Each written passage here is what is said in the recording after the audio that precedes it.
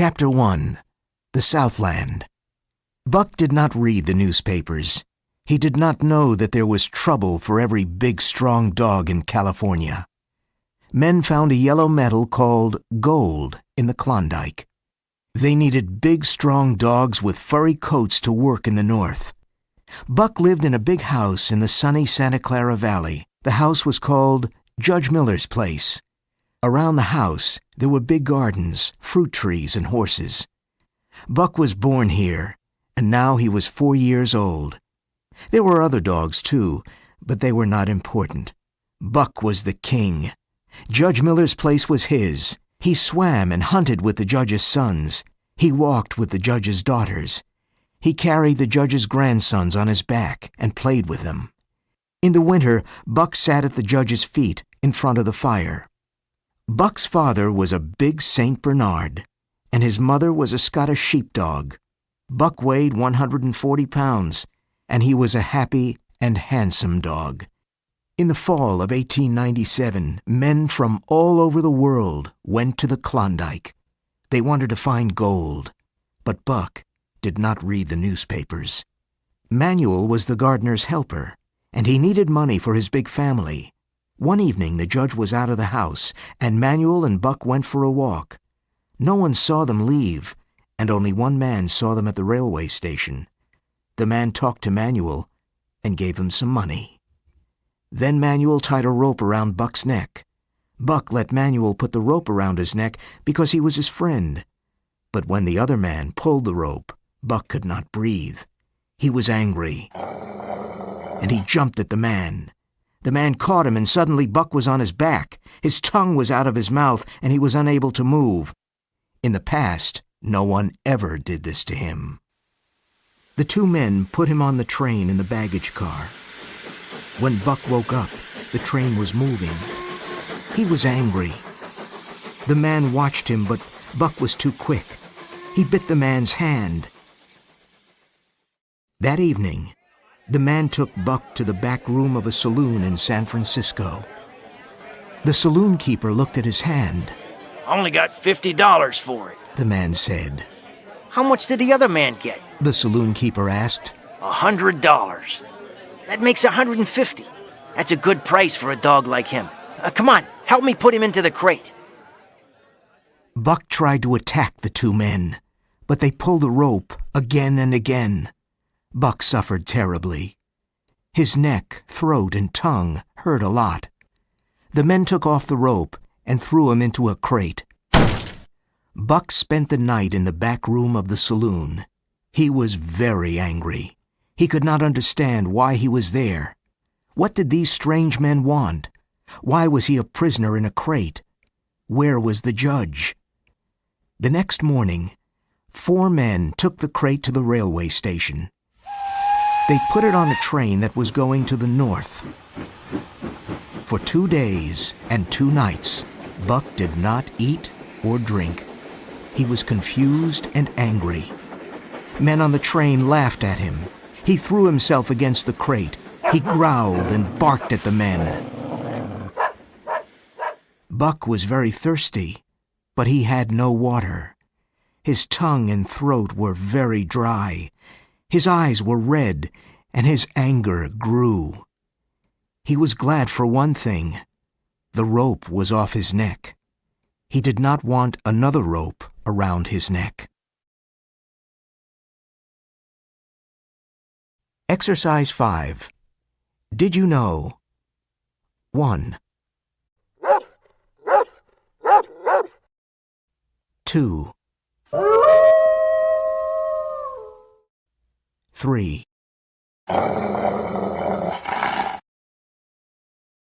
Chapter 2. The Northland. In Seattle, 4 men carried the crate to a garden with a high wall. A fat man with a red sweater looked at him. Buck threw himself against the crate. He growled and barked. The man brought a hatchet and a club. Are you going to take him out now? Asked one of the men. Sure, the man said. He hit the crate with a hatchet to open it. The 4 men ran away. They went to sit on the high wall to watch the show. Buck threw himself against the wood of the crate. He bit it and growled. He wanted to get out. The man with the hatchet opened the crate.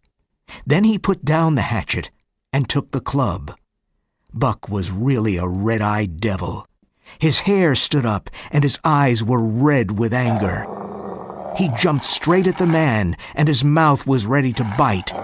At that moment, the man hit him with the club. He fell to the ground on his back. This was the first time he was hit with a club. He did not understand. He jumped at the man again.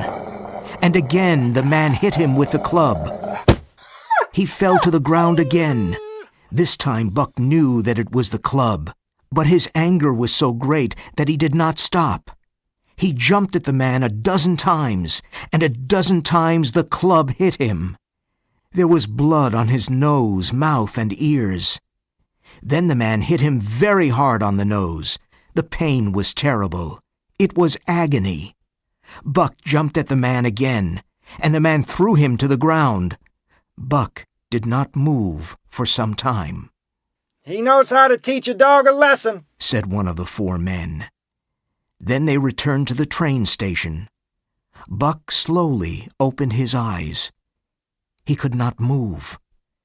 He watched the man in the red sweater. The fat man was reading the saloon keeper's letter and said, "Your name is Buck. Well, Buck," he said in a friendly voice, "now you know your place. Be a good dog and we'll be friends. Be a bad dog and I must use my club again. Understand?" As he spoke, he touched Buck's head. Buck was angry inside, but he did not move. When the man brought him water and meat, Buck drank and ate. He learned that a man with a club was stronger than him. He never forgot it. Life was now fiercer. Each day, other dogs came. The man in the red sweater hit many dogs. Buck understood that a dog must obey a man with a club. He was a master. One dog did not obey, and he was killed. Men often came to talk to the man in the red sweater. When they paid money, the men took one or more of the dogs. Those dogs never came back. Where did they go? Buck thought. He was afraid of the future. One day, a short man came to look at Buck. The man spoke bad English. "That's a strong dog. How much?" $300, said the man in the red sweater. "And it's a gift at that price." Perrault smiled. The price of dogs was high at that time. Perrault knew dogs, and he knew Buck was an excellent dog. Buck saw money pass between the 2 men. He was not surprised when he and a Newfoundland dog called Curly were taken away by the small man. He took them to a ship called the Narwhal. From the ship, he and Curly looked back at Seattle. It was the last time they saw the warm Southland. Perrault took Buck and Curly to Francois. Perrault was a French-Canadian, but Francois was half Indian and had very dark skin. Buck did not like these men, but he respected them. He learned that Perrault and Francois were calm and fair. They knew everything about dogs. There were 2 other dogs on the ship. One was a big white dog called Spitz. He seemed friendly, but he was not honest. He smiled when he tried to take Buck's food. Francois was fast and hit Spitz. From this moment, Buck began to like him. The other dog was called Dave. He was unfriendly and always wanted to be alone. Dave ate and slept and was interested in nothing. Day and night the ship sailed. Every day was the same, but Buck noticed that the weather was colder. Finally, one morning the Narwhal's engine stopped. Buck and the other dogs were excited. Something was happening. Francois leashed the dogs and took them outside. At the first step, Buck's feet went down into something white and soft. He jumped back. More of this white stuff was falling from the sky and fell on Buck. He shook himself, but more fell on him. He smelled it curiously, then tasted some on his tongue. It was like fire, and the next moment it disappeared. This confused him. He tried it again, with the same result. People looked at him and laughed. It was his first snow. Chapter 3. The Law of Club and Fang. Buck's first day at Dyea Beach was terrible. What a change from his comfortable, happy life with the judge in the sunny Southland. Here there was no peace or rest. There was only confusion and noise. There was danger everywhere, because these dogs and men were not city dogs and men. They only knew the law of club and fang. Buck never saw dogs like these. They fought like wolves. He learned this by watching Curly. She wanted to make friends with a husky. The husky jumped on Curly, and he tore her face from eye to mouth. Wolves and huskies fight like this. They attack and then jump away. But this fight was not finished. 30 or 40 huskies came and made a circle around the fight. Curly attacked her enemy, but the husky bit her again. She fell to the ground and never stood up again. The other huskies moved in, and suddenly she was under them. Buck saw Spitz run away with his red tongue out of his mouth. He was laughing. Curly was dead in the snow. Her body was almost in pieces. Buck often saw this scene in his dreams. He understood that when a dog was injured, that was the end. Spitz laughed again, and from that moment, Buck hated him. Soon Buck had another surprise. Francois put a harness on him. Buck remembered the harnesses on horses at home. So now he must work like a horse. He must pull the sled to the forest to get firewood. He was offended, but he decided to work and do his best. He worked with Spitz and Dave and learned a lot from them. He learned to stop when Francois said, Ho! and to go when he said, Mush! Those three are very good dogs. Francois told Perrault. Buck pulls well and learns quickly. That afternoon, Perrault bought 2 huskies called Billy and Joe. They were brothers. Billy was very friendly, but Joe was the opposite. In the evening, Perrault bought another dog called Solex. He was an old husky with only one eye. He made no friends and wanted to be alone. That night, Buck had another problem. Where could he sleep? Francois and Perrault were in their tent. When Buck tried to enter, they shouted angrily at him. It was terribly cold and windy outside. He tried to sleep in the snow, but it was too cold. Buck walked sadly around the tent. He looked for the other dogs, but he could not find them. Where were they? Buck was very cold and unhappy. He did not know what to do. Suddenly, he fell into a hole. He felt something move, and then heard a friendly bark.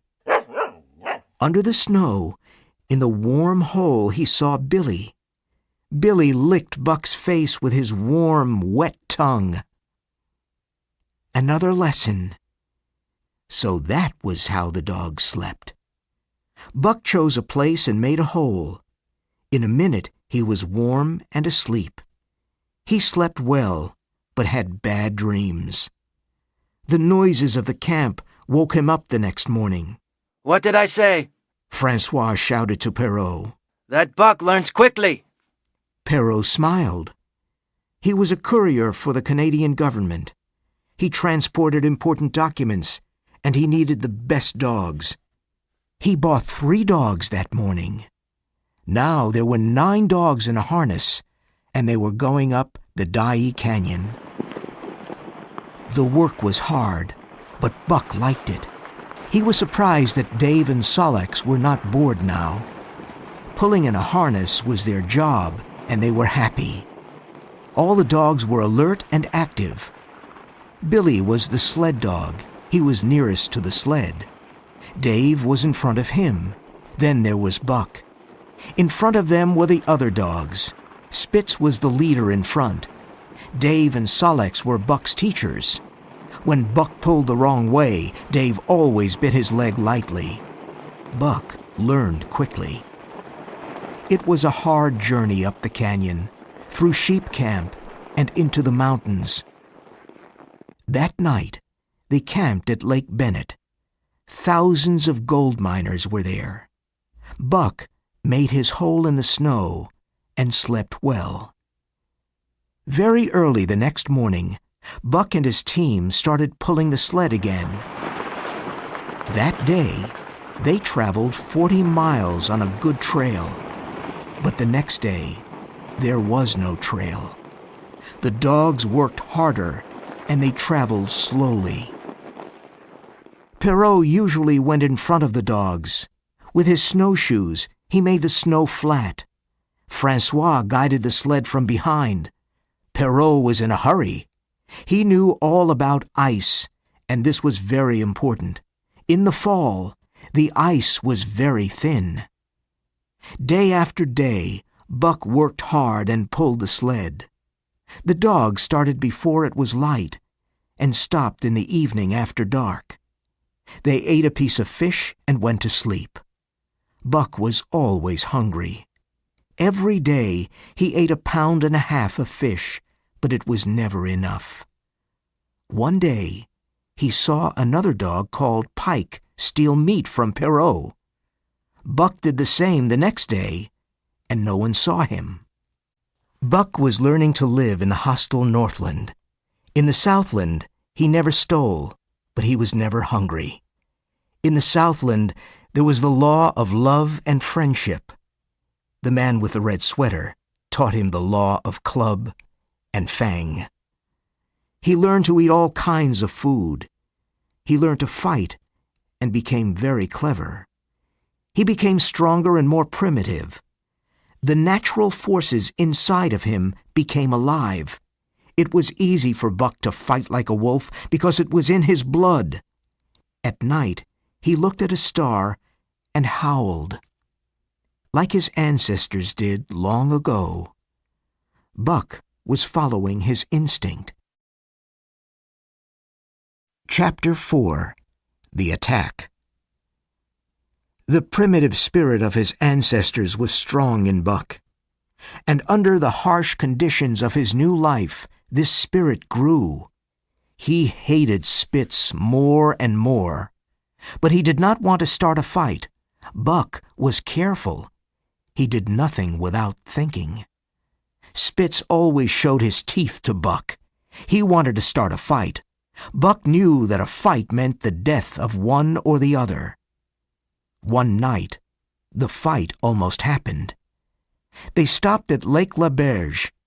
It was snowing heavily, and the wind was strong and cold. Perrault and Francois made a fire on the ice.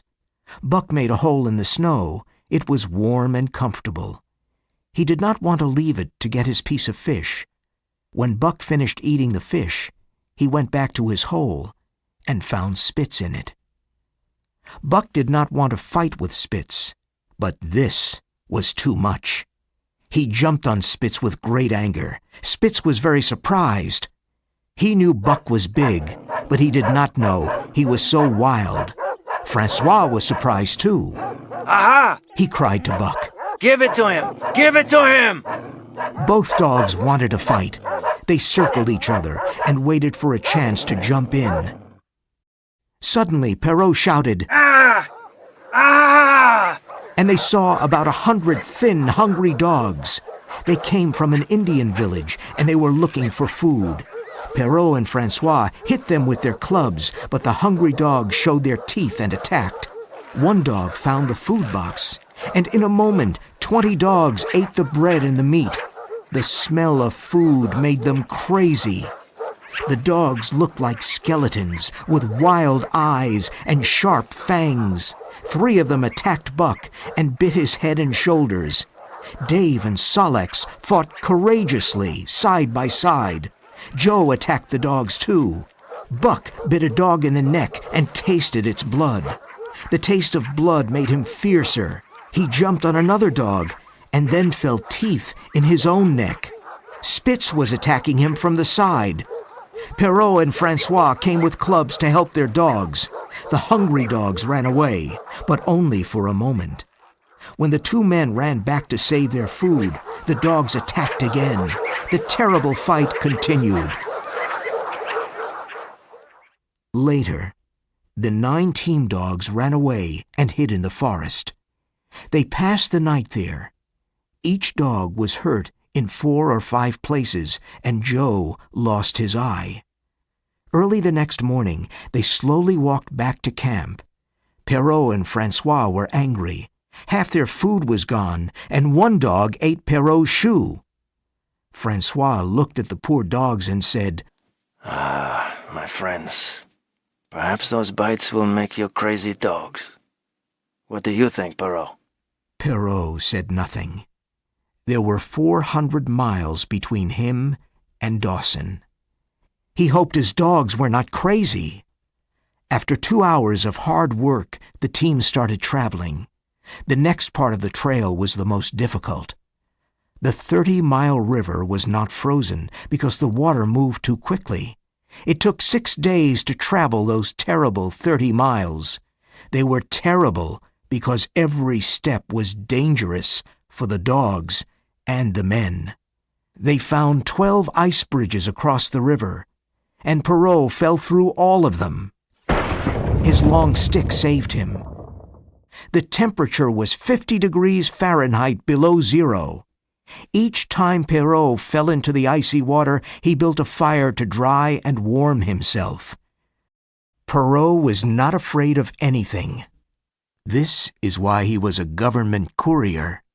He was often in danger. Once, the sled with Buck and Dave fell through the ice.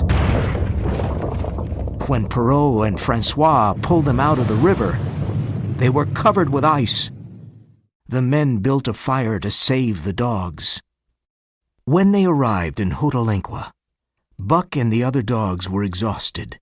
However, they were late, and Perrault made them run faster. In 3 days, they traveled 110 miles and reached a place called 5 Fingers.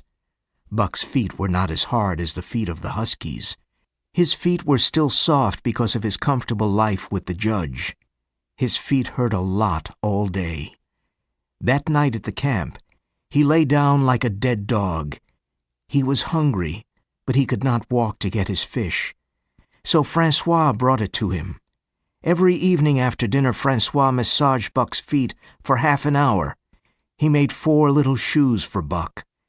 Now Buck was more comfortable. One morning, Francois forgot the shoes, and Buck lay on his back with his feet in the air. He did not want to move without his shoes. Later, his feet grew hard, and the shoes were not necessary. Chapter 5. The Big Fight.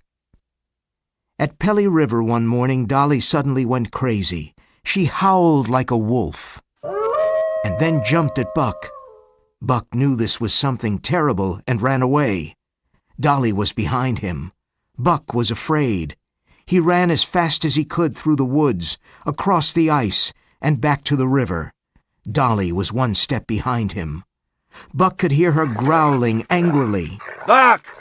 Buck!" Francois called. Francois can save me, Buck thought, and ran to him. Francois had an axe ready in his hand. As Buck ran past him, the axe fell down on Dolly's head.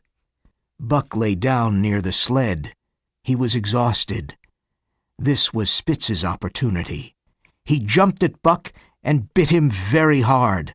Francois saw this and hit Spitz. "That Spitz is a devil," said Perrault. "Someday he will kill Buck." Buck is like 2 devils. I know this for sure. Someday Buck will get very angry and eat up Spitz. Francois said. From then on, it was war between Spitz and Buck. Spitz was the lead dog and master of the team. Buck wanted to be the lead dog. It was part of his nature. Spitz knew this and hated him. Buck was dangerous because he was strong, clever, and patient. When the dogs made mistakes, Buck protected them from Spitz. One morning, Pike did not want to get up, and Spitz looked for him everywhere. When he found Pike, he jumped at him, but Buck suddenly attacked Spitz. Francois whipped Buck with all his strength. This did not stop Buck. Francois whipped him again and again. The other dogs saw this, and it became difficult for Spitz to lead them. Day after day, Buck protected the other dogs from Spitz. Buck did it secretly when Francois was not looking. Things began to change on the team. The dogs did not respect or obey Spitz. The team became worse. There was always more trouble, and Buck was responsible for it. Francois was worried about Buck and Spitz. Those dogs will have a big fight one day, he thought. But the days passed without a big fight. They arrived in Dawson City on a cold, gray afternoon. There were many men and dogs in Dawson. The dogs did all kinds of work. Buck met some Southland dogs, but most of the dogs were huskies. At night, there was the aurora borealis, and the stars danced in the sky. Every night at 9 o'clock, at 12, and at 3, all the dogs howled together. Buck liked to howl with them. It was a strange song of the night from thousands of years ago.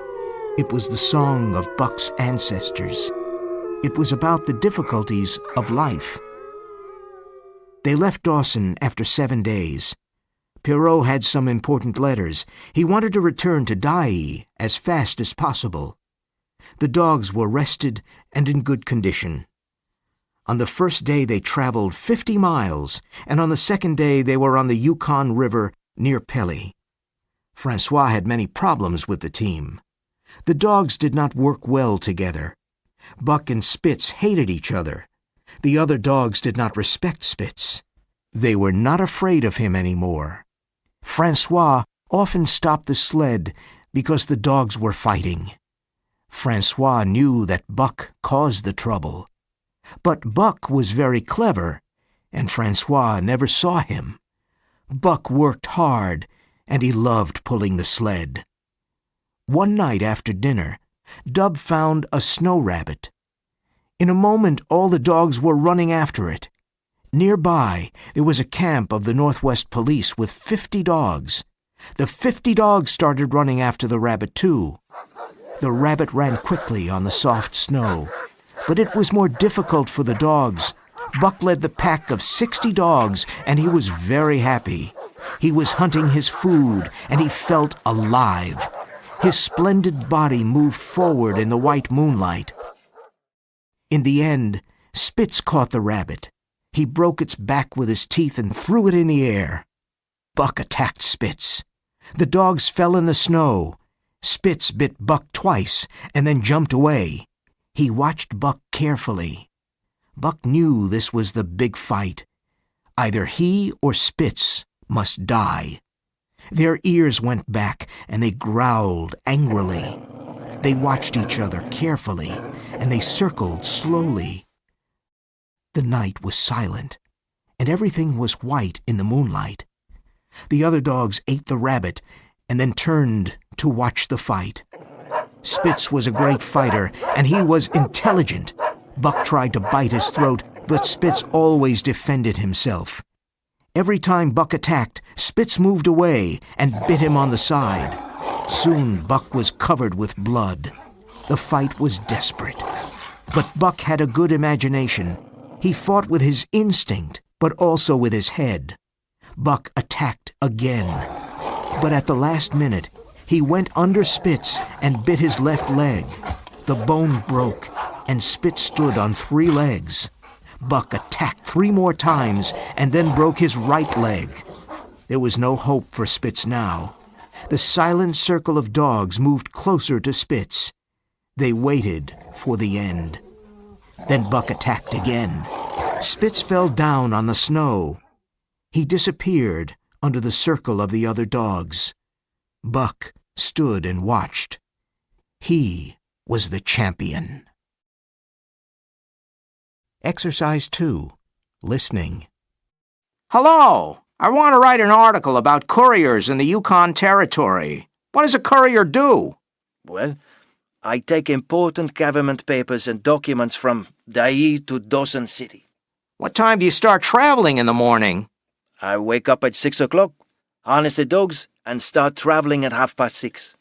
Well, is it very cold in the Yukon Territory? Oh, yes. The temperature is about 50 degrees Fahrenheit, below zero. Do you stop to have lunch? No, we don't have time. When do you stop to eat and rest? We stop at 7 o'clock in the evening. What do you eat? Francois and I eat bread and fish. The dogs eat only fish. When did you leave Dai? We left on Thursday, December 6th. When did you arrive in Dawson City? We arrived on Sunday, December 30. Do you like your job? Yes, it's very exciting. Chapter 6. The New Lead Dog. The next morning, Francois could not find Spitz, and he saw Buck covered with blood. What did I say? Buck is a great fighter, said Francois. Perrault looked at the wounds on Buck's body and said, That Spitz fought like a devil, and Buck fought like 2 devils. Francois said, Now we can travel faster. No more Spitz, no more trouble. Francois started to harness the dogs. Buck walked to Spitz's old position, but Francois put Solex in the lead position. Buck jumped angrily at Solex. Ah! Francois cried, Look at that Buck.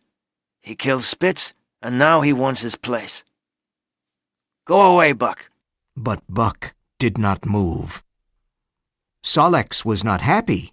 He was afraid of Buck. When Francois turned his back, Buck pushed Solex away. Francois was angry. Now I'll show you. He went to get a heavy club. Buck remembered the man in the red sweater and moved away.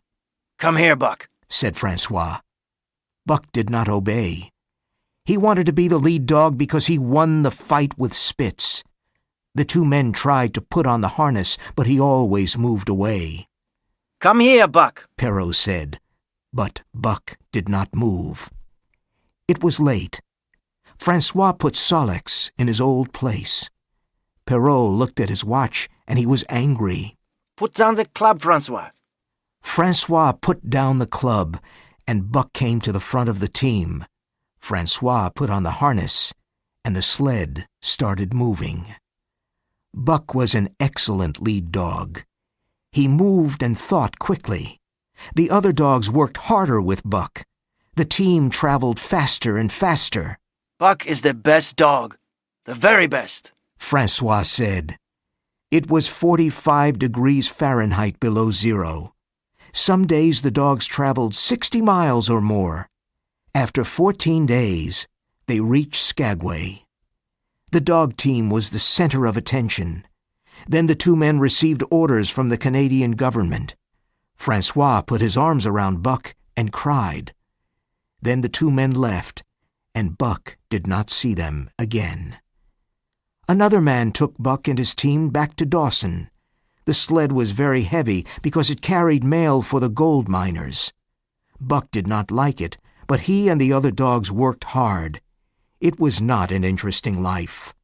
One day was like another. They started before it was light.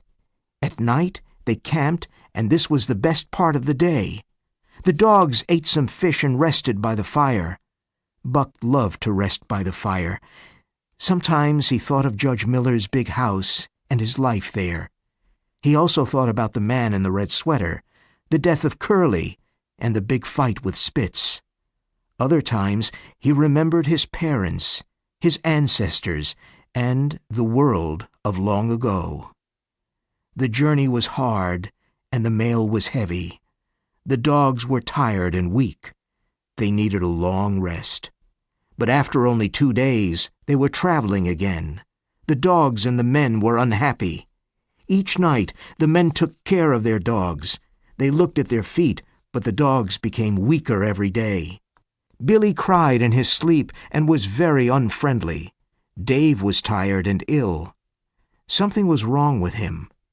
When they stopped in the evening, he lay down and did not stand up until morning. The men were worried about Dave. They did not understand his illness. One day, Dave could not pull the sled any more. He cried sadly when Solex took his place. The next morning, Dave could not move. The driver took his pistol and walked away. The dogs heard a shot. The man came back quickly, and the sled moved again. Buck and the other dogs knew what happened to Dave. 30 days after leaving Dawson City, the team arrived in Skagway. The dogs were exhausted and thin. They needed a long rest. The men needed new, strong dogs to pull the sled. They sold the old, tired dogs. 2 American men called Hal and Charles bought Buck and his team.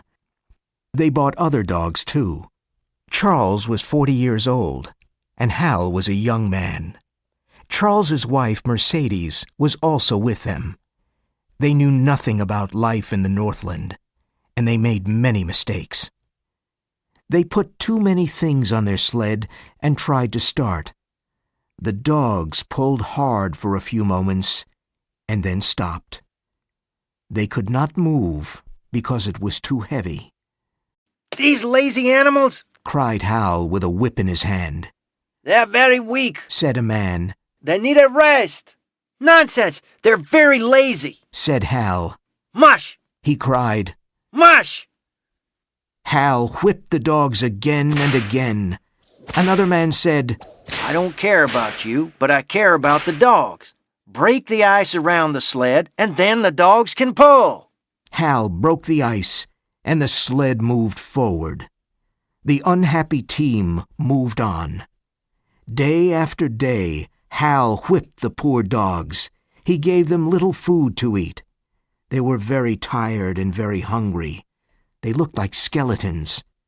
Dub hurt himself and was shot. Billy and some other dogs died. Soon we will all die, Buck thought. Chapter 7. For the Love of a Man. Only 5 dogs reached John Thornton's camp: Joe, Pike, Solex, Teak, and Buck. They fell on the ground and could not move. They were almost dead. It was nearly the end of winter, and it was a beautiful day. John Thornton was repairing an axe. Is it safe to cross the river here? Asked Hal. Oh, no, it's very dangerous. The ice is too thin, answered Thornton. Hal looked at him and said, I don't believe you. We must go to Dawson. He took his whip and cried, Come on, Buck, let's go. Thornton knew these people were stupid and did not understand. The team did not move. After a while, Solex slowly stood up. Joe was crying, but he stood up. Pike tried twice and fell down. The third time he stood up. Buck did not try. Hal whipped him, but Buck did not move. Thornton wanted to speak, but he did not. Hal was furious and took the club. He hit Buck again and again. But Buck did not want to stand up. He had a strange feeling of doom. He saw thin ice in front of him. After so much suffering, he did not feel the club. Then suddenly Thornton jumped on Hal and threw him to the ground. Don't hit that dog again, or I'll kill you, Thornton cried. It's my dog, said Hal. Go away or I'll hit you too. I'm going to Dawson. Thornton stood between him and Buck. Hal took out his long knife. Thornton knocked it out of Hal's hand. Then Thornton picked it up and cut Buck's harness. Hal did not want to fight. Buck was almost dead. A few minutes later, Hal and the sled went along the river. Buck raised his head and saw Pike, Solix, Joe, and Teak pulling the sled. Thornton examined Buck's body. He was looking for broken bones. Buck was terribly thin and weak. "You have many wounds, but no broken bones," said Thornton. Both dog and man watched the sled. It was crossing the ice in the middle of the river. Suddenly the back of the sled went down, and the front went up. There was a lot of screaming. Then a big piece of ice broke, and the dogs and the people disappeared. John Thornton and Buck looked at each other. "You poor dog," said Thornton, and Buck licked his hand. John Thornton was ill all winter. His friends left him at White River while they went to Dawson. Thornton had a lot of food, and he was comfortable. Now it was spring, and he was better. During the warm spring days, he and Buck sat by the river. Buck watched the water and listened to the birds. He needed the long rest. Slowly he became stronger and fatter. John Thornton had 2 other dogs. Skeet was a small dog, and she made friends with Buck. When Buck was ill, she took care of him. She washed his cuts with her tongue. Nig was a big friendly dog. His eyes laughed. When Buck became stronger, the 3 dogs played together. Thornton sometimes played with them. The days passed happily. For the first time, Buck learned to love. He and Judge Miller were very good friends, but Buck did not love him. John Thornton saved Buck's life, and he was the perfect master. He loved his dogs and took good care of them. The dogs were like his children. He always talked to Buck. He took Buck's head between his hands and shook it lovingly. He adored Thornton. When Thornton touched him or spoke to him, he was wild with happiness. He sat near Thornton and looked at his face for hours. At first, Buck followed Thornton everywhere. He did not want Thornton to leave like Francois and Perrault. Buck was very happy with Thornton, but he was a dog of the Northland. He dreamed of other animals and heard them calling him. It was the call of the wild. Sometimes Buck wanted to answer the call. He often went into the forest, but he always returned to Thornton. Buck was not interested in other men. When Thornton's friends Hans and Pete returned, Buck did not notice them. He knew they were Thornton's good friends, and so he accepted them. Hans and Pete saw that Buck loved only Thornton and no one else. He was always happy to obey Thornton. One day, they were in Circle City. Black Burton was a bad and cruel man. He was in a saloon and he was fighting with another man. Thornton tried to stop them. Buck sat in a corner and watched. Burton hit Thornton and he almost fell. There was a loud growl, and Buck jumped into the air at Burton's throat. The man put up his arm and saved his life. Then he fell to the ground with Buck on top of him. Buck bit into his throat.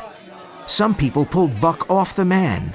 A doctor arrived and examined Burton's throat. "The dog attacked only because Thornton was in danger," someone said. From that day, Buck's name became famous all over the Northland. In the fall of that year, Buck saved Thornton's life another time. The 3 men were going down the river. Thornton was in the boat, and Hans and Pete were on the riverbank. They were holding the boat with a rope. Buck was on the bank and watched his master. Soon they came to a dangerous part of the river. The boat was going too fast because the current was strong. Hans pulled the rope to stop the boat, but it turned over. Thornton fell into the water. Buck jumped in immediately and swam to his master. Thornton took Buck's tail, and Buck swam bravely towards the riverbank, but they moved slowly because the river pushed them to the rocks. "We can't get to the riverbank because the current is too strong," said Thornton. He held onto a rock and let go of Buck's tail. Then he cried, "Go, Buck, go!" Buck obeyed and swam to the riverbank. Hans and Pete pulled him out of the river. We must work fast to save Thornton. He's in great danger, said Pete. They tied a rope around Buck, and he jumped into the river again. The river carried him past Thornton, but he finally reached him. Thornton held on to Buck, and Hans and Pete pulled the rope very hard. Thornton and Buck disappeared under the water. When Hans and Pete pulled them out, they both seemed dead, but they slowly opened their eyes. Thornton examined Buck's body and found 3 broken bones. We must camp here until Buck is better, said Thornton. Chapter 8. The Winner. At Dawson that winter, Buck did something that made him very famous in the Northland. Thornton, Hans, and Pete wanted to go to the east to look for gold, but they needed money. One day, they were at the El Dorado saloon. My dog can pull a sled with 500 pounds on it, said one man.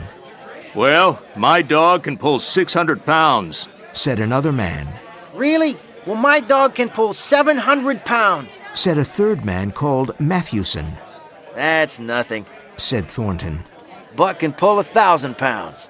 Can he move the sled when it's frozen to the ice and then pull it 100 yards? Asked Matthewson. Yes, he can, said Thornton. Well, said Matthewson. I've got $1,000 here, and I say he can't. He took a bag of gold and put it on the table. Nobody spoke. Thornton thought, I know Buck is strong, but is he really so strong? The men at the saloon looked at him silently and waited.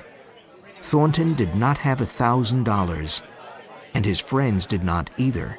I've got a sled outside with 1,000 pounds on it, Matthewson said. Do you want to try? Thornton did not know what to say. He looked at all the men. Then he saw his old friend, Jim O'Brien. Can you lend me $1,000, Jim? Thornton said softly. Sure, said O'Brien. But I don't think your dog can do it. Everyone went into the street. A lot of men stood around Matthewson's sled. The sled was frozen to the ice because it was terribly cold. Matthewson was sure Buck could not win and said, I'm paying another $400. What about you? Thornton, Hans, and Pete talked together. They had only $200, and they added them to the $1,000. Buck felt the excitement in the air. He knew he must do something great for Thornton. Buck was in perfect condition. He was a splendid dog. Thornton sat down on the snow next to Buck. He held Buck's head in his hands and spoke softly in his ear. If you love me, Buck. If you love me. Buck understood. He took Thornton's hand between his teeth and then let go. He often did this as a sign of his love. Everyone was silent. Thornton stood up and said, Ready, Buck? Buck pulled on the harness. Right! Cried Thornton. Buck pulled to the right and stopped suddenly. Now left! Cried Thornton. Buck pulled to the left. The ice was breaking. Now, mush! Buck started to pull. His strong body pulled harder and harder. The sled moved a little.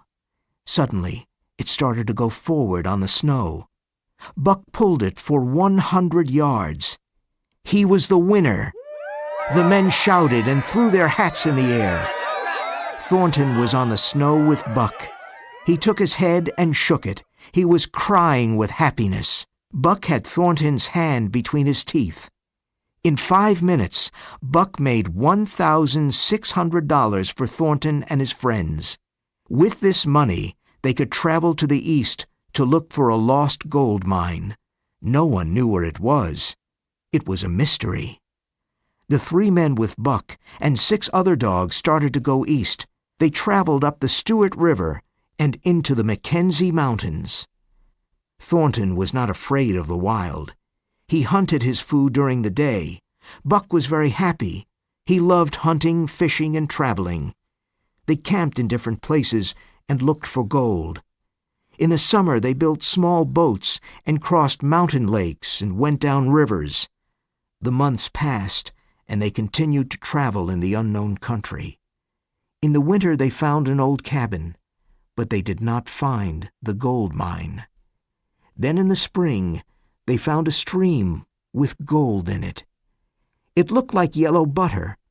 Every day the men worked hard and found lots of gold. They put it in many big bags. Each bag had 50 pounds of gold. The dogs did nothing except watch the men and eat. Buck spent many hours sitting by the fire and dreaming. Sometimes during the day he heard a call from the forest. He listened and ran off into the forest. He loved running under the tall trees and looking at the birds. One night he woke up suddenly. He heard the call again. It came from the forest, and it was a long howl. He ran into the forest and followed the sound. He came to an open space in the trees and saw a wolf. He was sitting, and his nose was up in the air. He was looking at the sky. Buck walked towards him slowly and silently. The wolf stopped howling and ran away. Buck followed him. After some time, the wolf stopped and growled at Buck. He was afraid because Buck was much bigger. But Buck did not want to fight. He wanted to make friends with the wolf. The wolf understood, and they touched noses. They became friends and played together. They ran for hours through the forest and under the open sky. Old memories came back to Buck. He was very happy. They stopped by a stream to drink, and Buck remembered John Thornton. The wolf wanted Buck to follow him, but Buck turned and slowly went back. The wolf followed him for a while. Then he sat down and howled. It was a sad howl. Thornton was eating dinner when Buck returned. He jumped all over Thornton and licked his face. For 2 days and nights, Buck never left camp. He followed Thornton everywhere, but soon Buck heard the call again. He thought about his wild brother in the forest. Buck began to sleep out at night. He stayed away from camp for 3 or 4 days. Once he stayed away for a week. He looked for his wild brother, but could not find him. He fished in the streams and killed animals for food. Every part of his body was alive and healthy. He was stronger and faster than other dogs. There was so much energy in Buck. One day Buck was going to the forest, and Thornton said, "What a fantastic dog." Hans and Pete agreed. Chapter 9. The Call of the Wild. In the fall, many moose came to the valley because it was warmer. Buck wanted to hunt a big moose. The biggest moose was 6 feet tall and had enormous antlers. He was much bigger and stronger than Buck. When he saw Buck, he growled angrily. Buck followed the moose for many hours. He was clever and thought, I must separate him from his group. It was not easy. But by evening, the moose was away from his group. Buck started to attack him. Wild animals are patient. They do not hurry. They wait for the right moment, and then they attack. Buck knew how to wait. For 4 days, Buck attacked and jumped away. Then he danced in front of the big moose. He never left him alone. The moose could not eat, drink, sleep, or rest.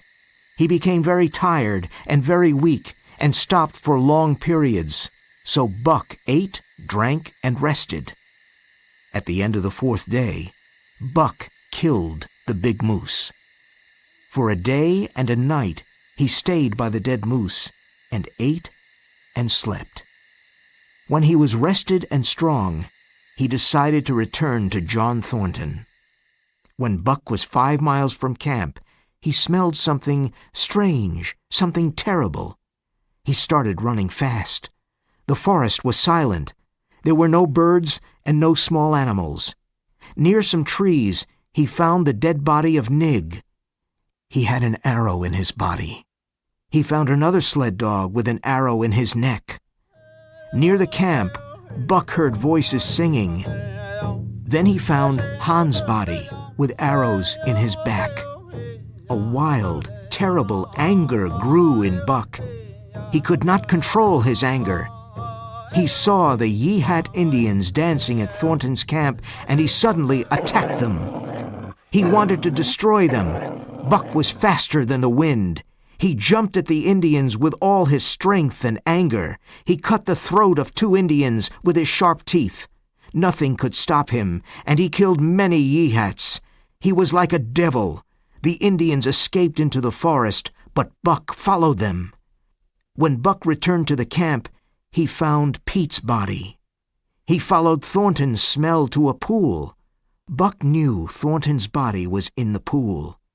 He stayed by the pool all day. He knew John Thornton was dead. Now, he was very sad and alone. When he looked at the dead Yeehats, he was proud of himself. That night there was a full moon. Buck heard the sounds of the forest. They became louder. It was the call of the wild, and he was ready to obey. John Thornton was dead. He was completely free. A wolf pack entered Buck's valley. He watched them silently. They were afraid because Buck was so big. Then one wolf jumped at Buck, and he attacked and broke the wolf's neck. 3 other wolves jumped at him, but he attacked them.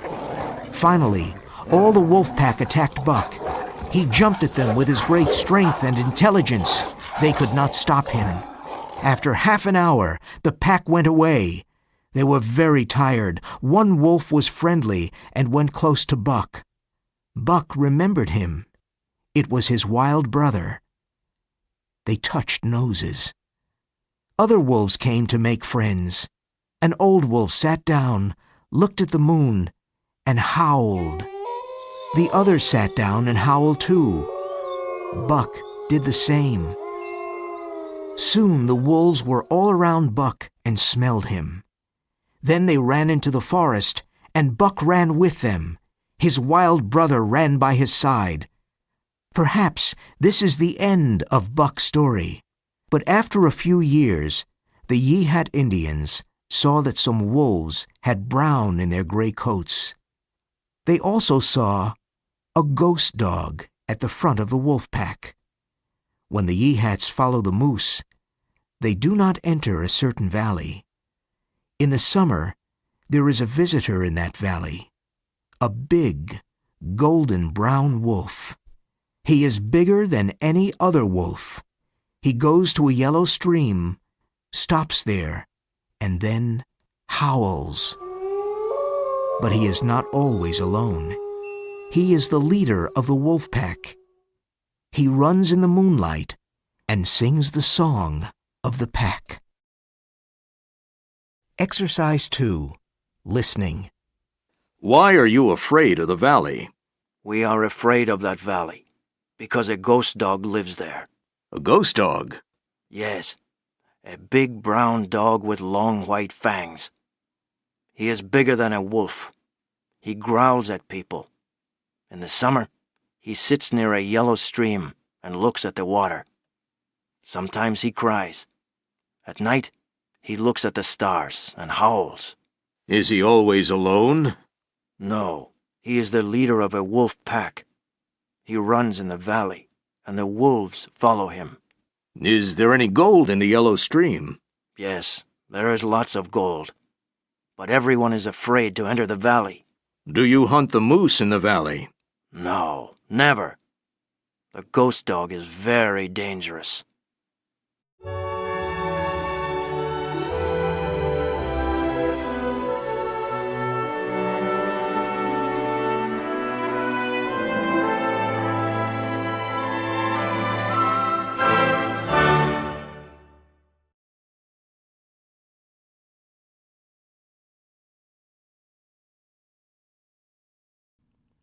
White Fang by Jack London. Part 1. Chapter 1. The Trail of the Meat.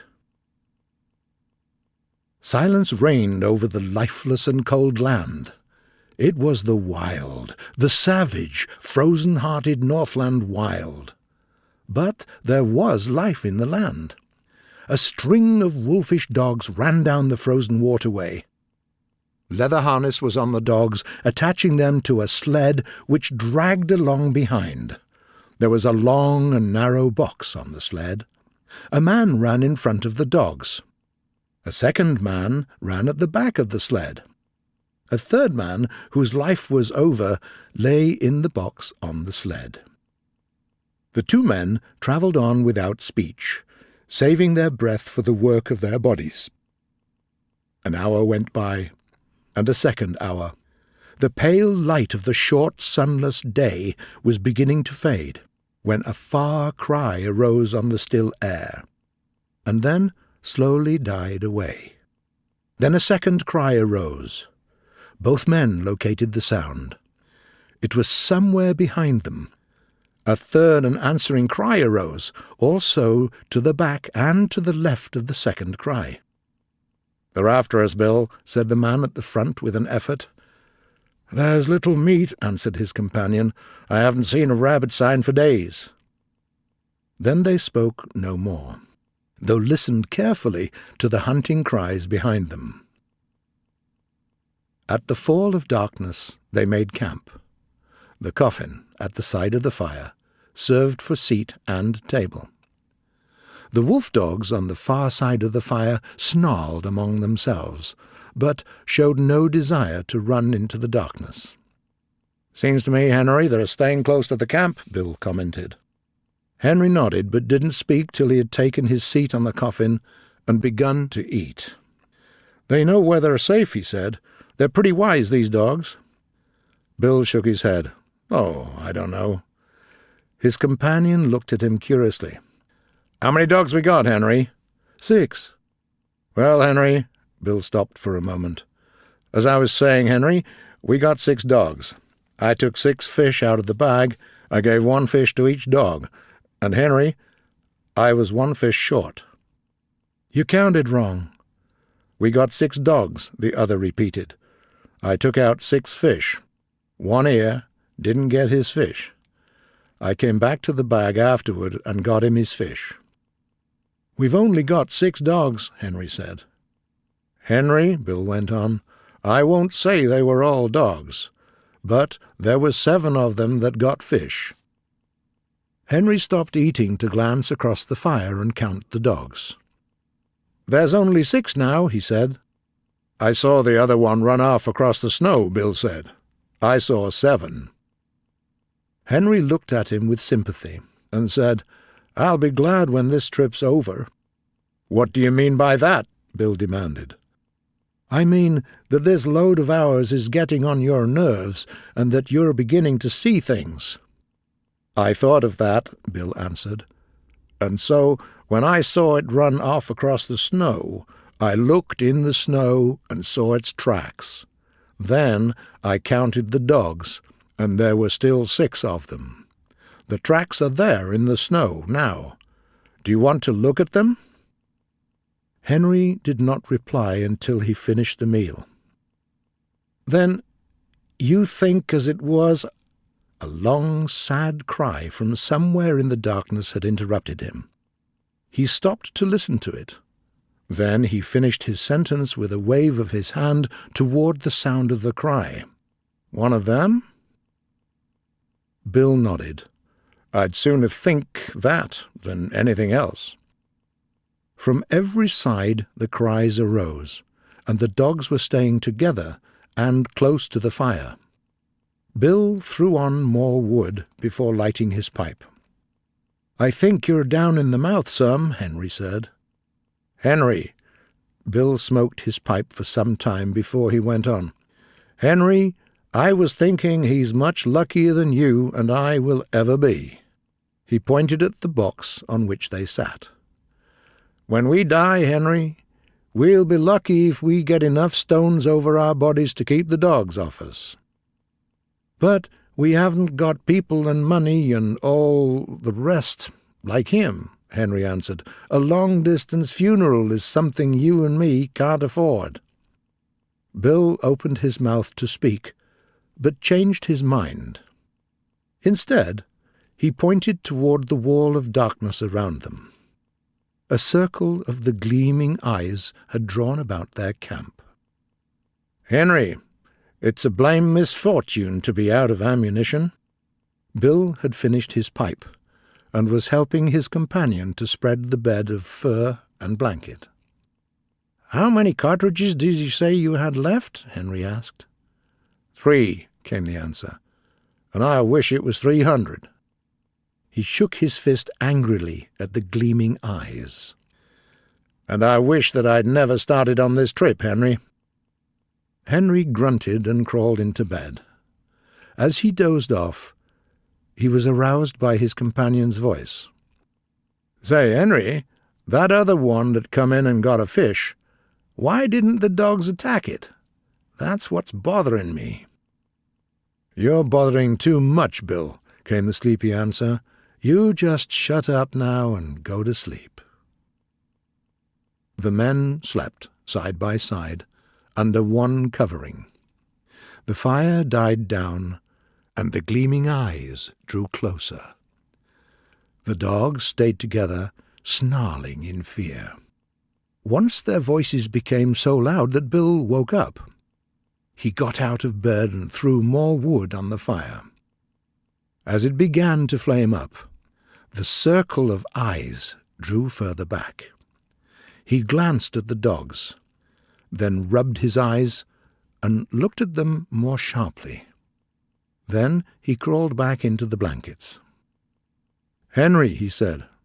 "No, Henry!" Henry woke up and demanded, "What's wrong now?" "Nothing," came the answer. "Only there's 7 of them again. I just counted." Henry grunted and went back to sleep. In the morning, it was Henry who awoke first. Daylight was yet 3 hours away, and in the darkness Henry went about preparing breakfast, while Bill rolled the blankets and made the sled ready for lashing. "Say, Henry," he asked suddenly, "how many dogs did you say we had?" 6. "Wrong," Bill said triumphantly. 7 again? Henry asked. "No, 5. Fatty's gone, but he always was a fool dog," said Bill. And this was the epitaph of a dead dog on the Northland Trail. Chapter 2. The She-Wolf. The men ate their breakfast and set out into the darkness. Daylight came at 9 o'clock. At midday, the sky to the south warmed to rose-color, but quickly faded. The grey light of day that remained lasted until 3 o'clock, when it, too, faded, and the Arctic night fell upon the land. As darkness came on, the hunting cries drew closer, frightening the running dogs. The men didn't speak until camp was made.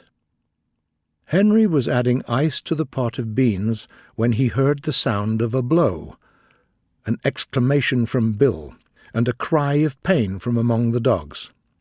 He looked up in time to see a shadow form disappearing across the snow into the dark. Then he saw Bill, standing among the dogs with a club in one hand and the tail of a fish in the other. "It got half of it," he said, "but I got it just the same. Did you hear it scream?" "What did it look like?" Henry asked. "Couldn't see, but it had 4 legs and a mouth and hair that looked like any dog." "Must be a tame wolf, I think."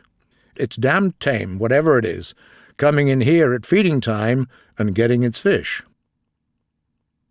That night, the circle of gleaming eyes drew in even closer than before. In the morning, Henry was aroused by Bill's outcry. Henry looked up to see his companion standing among the dogs, beside himself with rage. "Hello," Henry called. "What's up now?" "Frog's gone," came the answer. "No." "I tell you, yes." Henry leaped out of the blankets and to the dogs. He counted them, and then joined his partner in cursing the wild that had robbed them of another dog. The day was like the days that had gone before. The men ran without speech across the frozen world. With the coming of night, the hunting cries sounded closer, and the dogs grew excited and frightened. "There, that'll fix you fool creatures," Bill said with satisfaction that night at completion of his task. Henry left the cooking to come and see. His partner had tied the dogs up after the Indian fashion, with sticks preventing the dogs from getting at the leather that fastened them. Henry nodded his head approvingly. "It's the only thing that'll ever hold One Ear," he said. "They all will be here in the morning." "You just bet they will," Bill agreed. "They just know we're out of ammunition," Henry said at bedtime, pointing at the gleaming circle. "If we could put a couple of shots into them, they'd be more respectful. They'd come closer every night. Get the firelight out of your eyes and look hard. There, did you see that one?" For some time the two men watched the movement of shadows on the edge of the firelight. By looking closely at where a pair of eyes burned in the darkness, the form of the animal would slowly take shape. A sound among the dogs attracted the men's attention. "Look at that, Bill," Henry said in a low voice. A dog-like animal was moving full into the firelight, cautiously watching the men. Its attention was fixed on the dogs. One Ear moved towards the strange animal. "That fool One Ear doesn't seem afraid much," Bill said. "It's a she-wolf," Henry replied, "and that explains Fatty and Frog. She draws out the dog, and then all the rest eats them up." In the morning, Henry renewed the fire and cooked breakfast. Bill began to eat sleepily. "Spanker's gone," Henry informed. Bill turned his head and from where he sat counted the dogs. "How did it happen?" he asked indifferently. Henry shrugged his shoulders. "Don't know. Unless One Ear gnawed him loose." "That damned thing," Bill spoke slowly.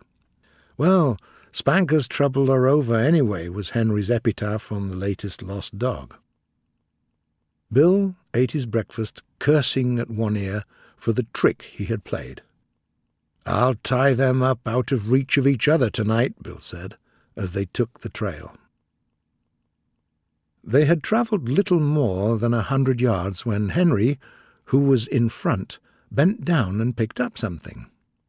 It was dark, and he could not see it, but he recognized it by touch. He threw it back to Bill. "Maybe you'll need that in your business," Henry said. Bill gave an exclamation. It was all that was left of Spanker, the stick with which he'd been tied. "They ate them all," Bill said. "They're damn hungry, Henry, and they'll have you and me before this trip's over." Henry laughed. "Takes more than a handful of them damn creatures to do for you truly, Bill, my son." I don't know, Bill said in a low voice. "You're off colour, that's what's the matter with you," Henry stated. Bill grunted his disagreement and fell silent. The day was like all the days. It was just around after the midday that Bill cautiously took the rifle from under the sled lashings and said, "You keep right on, Henry. I'm going to see what I can see." "You'd better stay by the sled," his partner protested. "You've only got 3 cartridges, and there's no telling what might happen."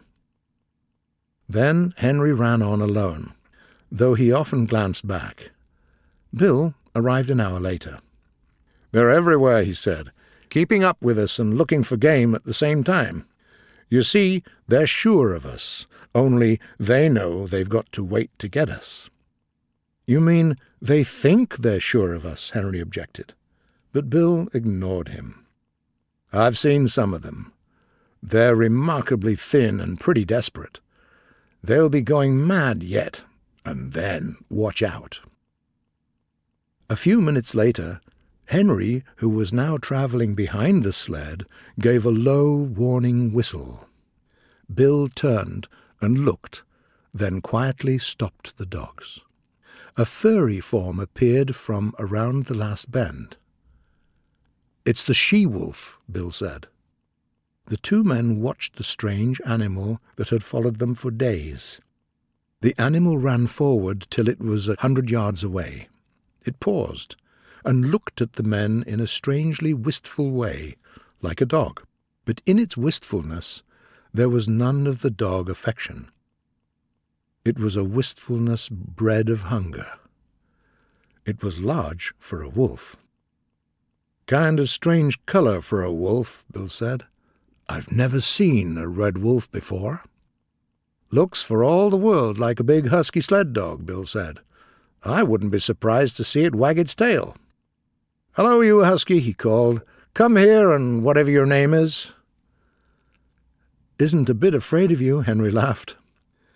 Bill waved his hand at it and shouted loudly, but the animal showed no fear. It still looked at them with the wistfulness of hunger. They were meat, and it was hungry. "Look here, Henry," Bill said, lowering his voice. "We got 3 cartridges, but it's a dead shot. Couldn't miss it. It's got away with 3 of our dogs, and we ought to put a stop to it. What do you say?" Henry nodded his agreement. Bill cautiously took the gun from under the sled lashing. The gun was on the way to his shoulder, but it never got there, for at that moment the she-wolf leaped sideways from the trail and disappeared. The two men looked at each other. "I might have known it," Bill said as he replaced the gun. "Of course, a wolf that knows enough to come in with the dogs at feeding time would know all about shooting irons. I tell you right now, Henry, that creature's the cause of all our trouble. I'm going to get her. She's too smart to be shot in the open, but I'm going to lay for her." "You needn't go too far in doing it," his partner warned. "These animals are damn hungry, and once they start in, they'll sure get you, Bill." They camped early that night. 3 dogs could not drag the sled so fast or for so long hours as could 6, and the men went early to bed. Bill first, making sure that the dogs were tied out of gnawing reach of one another. But the wolves were growing bolder, and the men were aroused more than once from their sleep. Chapter 3. The Hunger Cry. The day began well. They had lost no dogs during the night, and they set out upon the trail and into the silence and the darkness. But at midday they overturned the sled and had to unharness the dogs. The 2 men were trying to right the sled when Henry saw One Ear sneaking away. "Here, you, One Ear!" he cried, turning around on the dog. But One Ear broke into a run to the she-wolf waiting for him. As he neared her, she moved back playfully. Every step forward on his part was accompanied by a step back on her part. Step by step, she was luring him away from the security of his human companionship. In the meantime, Bill had remembered about the rifle, but it was beneath the overturned sled, and by the time Henry had helped him to right the load, One Ear and she-wolf were too close together to risk a shot. One Ear learned his mistake too late. The 2 men saw him turn and start to run back towards them from a dozen wolves leaping across the snow. Suddenly, the she-wolf's playfulness disappeared. With a snarl, she sprang upon One Ear. He thrust her off with his shoulder and changed the direction, trying to circle around to the sled. More wolves were approaching every moment and joining in the chase. "Where are you going?" Henry suddenly demanded, laying his hand on his partner's arm. Bill shook it off. "I won't stand it," he said. "They aren't going to get any more of our dogs if I can help it." Holding a gun in his hand, he ran into the bushes beside the trail. With his rifle, it might be possible for him to frighten off the wolves and save the dog. "Be careful, Bill. Don't take any chances," Henry called after him. Henry sat down on the sled and watched. Bill had already gone from sight, but now and again One Ear could be seen appearing and disappearing among the bushes. Henry thought his case to be hopeless. Somewhere out there in the snow, Henry knew that the wolf pack, One Ear, and Bill were coming together. It happened far more quickly than he had expected. He heard a shot, then 2 shots, and he knew that Bill's ammunition was gone. Then he heard a great outcry of snarls and yelps, and that was all. The snarls and the yelping stopped. He sat for a long while upon the sled. There was no need for him to go and see what had happened. He knew it as though it had taken place before his eyes. At last he arose and started to fasten the dogs to the sled. He passed a rope over his shoulder and pulled with the dogs. He did not go far. At the first sign of darkness, he hurried to make a camp. He fed the dogs, cooked and ate his supper, and made his bed close to the fire. But he was not to enjoy that bed. Before his eyes closed, the wolves had drawn too near for safety. He kept the fire burning brightly, for he knew that it alone stood between the flesh of his body and their hungry fangs. His 2 dogs stayed close by him, looking for protection. When his dog snarled, he would seize a burning branch from the fire and throw it into the pack. Morning found the man tired from want of sleep.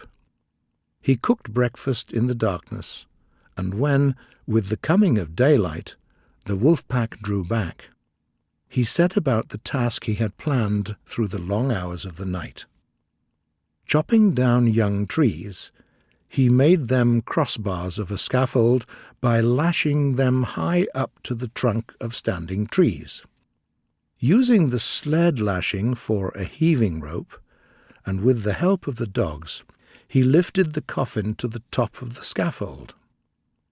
"They got Bill, and they may get me, but they'll sure never get you, young man," he said, addressing the dead body in its tree. Then he took the trail. The man and the dogs knew that when they reached Fort McGurry they would be safe. The wolves were now following them openly, and Henry did not dare travel until dark. With night came horror. The hungry wolves were growing bolder, and lack of sleep was telling upon Henry. He dozed despite himself. He awoke once and saw in front of him a big grey wolf, looking upon him as if he were merely a delayed meal that was soon to be eaten. Fear came over him. He reached quickly for a branch to throw at it, but even as he reached, the wolf sprang back into safety. All night, with burning branches, he fought off the hungry pack. Morning came, but for the first time the light of day didn't drive the wolves away. They remained in a circle about him and his fire. He made one desperate attempt to pull out on the trail, but the moment he left the protection of the fire, the boldest wolf leaped for him, but missed. Even in the daylight he did not dare leave the fire to chop fresh wood. 20 feet away there was a big dead tree. He spent half the day moving his campfire toward the tree. The night was like the night before, except that the need for sleep was so strong that he couldn't resist it. He awoke with a start. The she-wolf was less than a yard from him. He thrust a burning branch full into her open, snarling mouth. She sprang away, yelping with pain. But this time, before he dozed again, he tied a burning branch to his right hand. His eyes were closed only a few minutes when the burn of the flame on his flesh awakened him. Every time he was thus awakened he drove back the wolves with flying branches, threw more wood on the fire, and rearranged the branch on his hand. All worked well, but there came a time when he didn't fasten the branch securely. As his eyes closed, it fell away from his hand. He dreamed. It seemed to him that he was in Fort McGurry. Also, it seemed to him that the fort was surrounded by wolves. They were howling, and it bothered him. And then he awoke and found the howling real. The wolves were rushing him. Instinctively, he leapt into the fire and began a firefight. His leather mittens protected his hands for some time, and he threw live coals into the air in all directions. But it could not last long. His face was hurt by the heat. He sprang to the edge of the fire and threw a burning branch at the nearest of his enemies. The wolves had been driven back. "You haven't got me yet," he cried. He set to work to carry out a new idea that had come to him. He made a large circle of fire. He crouched inside this circle. His blankets were under him as a protection against the melting snow. When he had thus disappeared within his shelter of flame, the whole pack came curiously to the fire and settled down in a close circle. Dawn came, and daylight. The fire was burning low. He had run out of wood, and there was need to get more. The man tried to step out of his circle of flame, but the wolves rushed to meet him. Burning branches made them spring aside, but they no longer sprang back. He gave up and went back inside the circle. The man sat down on his blanket. He had given up the struggle. "I guess you can come and get me any time," he said quietly. "Anyway, I'm going to sleep." He awakened a little later, though it seemed hours to him. Something had happened. He could not understand at first. Then he discovered it. The wolves were gone. Sleep was gripping him again, when he awakened with a sudden start. There were cries of men. 4 sleds pulled in from the river bed to the camp among the trees. 6 men were about the man in the center of the dying fire. They were shaking him into consciousness. He looked at them like a drunken man and spoke in a strange, sleepy way. "A red she-wolf came in with the dogs at feeding time. First she ate the dog food. Then she ate the dogs.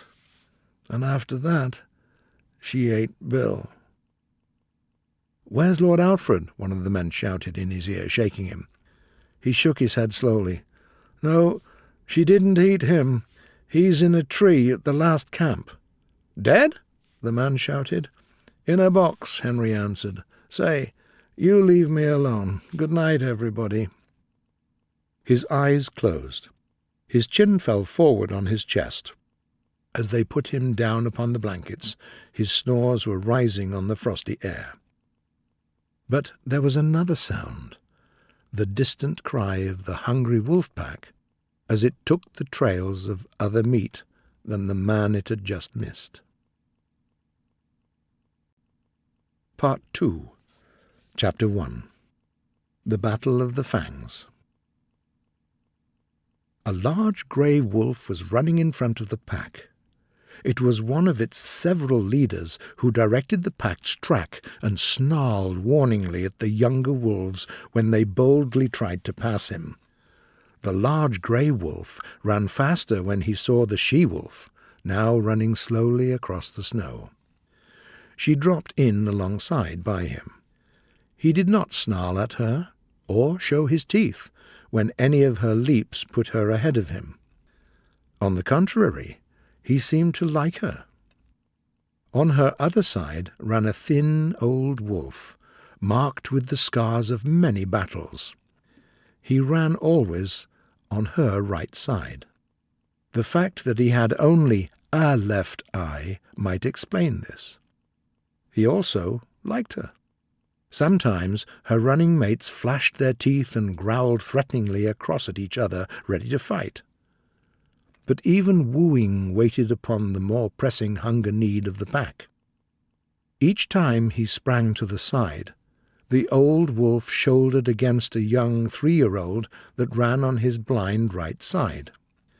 This young wolf was in his full size. Nevertheless, when he dared to run side by side with the older wolf, a snarl and a bite sent him back, even with the shoulder again. Sometimes he edged in between the old leader and the she-wolf. This was triply resented. As there was no food, love-making and fighting didn't go on quickly, and the pack formation hadn't been broken up yet. The situation of the pack was desperate. It ran more slowly than usual. They alone moved through the frozen and dead world. They alone were alive, and they hunted for other things that were alive in order that they might eat them and continue to live. Then their search for food was rewarded. They came upon a big moose. Here was meat and life, and it was not guarded by fires or flames. It was a short and fierce fight. The moose went down with the she-wolf tearing savagely at his throat, and with other teeth fixed everywhere upon him, eating him alive. There was food in plenty. There was now much resting and sleeping. The famine was over. The wolves were now in the country of game. There came a day when the wolf pack divided in half and went in different directions. The she-wolf, the young leader on her left, and the one-eyed elder on her right, led their half of the pack down to the Mackenzie River and across into the lake country to the east. Each day this pack grew less in number.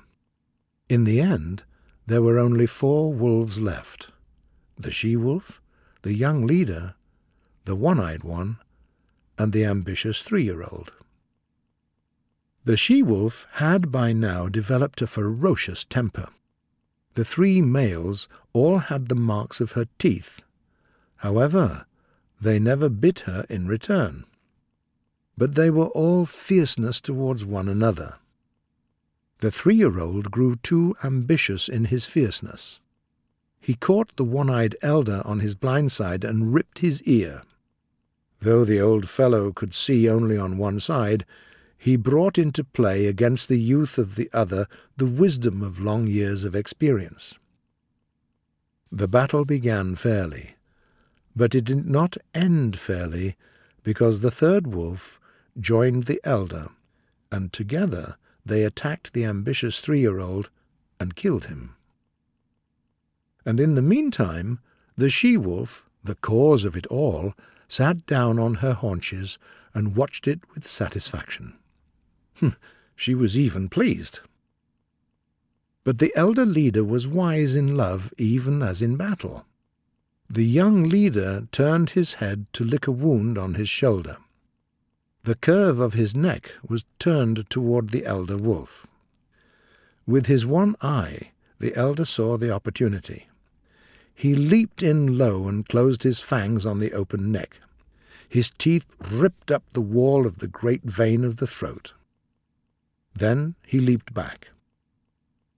The young leader snarled and sprang at the elder and fought while life faded from him. And all the while the she-wolf sat on her haunches and smiled. She was made glad by the battle, for this was the love-making of the wild.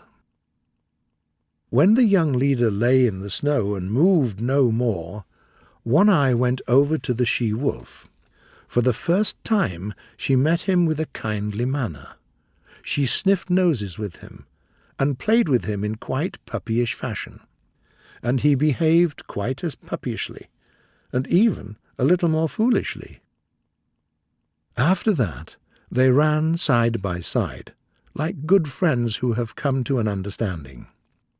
The days passed by, and they kept together, hunting their meat and killing and eating it together. After a time, the she-wolf began to grow restless. She seemed to be searching for something that she could not find. The hollows under the fallen trees and the caves of banks seemed to attract her. They did not remain in one place, but travelled across country until they got back to the Mackenzie River, down which they slowly went.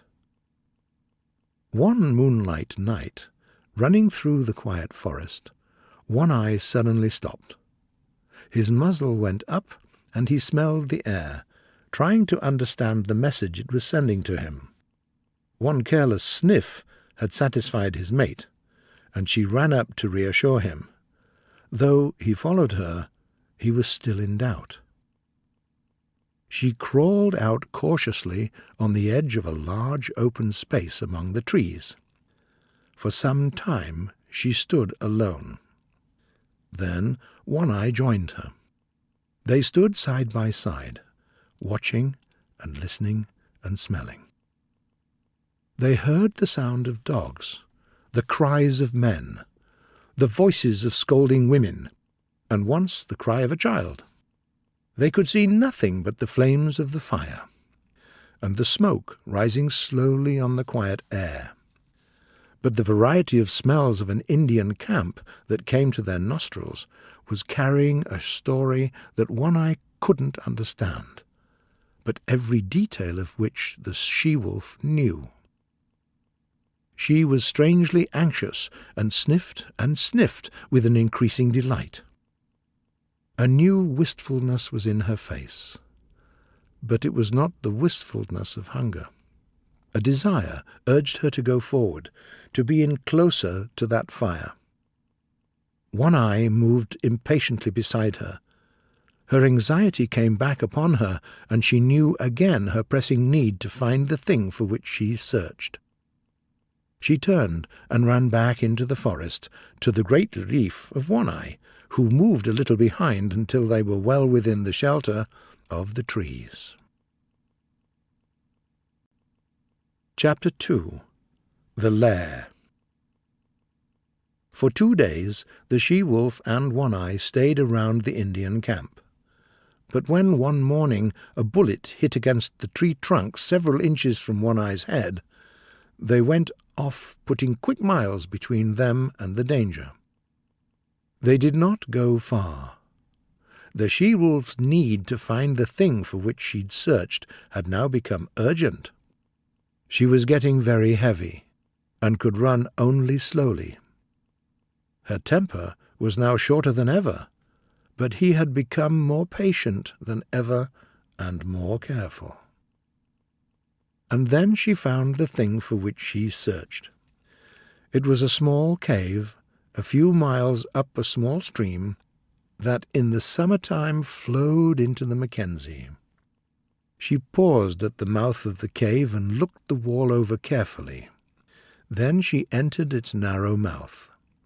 It was dry and cozy. She inspected it with care. Then, with a tired sigh, she curled her body in, relaxed her legs, and dropped down, her head toward the entrance.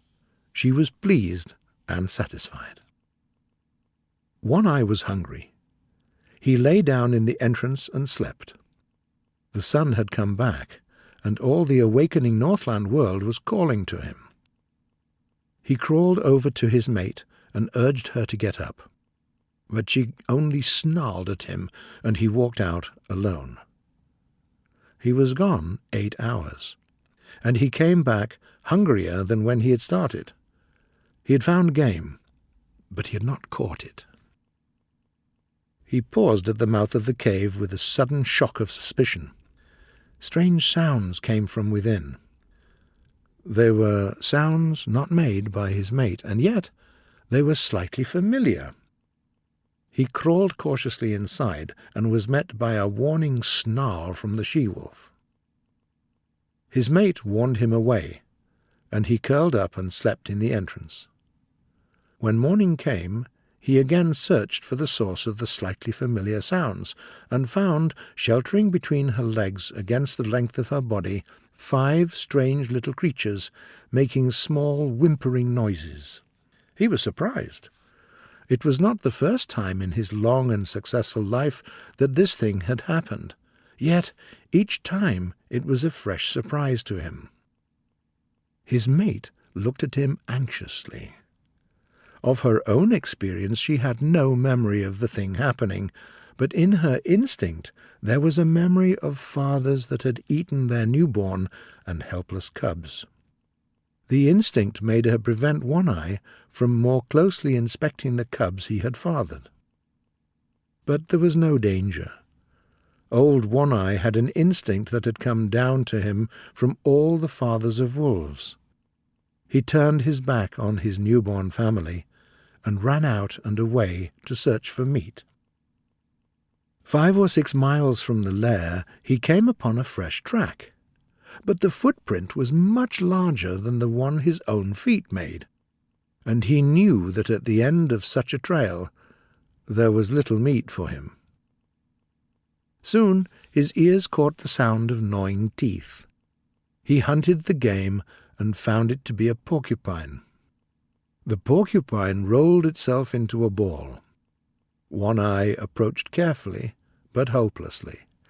He knew the breed, so he lay down, his nose a foot away, out of the line of the tail, and waited, keeping perfectly quiet. The porcupine might unroll. But at the end of half an hour he arose and moved on. He had waited too long to waste any more time. In the afternoon he ran across a ptarmigan. As his teeth crushed through the tender flesh and bones, he began naturally to eat. Then he remembered, and turning on the back track, started for home, carrying the ptarmigan in his mouth. Soon he came upon the large tracks he had discovered in the early morning. As the track led his way, he followed, preparing to meet the maker of it. He looked round the corner of rock and saw the maker of the track, a large female lynx. She was crouching as he had crouched once that day. In front of her there was a tight-rolled ball of quills. He lay down in the snow, putting the ptarmigan beside him, and watched the waiting lynx and the waiting porcupine. Old One-Eye waited for some chance that might help him on the meat trail. In an hour, One-Eye moved slightly. The porcupine had at last decided that its enemy had gone away. Slowly it was unrolling. At that moment the lynx attacked. The paw shot under the tender belly, but a side flick of the tail sent sharp quills into it. The lynx sprang savagely at the thing that had hurt her, but the porcupine flicked out its tail again, and again the big cat yelped with hurt and astonishment. Then she sprang away up the trail, yelping with every leap she made. Only when her yelps had faded away in the distance and died out, One-Eye dared move forth. The porcupine had been ripped almost in half and was still bleeding. But One-Eye was too experienced to forget his caution. He lay down and waited. Then the porcupine relaxed and moved no more. It was surely dead. He took it carefully with his teeth and started off down the stream, partly carrying, partly dragging the porcupine. He remembered something, dropped the porcupine, and ran back to where he had left the ptarmigan. He did not hesitate a moment, and ate it. Then he returned and took up his game. When he dragged the porcupine into the cave, the she-wolf inspected it, turned her muzzle to him, and lightly licked him on the neck. But the next moment she was warning him away from the cubs with a snarl that was more apologetic than threatening. He was behaving as a wolf father should, and showing no desire to eat the young lives she had brought into the world. Chapter 3. The Grey Cub. He was different from his brothers and sisters. He alone took after his father. He was the only little grey cub of the litter. The grey cub's eyes had not been open long, and while his eyes were still closed, he had felt, tasted, and smelled. He knew his 2 brothers and his 2 sisters very well, and had learned by touch, taste, and smell to know his mother. Most of the first month of his life had been passed in sleeping, but now he could see quite well, and he was coming to learn his world quite well. His world was very small. Its limits were the walls of the lair. But he had early discovered that one wall of his world was different from the rest. This was the mouth of the cave and the source of light. He was always crawling toward it and being driven back from it by his mother. It was in this way that the grey cub discovered in his mother a paw that crushed him down and rolled him over and over with quick stroke. Thus he learned hurt. He was a fierce little cub, just like his brothers and sisters. They came of a breed of meat killers and meat eaters, but he was the fiercest of the litter. The attraction of the light for the grey cub increased from day to day. He was repeatedly setting on adventures toward the cave's entrance, and as repeatedly being driven back. But he did not know that it was an entrance. So to him the entrance of the cave was a wall of light. There was one strange thing about this wall of light. His father, he had already come to recognize his father as a creature like his mother, who slept near the light and was a bringer of meat. His father could walk right into the white far wall and disappear. Without thinking about it, he accepted this disappearing into the wall as a special quality of his father, as milk was a special quality of his mother. In fact, the grey cub was not given to thinking, at least to the kind of thinking usual for men. He accepted things without questioning the why and the wherefore. How it happened was enough for him. In reality, this was the act of classification. Like most creatures of the wild, he early experienced famine. There came a time when the meat supply stopped, and the milk no longer came from his mother's breast. At first the cubs cried, but for the most part they slept. Soon they fell into a coma of hunger. The cubs slept, while the life that was in them died down.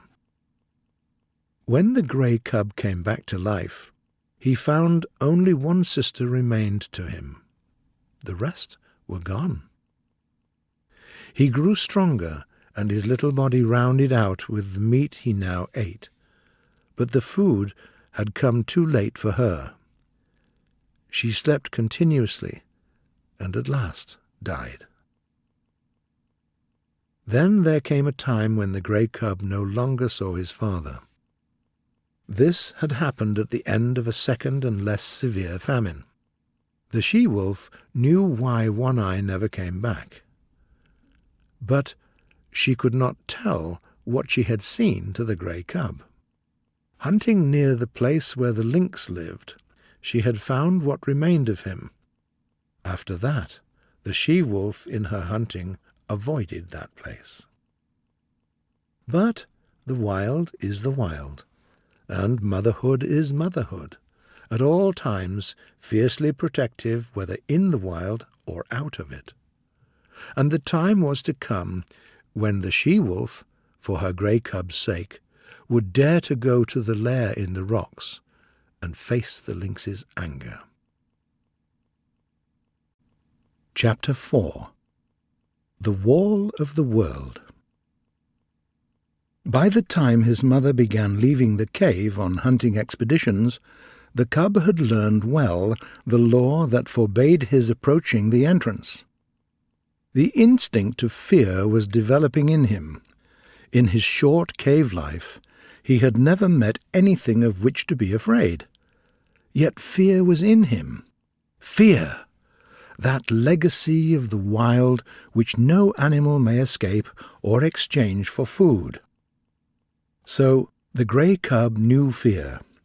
Possibly he accepted it as one of the limitations of life. The hardness of the cave wall, the quick stroke of his mother's paw, the hunger of several famines, had made him understand that there were limitations to life. To obey them was to escape hurt.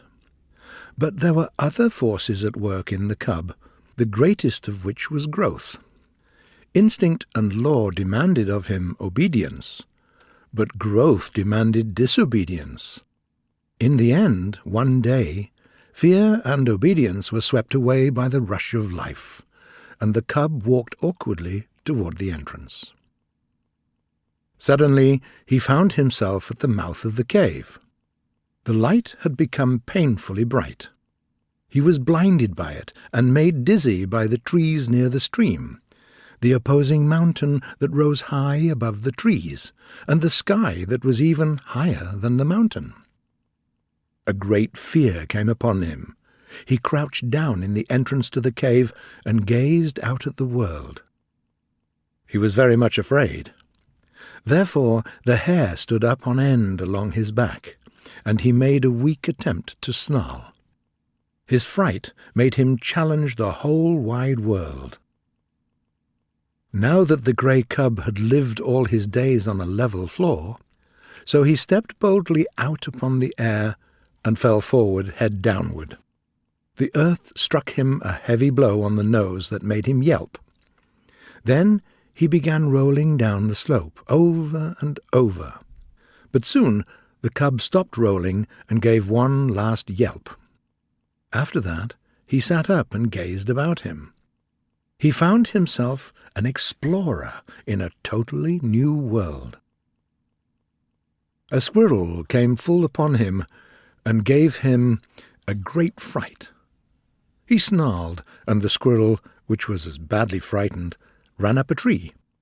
This helped the cub's courage, and he went confidently on his way. He was so confident that when a bird hopped up to him, he reached out at it with a playful paw. The result was a sharp peck on the end of his nose that made him yelp. But the cub was learning. He travelled very awkwardly, but the longer he walked, the better he walked. He had the luck of the beginner. Born to be a hunter of meat, he ran across meat just outside his own cave door. He fell into a hidden ptarmigan nest and found himself among 7 ptarmigan chicks. At first they frightened him. Then he saw that they were very little, and he became bolder. He smelled one and picked it up in his mouth. At the same time he felt hunger. His jaws closed together and warm blood ran in his mouth. The taste of it was good. So he ate the ptarmigan and did not stop until he had eaten all the chicks. When he began to crawl out of the bush, he met a feathered whirlwind. At first he was confused and blinded by the beat of angry wings. The mother ptarmigan was in a rage. Then he became angry. He rose up, snarling, and bit at one of the wings and pulled. It was his first battle. He was fighting, tearing at a live thing that was striking at him. Also, this live thing was meat. The desire to kill was on him. After a time, the ptarmigan stopped struggling. He still held her by the wing, and they lay on the ground and looked at each other. He tried to growl threateningly, and she pecked on his nose. He winced, but held on. As a rain of pecks fell on his nose, the desire to fight disappeared, and, releasing his prey, he turned around and ran away. He lay down to rest on the other side of the open, near the edge of the bushes. But as he lay there, suddenly there came to him a feeling that something terrible might happen, and he crawled back instinctively to hide in the bush. As he did so, a hawk, flying down out of the blue, had barely missed him. While he lay in the bush, peering fearfully out, the mother ptarmigan on the other side of the open space flew awkwardly out of the empty nest. It was because of her loss that she paid no attention to the hawk. But the cub saw, and it was a warning and a lesson to him. The hawk flew up into the blue, carrying the ptarmigan away with it. It was a long time before the cub left the bush. He came down the bank to the stream. He had never seen water before, so he stepped boldly out on it, and went down crying with fear. When he came back to the surface, he struck out with his legs and began to swim. The stream was a small one, and when he reached the bank, he crawled clear of the water and lay down. But there was one more adventure waiting for him that day. He had remembered that there was such a thing in the world as his mother. Furthermore, he was sleepy, so he started out to look for the cave and his mother. He was walking between some bushes when he heard a sharp cry. There was a flash of yellow before his eyes. He saw a weasel leaping quickly away from him.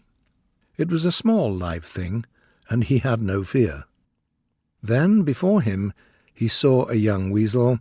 He turned it over with his paw. The next moment, the flash of yellow reappeared before his eyes, and he received a sharp blow on the neck, and felt the sharp teeth of the mother weasel cut into his flesh. While he yelped and crawled backward, he saw the mother weasel leap upon her young one and disappear with it into the bushes. The cut of her teeth in his neck was still hurt, and he sat down and weakly whimpered. He was still whimpering when the mother weasel reappeared. She came closer and closer. Then there was a quick leap, and the next moment she was at his throat. At first he snarled and tried to fight, but he was very young, and this was only his first day in the world, and his snarl became a whimper, his fight a struggle to escape. At this moment the she-wolf came running through the bushes to save her grey cub. The weasel let go the cub and flashed at the she-wolf's throat, missing, but getting a hold on the jaw instead. The she-wolf moved her head back and forth quickly, breaking the weasel's hold and throwing it high in the air. And, still in the air, the she-wolf's jaws closed on the yellow body, and the weasel died between the sharp teeth. The she-wolf licked affectionately the cuts made in her cub by the weasel's teeth. Then, between them, they ate the weasel, and after that went back to the cave and slept. Chapter 5. The Law of Meat. The cub's development was quick. He rested for 2 days, and then dared to leave the cave again, and every next day found him out and exploring a wider area. He began to get accurate measurement of his strength and his weakness, and to know when to be bold and when to be cautious. In the matter of meat, his luck had been all in the beginning. The 7 ptarmigan chicks were all his killings. The cub had a great respect for his mother. She could get meat, and she never failed to bring him his share. His mother presented power, and as he grew older, he felt this power in the sharper stroke of her paw. She made him obedient, and he respected her for this. Famine came again, and the cub knew once more the bite of hunger. This famine was not a long one, but it was severe whilst it lasted. Before, He had hunted in play. Now he hunted in deadly earnestness, and found nothing. Yet the failure of it quickened his development. He had grown stronger and wiser and more confident. The famine was over. The she-wolf brought home meat. It was a lynx kitten, and it was all for him. His mother had satisfied her hunger elsewhere, though he did not know that it was the rest of the lynx litter that had gone to satisfy her. He didn't know the desperateness of her deed either. A full stomach brings about inaction, and the cub lay there in the cave, sleeping against his mother's side. He was aroused by her snarling. There was reason for it. The cub saw the lynx mother crouching in the entrance of the cave. The cub stood up and snarled by his mother's side, but she thrust him away and behind her. The cub saw little of the battle. There was a great snarling and spitting. Once the cub sprang in and tore at the hind leg of the lynx. The lynx stroked the cub with a forepaw that ripped his shoulder open to the bone and threw him against the wall. The cub's yelp of pain and fright was added to the outcry. But the fight lasted so long that he had time to cry himself out and to experience a second burst of courage. And the end of the battle found him again clinging to a hind leg and furiously growling between his teeth. The lynx was dead, but the she-wolf was very weak and sick. For a week she never left the cave, except for water. At the end of that time, the lynx was eaten, while the she-wolf's wounds were healed enough to permit her to take the meat trail again. For some time the cub's shoulder was painful from the terrible slash he had received, but the world now seemed changed. He went about in it more boldly, and with a confidence that was greater than in the days before the battle with the lynx. He had fought, and he was still alive. He began to accompany his mother on the meat trail, and he saw much of the killing of meat and began to play his part in it. And in his own way he learned the law of meat. There were two kinds of life, his own kind and the other kind. His own kind included his mother and himself. The other kind included all live things that moved. But the other kind was divided. One portion was what his own kind killed and ate. The other portion killed and ate his own kind, or was killed and eaten by his own kind. And the law, eat or be eaten, arose out of this classification. Part 3. Chapter 1. The Makers of Fire. The cub came upon it suddenly. Before him, sitting silently on their haunches, there were 5 live things, the like of which he had never seen before. It was his first meeting with mankind.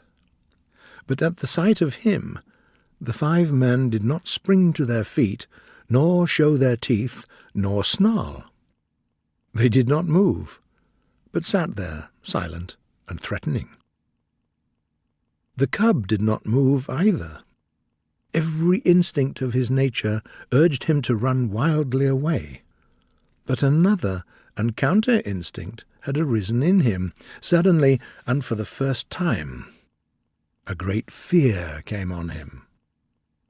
The cub had never seen man, yet the instinct concerning man was his.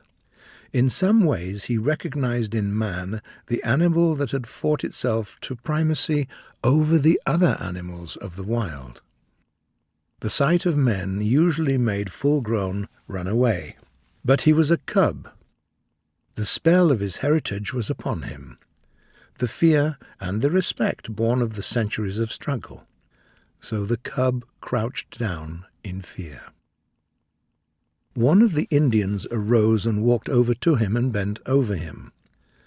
The cub crouched closer to the ground. His lips writhed back, and his little fangs were bared. The man spoke laughingly. Wabam wabiska iptita. Look, the little white fangs. The other Indians laughed loudly and urged the man on to pick up the cub. As the hand moved closer and closer, he experienced two great impulses, to yield and to fight.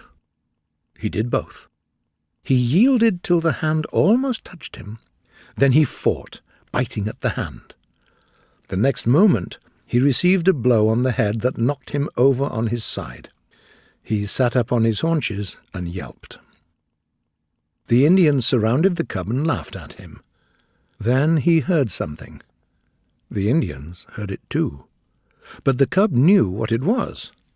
He stopped yelping and waited for the coming of his ferocious mother, who fought and killed all things and was never afraid.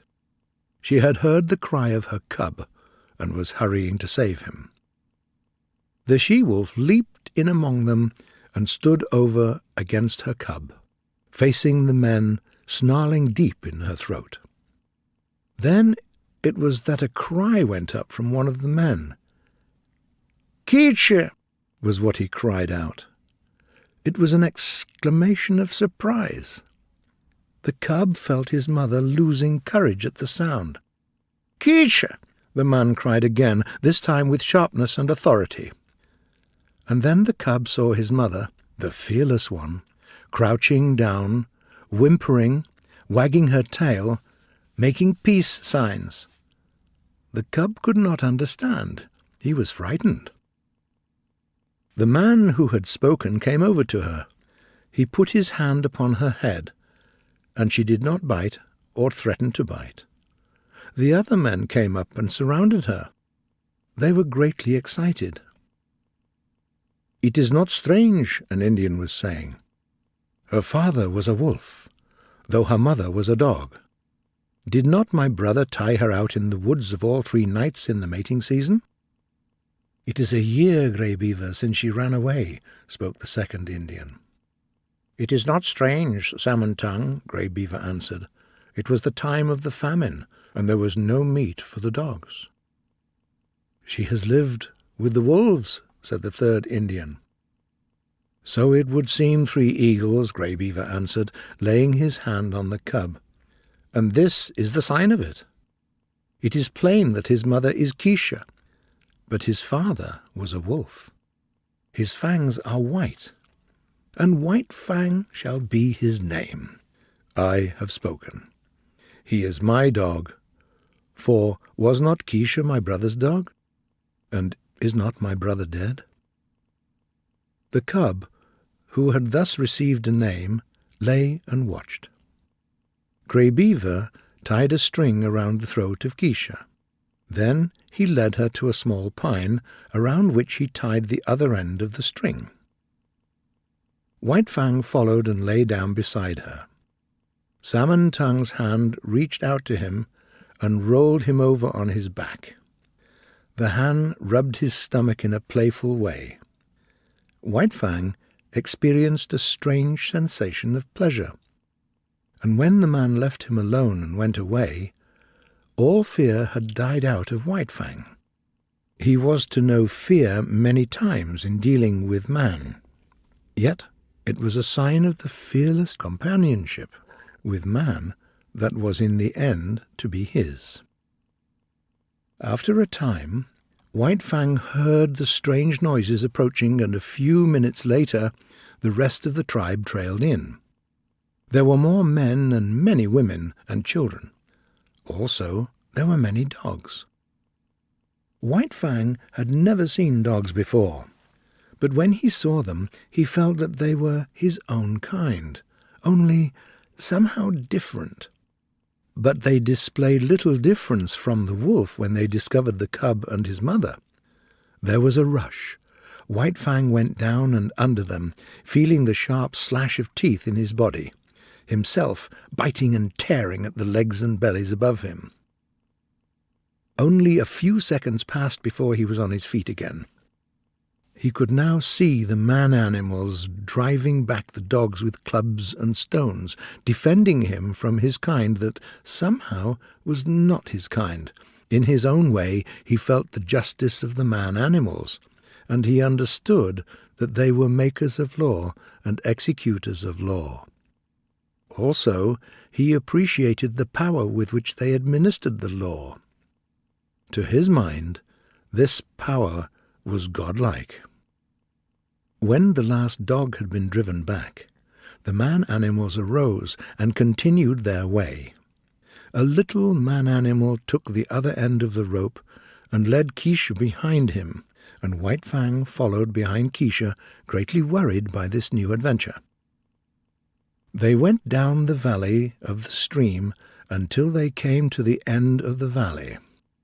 Here camp was made, and White Fang looked on with wondering eyes. The superiority of these man-animals increased with every moment.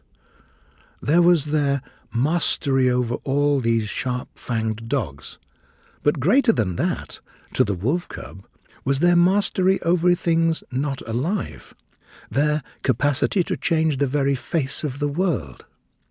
This capacity especially impressed him. Watching the frames of poles being made into teepees, White Fang was very surprised. They arose around him like some monstrous, quick-growing form of life. He was afraid of them. But in a short while his fear of the teepees passed away. He saw the women and children passing in and out of them without harm, and he saw the dogs trying often to get into them and being driven away with sharp words and flying stones. A moment later he was walking away from his mother. A part-grown puppy, somewhat larger and older than he, came toward him slowly, with aggressive importance. The puppy's name was Lip Lip. Lip Lip was White Fang's own kind, and being only a puppy, did not seem dangerous. So White Fang prepared to meet him in a friendly way. But suddenly Lip Lip leaped in, bit him, and leaped away again. The surprise and hurt of it brought a yelp out of White Fang, but the next moment, in a rush of anger, he was upon Lip Lip and biting ferociously. But Lip Lip had lived his life in camp, and had fought many puppy fights. 6 times his sharp little teeth slashed the newcomer, until White Fang, yelping, ran to his mother for protection. It was the first of many fights he was to have with Lip Lip, for they were enemies from the start. Keisha licked White Fang soothingly with her tongue, and tried to make him remain with her. But several minutes later his curiosity drove him on a new adventure. He came upon Grey Beaver, who was doing something with sticks and dry moss spread before him on the ground. White Fang came in until he touched Grey Beaver's knee. Suddenly he saw a strange thing like mist beginning to arise from the sticks and moss between Grey Beaver's hands. Then, among the sticks themselves, there appeared a live thing, twisting and turning, of a colour like the colour of the sun in the sky. White Fang knew nothing about fire. He crawled the several steps toward the flame. Then his nose touched the flame, and at the same moment his little tongue went out to it. For a moment he was paralyzed, then burst out in an astonished explosion of yelps. But Grey Beaver laughed loudly and told the happening to all the rest of the camp, till everybody was laughing. It was the worst hurt White Fang had ever known. And then shame came to him. He knew laughter and the meaning of it, and he felt shame that the man-animals should be laughing at him. He turned and ran away, not from the hurt of the fire, but from the laughter that hurt in the spirit of him. And he ran to Keisha, the only creature in the world who was not laughing at him. Twilight drew down, and night came on, and White Fang lay by his mother's side. he watched the man-animals coming and going and moving about the camp. They were superior creatures of mastery, overlords of the alive and the not alive. They were fire makers. They were gods. Chapter 2. The Bondage. The days were full of experience for White Fang. He ran about all over the camp, inquiring, investigating, learning. The more he learned about the man-animals, the more they displayed their mysterious powers, the greater their godlikeness became. The man-animals were gods, unmistakable and unescapable. He belonged to them as all dogs belong to them. He quickly understood it. White Fang learned quickly the ways of the camp. He knew the injustice and the greediness of the older dogs when meat or fish was thrown out to be eaten. He learned that men were fairer, children were crueler, and women were kinder. But Lip Lip, who had chosen White Fang for his special object of persecution, made his life difficult. He never played about with other puppies of the camp. Lip Lip would not permit it. Whenever he dared to leave his mother, Lip Lip was sure to appear, snarling at him, picking upon him, and watchful of an opportunity to force a fight. The effect of all this was to rob White Fang of much of his puppyhood, and to make him in his behaviour older than his age. His temper had been savage by birth, but it became more savage under this unending persecution. As he was denied the outlet, through play, of his energies, he recoiled upon himself and developed his mental processes. He became crafty. He learned to sneak about camp, to know what was going on everywhere, to see and to hear everything and to reason accordingly, and successfully to work out ways and means of avoiding his persecutor. Then came the day when Grey Beaver was no longer afraid that Keisha would run away and released her. White Fang accompanied her joyfully about the camp, and so long as he remained close by her side, Lip Lip kept a respectful distance. Later on that day, Keisha and White Fang went to the edge of the woods next to the camp. There was something calling to him out there in the open.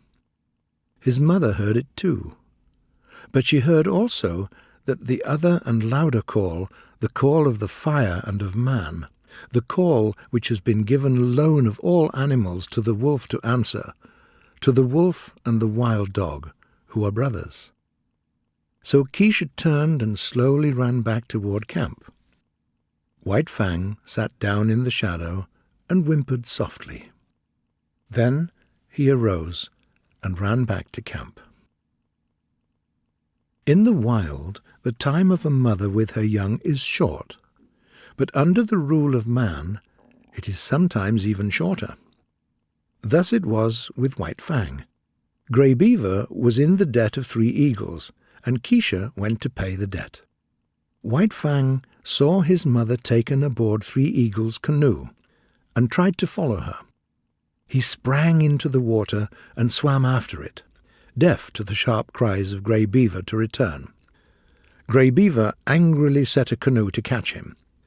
When he overtook White Fang, he reached down and lifted him clear of the water. Holding him with one hand, with the other hand he gave him a beating. And it was a beating. Fear came on White Fang. He broke down and began to cry and yelp. This seemed to satisfy his master, who threw him down angrily in the bottom of the canoe. Grey Beaver picked up the paddle. White Fang was in his way, and Grey Beaver kicked him savagely with his foot. In that moment, White Fang's free nature flashed forth, and he tore at the moccasined foot. The beating that had gone before was as nothing compared with the beating he now received.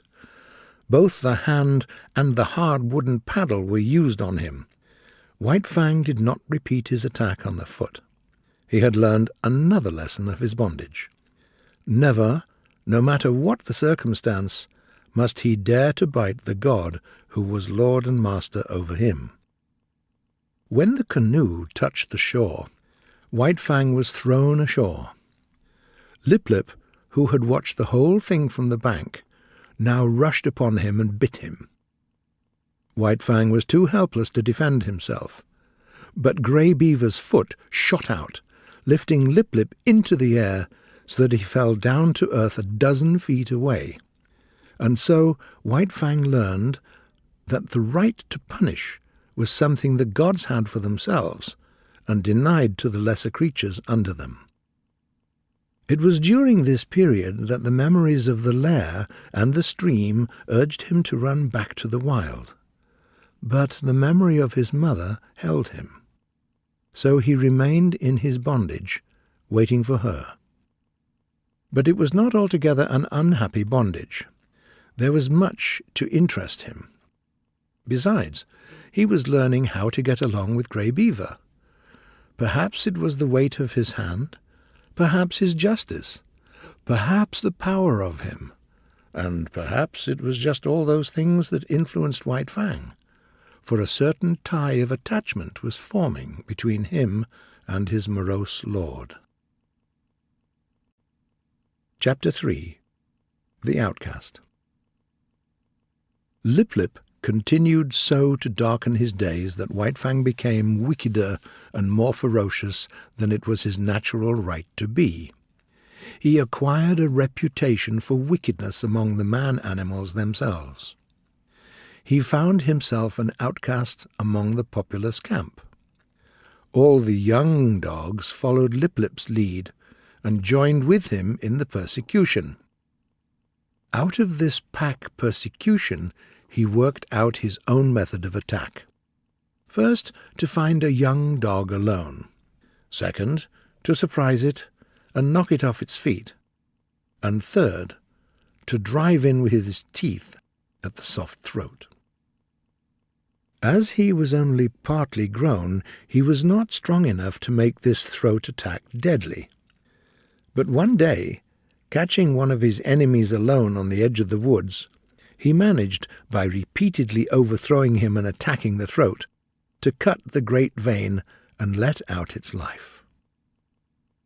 He had been seen, and the news had been carried to the dead dog's master, but Grey Beaver refused to permit the vengeance for which his tribespeople demanded. White Fang became hated by man and dog.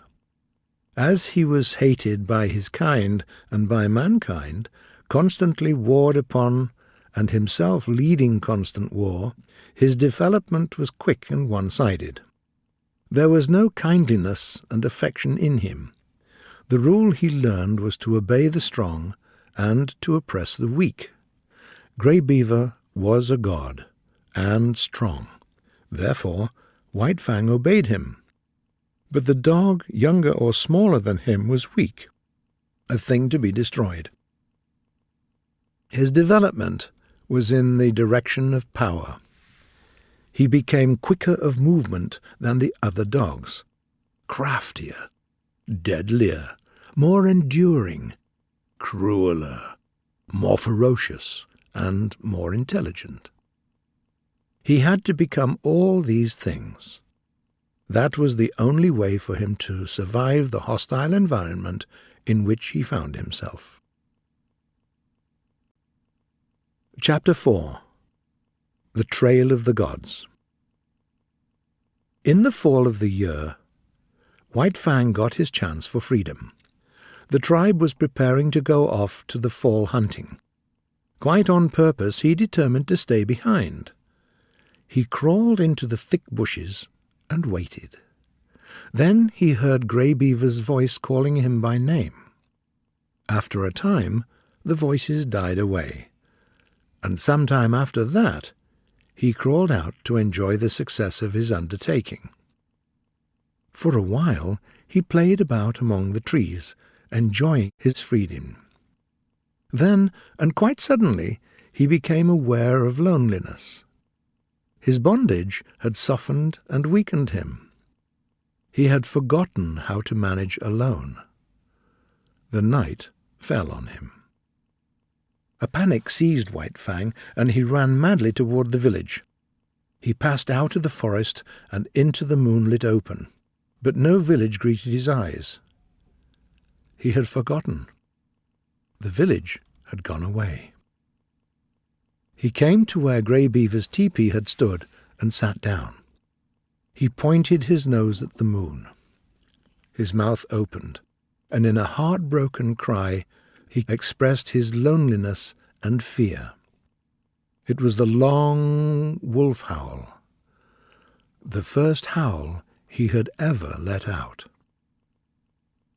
With the coming of daylight, his fears disappeared, but his loneliness increased. It did not take him long to make up his mind. He ran into the forest and followed the river bank down the stream. All day he ran. He did not rest. His iron-like body ignored tiredness, and even after tiredness came, his endurance enabled him to drive his complaining body onward. All night he ran. By the middle of the second day, it was the endurance of his mind that kept him going.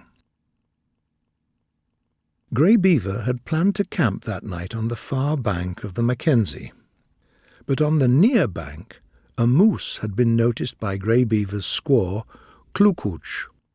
So Grey Beaver had to camp on the near side of the Mackenzie, and White Fang didn't pass by and go on, either to die or to find his way to his wild brothers and become one of them, a wolf to the end of his days.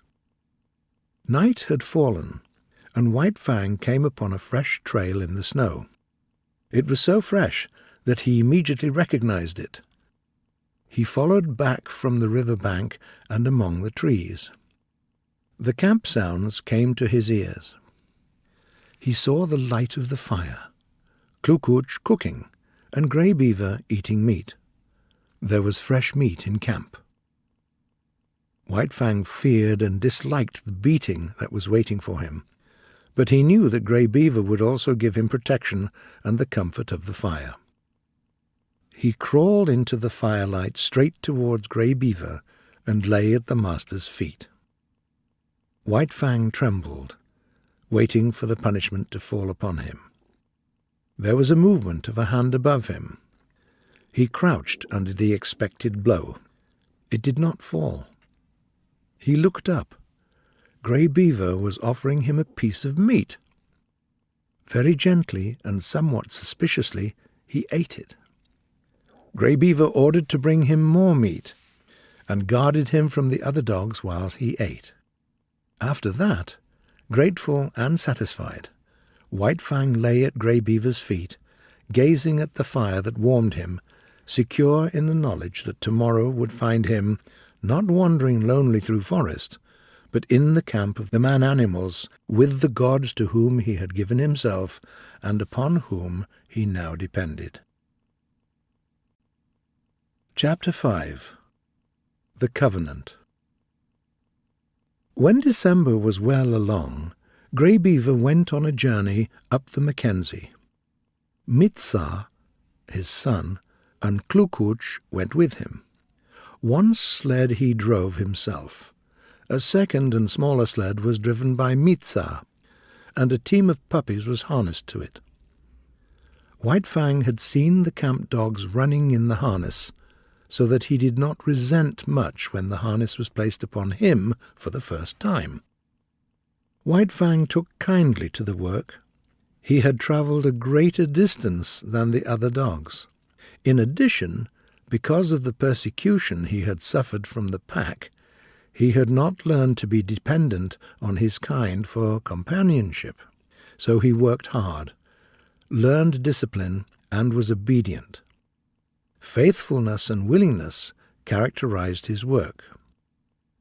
However, there was a companionship between White Fang and the other dogs, but it was one of warfare and hostility. He had never learned to play with them. He knew only how to fight, and so he did, returning to them 100-fold the bites and slashes they had given him in the days when he was younger. From time to time, however, one dog or another would revolt and be quickly subdued. Thus, White Fang was kept in training. He was jealous of the isolation in which he kept himself among the pack, and he fought often to maintain it. He was a tyrant. His mastery was rigid as steel. He oppressed the weak with a vengeance, but he respected the strong. And during the long journey with Grey Beaver, he walked softly indeed among the full-grown dogs in the camp of the strange man-animals they met. He had no affection for Grey Beaver. True, he was a god, and a very savage god. White Fang was glad to acknowledge his lordship, but it was a lordship based upon superior intelligence and savage strength. So White Fang knew nothing of the pleasure a man's hand might give him. Besides, he did not like the hands of the man-animals. He was suspicious of them. It was true that they sometimes gave meat, but more often they gave hurt. Hands were things to keep away from. But in a village at the Great Slave Lake he had to modify the law that he had learned from Grey Beaver, namely, that the unforgivable crime was to bite one of the gods. In this village, White Fang was searching for food. A boy was chopping frozen moose meat with an axe, and the small pieces were flying in the snow. White Fang began to eat the pieces. He watched the boy lay down the axe and take up a club. White Fang sprang clear just in time to escape the blow. The boy ran after him, and he hid between two teepees to find himself cornered. There was no escape for White Fang. White Fang was furious. He knew the law. All the wastage of meat belonged to the dog that found it.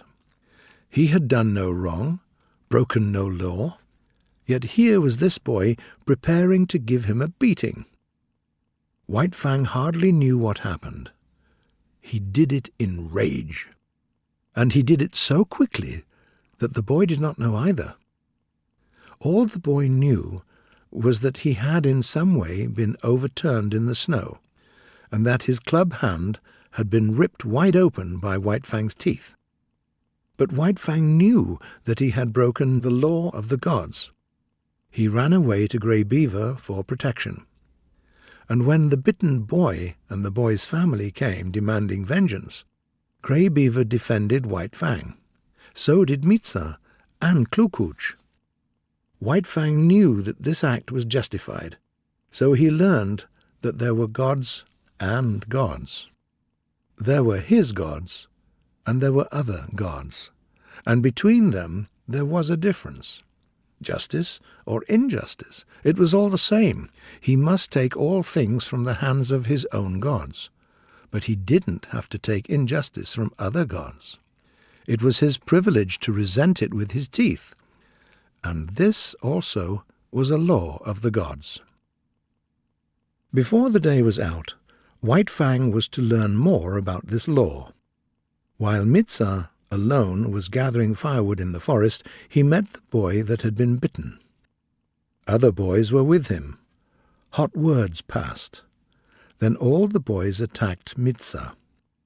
White Fang realized that this was Mitsa, one of his own particular gods, who was being hurt.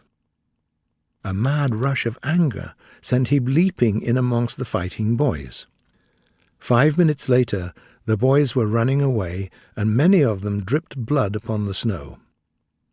When Mitsa told the story in camp, Grey Beaver ordered to give White Fang a lot of meat, and White Fang knew that the law had been confirmed. In this way, White Fang learned that what was his god's was to be defended against all the world, even to the extent of biting other gods. White Fang quickly learned that a thieving god was usually a cowardly god. White Fang did not give the alarm by barking. His method was to drive straight at the stranger and bite him if he could. He was morose and solitary and had nothing to do with the other dogs, so he was unusually good at guarding his master's property, and in this he was encouraged and trained by Grey Beaver. The months went by, making the covenant between dog and man stronger and stronger. The covenant that White Fang worked out for himself. The terms were simple.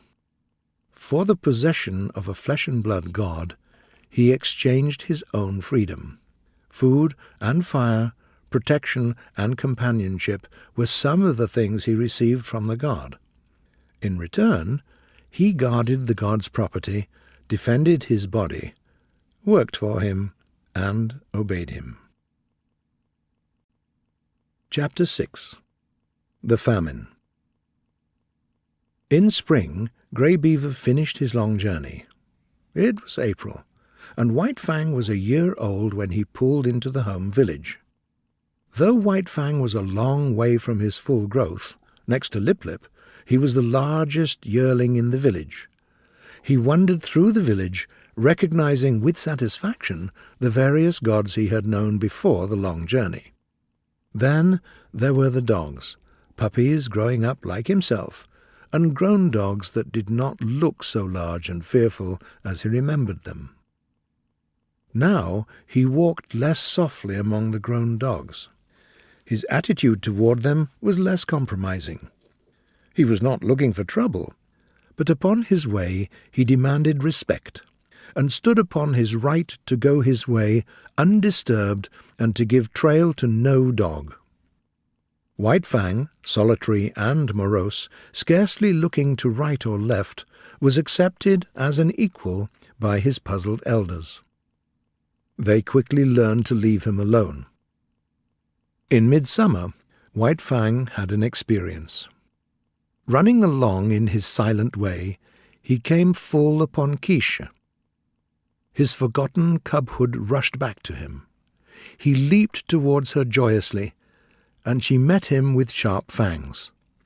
He backed away, confused and puzzled. But it was not Keisha's fault. A wolf mother does not remember her cubs of a year or so before. So she did not remember White Fang. He was a strange animal, and her present litter of puppies gave her the right to resent such behavior. All the old memories died down again. She was without value to him. He had learned to get along without her. There was no place for her in his life, as there was no place for him in hers. The months went by. White Fang grew stronger, heavier, and more compact, while his character was developing according to his origin and his environment. He was becoming more morose, more uncompanionable, more solitary, more ferocious, while the dogs were learning more and more that it was better to be at peace with him than at war, and Grey Beaver was coming to prize him more greatly with every passing day. White Fang nevertheless suffered from one weakness. He could not stand being laughed at, and no dog that ran across him at such times was safe. In the 3rd year of his life there came a great famine to the Mackenzie Indians. The old and the weak of them died in hunger. The famine was so great that the dogs ate one another, and also the gods ate the dogs. A few of the boldest and wisest dogs left the fires of the gods and escaped into the forest, where, in the end, they died of hunger or were eaten by wolves. In this time of hunger, White Fang, too, escaped into the woods. He was better fitted for the life than the other dogs, for he had the training of his cubhood to guide him. Fortune seemed to favor him. Always, when he was hungry, he found something to kill. Again, when he was weak, he was lucky enough not to meet any of the larger preying animals. During the early summer, in the last days of the famine, he met Lip Lip, who had also escaped into the woods, where he led a miserable life. White Fang came upon him unexpectedly. He was in splendid condition. His hunting had been good, and for a week he had eaten his fill. He did not waste any time. White Fang struck Lip-Lip hard and drove his teeth into the thin throat. There was a death struggle, during which White Fang walked round watchful. Then he went away. One day, not long after, he came to the edge of the forest that opened on the Mackenzie. He had been over this ground before when it was bare, but now a village occupied it. He paused to study the situation. Sights and sounds and smells were familiar to him. It was the old village changed to a new place. But sights and sounds and smells were different from those he had had last when he ran away from it. There was a smell of fish in the air. There was food. The famine was gone.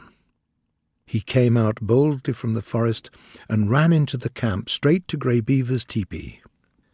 Grey Beaver was not there, but Klukooch welcomed him with glad cries and the whole of the fresh-caught fish, and he lay there down to wait Grey Beaver's coming. Part 4. Chapter 1. The Enemy of His Kind. White Fang was made leader of the sled team. Now the dogs hated him for the extra meat given to him by Mitsa, hated him for all the real and imagined favours he received, and White Fang, just as bitterly, hated them back. If ever a creature was the enemy of its kind, White Fang was that creature. He asked no quarter, gave none. He was continually scarred by the teeth of the pack, and as continually he left his own marks upon the pack. He walked boldly about the camp, punishing in the night for what he had suffered in the day. The very atmosphere he breathed was full of hatred and hostility, and this only increased the hatred and hostility within him. So he became the enemy of his kind, a domesticated wolf, softened by the fires of man, weakened in the sheltering shadow of man's strength. White Fang was bitter and cruel. He declared a vendetta against all dogs. And this vendetta was so terrible that Grey Beaver, fierce and savage himself, could not help wondering at White Fang's ferocity. He swore that there had never been the like of this animal, and the Indians in strange villages swore likewise when they thought about their dead dogs. He became very good at fighting. While fighting, he never wasted his strength. He was in too quickly for that, and, if he missed, was out again too quickly. As a result, he had become such an efficient fighter that he went his way unharmed. It was in the summer that White Fang arrived at Fort Yukon. It was the summer of 1898, and thousands of gold hunters were going up the Yukon to Dawson and the Klondike. A whisper of the gold rush had reached Grey Beaver's ears, and he had come with several bales of furs, and another of mittens and moccasins. Like a true Indian, he settled down to trade carefully and slowly, even if it took all summer and the rest of winter to sell his goods. It was at Fort Yukon that White Fang saw his first white men. They impressed him as possessing superior power. He was impressed by the houses and the larger fort. Here was power. Those white gods were strong. They possessed greater mastery over matter than the gods he had known, most powerful among which was Grey Beaver. And yet Grey Beaver was as a child god among these white-skinned ones. At first he was very suspicious of them. He was curious to watch them, but as he was afraid of being noticed, he watched them from a safe distance. Then he saw that no harm happened to the dogs that were near to them, and he came in closer. In turn, he was an object of great curiosity to them. His wolfish appearance caught their eyes at once, and they pointed him out to one another. This act of pointing put White Fang on his guard, and when they tried to approach him, he showed his teeth and backed away. White Fang soon learned that very few of these gods lived at this place. Every 2 or 3 days, a steamer came into the bank and stopped for several hours. The white man came from off these steamers and went away on them again. But if the white gods were all-powerful, their dogs were not worth much, and none of them knew how to fight. As an enemy of his kind, White Fang was certain to fight with them. He did this, and he quickly got for them a great contempt. White Fang was wise. He had learned long ago that the gods were made angry when their dogs were killed.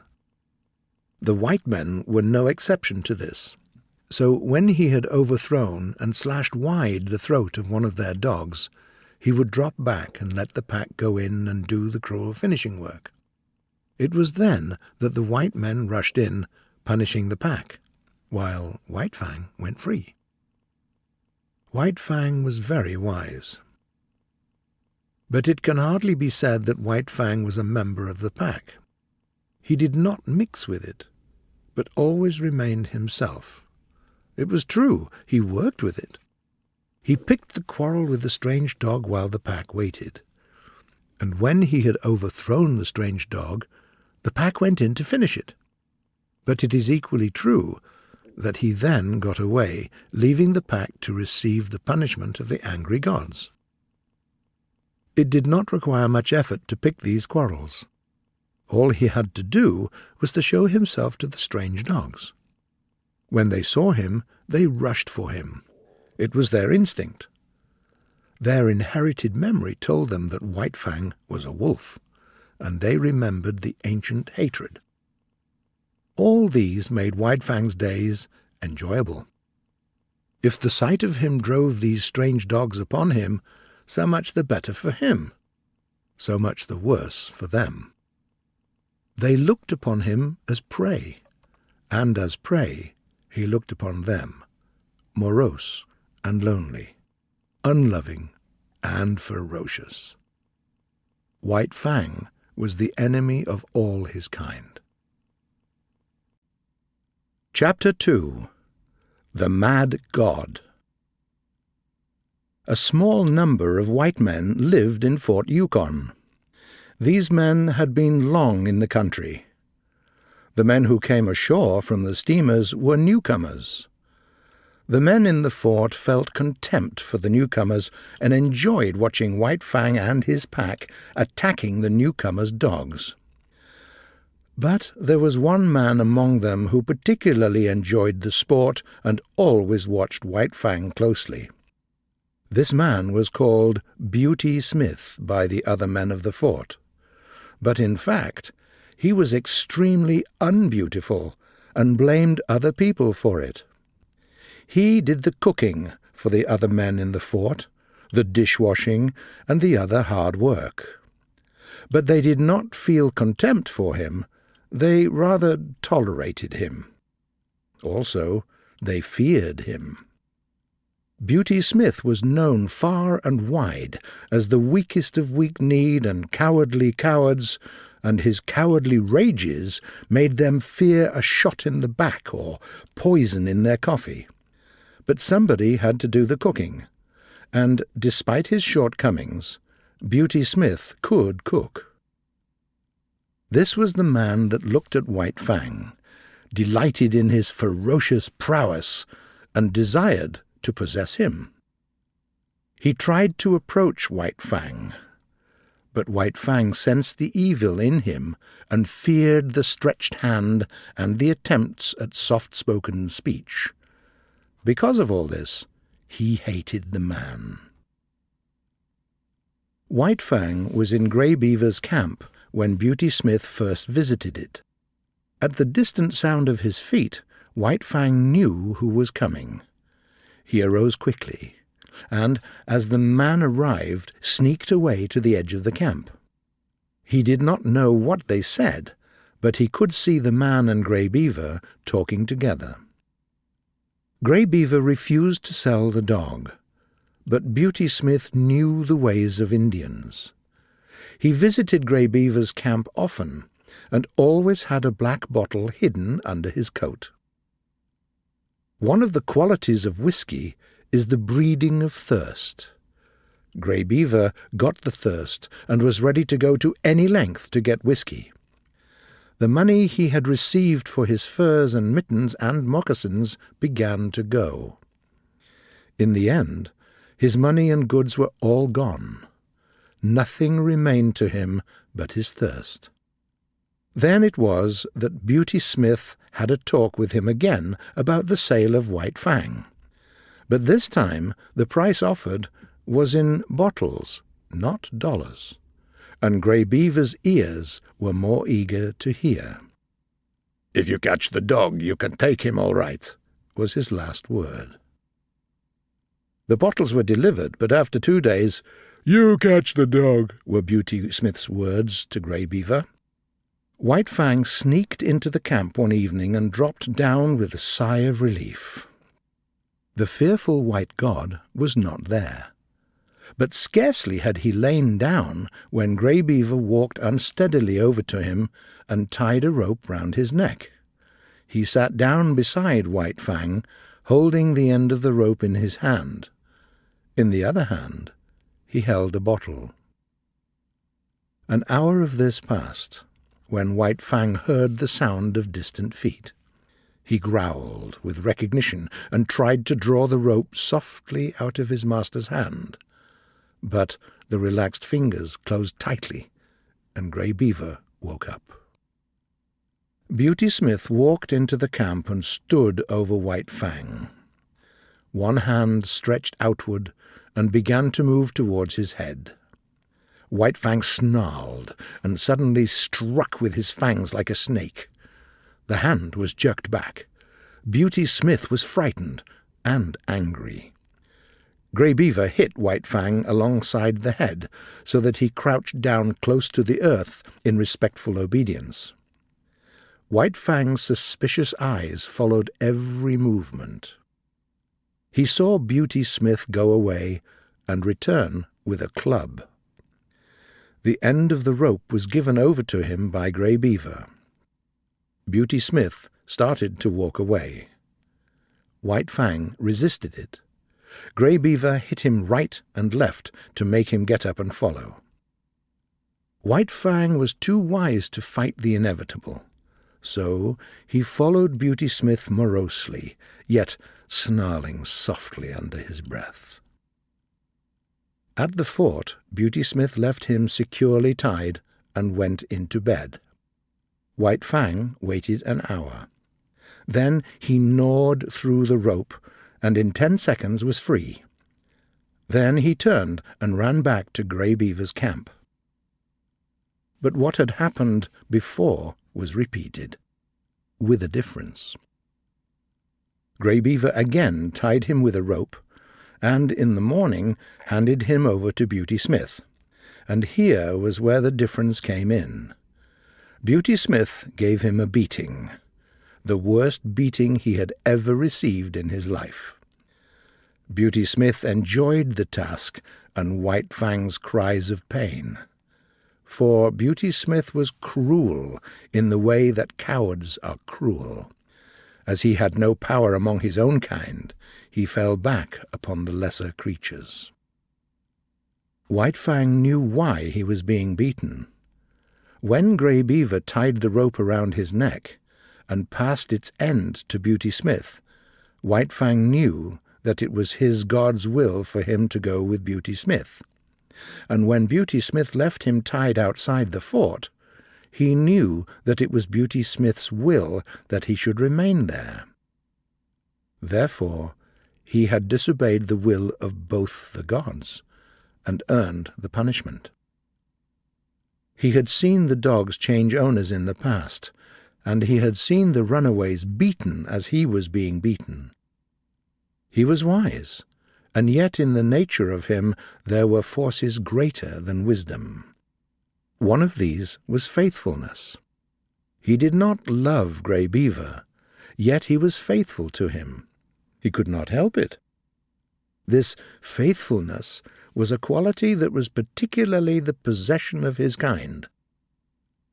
After the beating, White Fang was dragged back to the fort, but this time Beauty Smith left him tied with a stick.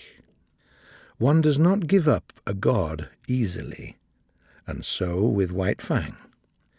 Grey Beaver was his own particular god, and, in spite of Grey Beaver's will, White Fang would not give him up. The bond was not easy to break. So, in the night, White Fang started gnawing through the stick that held him. The wood was dry, and it was only by the exercise of an immense patience, lasting for many hours, that he succeeded in gnawing through the stick. This was something that dogs were not supposed to do. But White Fang did it, running away from the fort in the early morning, with the end of the stick hanging to his neck. He was wise enough to understand that Grey Beaver had already twice betrayed him, but there was his faithfulness. And he went back to the betrayed yet a third time. Again Beauty Smith came to claim him, and this time he was beaten even more severely than before. Grey Beaver gave no protection. It was no longer his dog. When the beating was over, White Fang was sick. At first, he was unable to drag himself along, and Beauty Smith had to wait half an hour for him. And then he followed Beauty Smith unsteadily back to the fort. But now he was tied with a chain that resisted his teeth. After a few days, sober and bankrupt, Grey Beaver set up the Porcupine on his long journey to the Mackenzie. White Fang remained on the Yukon, the property of a man more than half mad and all savage. But White Fang knew that he must obey the will of this new master. Chapter 3. The Reign of Hate. Under the instruction of the mad god, White Fang became a demon. Beauty Smith teased and irritated and drove him wild with torments. The man early discovered that White Fang hated laughter, and made it a point to laugh at him, at the same time pointing his finger at White Fang. In earlier times, White Fang had been merely the enemy of his kind, though a ferocious enemy. Now he became the enemy of all things, and more ferocious than ever. But Beauty Smith had a purpose in all that he did to White Fang. One day, a number of men gathered about the pen. Beauty Smith entered, holding a club in his hand, and took the chain off from White Fang's neck. When his master had gone out, White Fang turned loose and ran around the pen, trying to get at the men outside. The door of the pen was being opened again. A big dog was thrust inside, and the door was shut behind him. White Fang had never seen such a dog. It was a mastiff, but the size and fierce look of the animal did not stop him.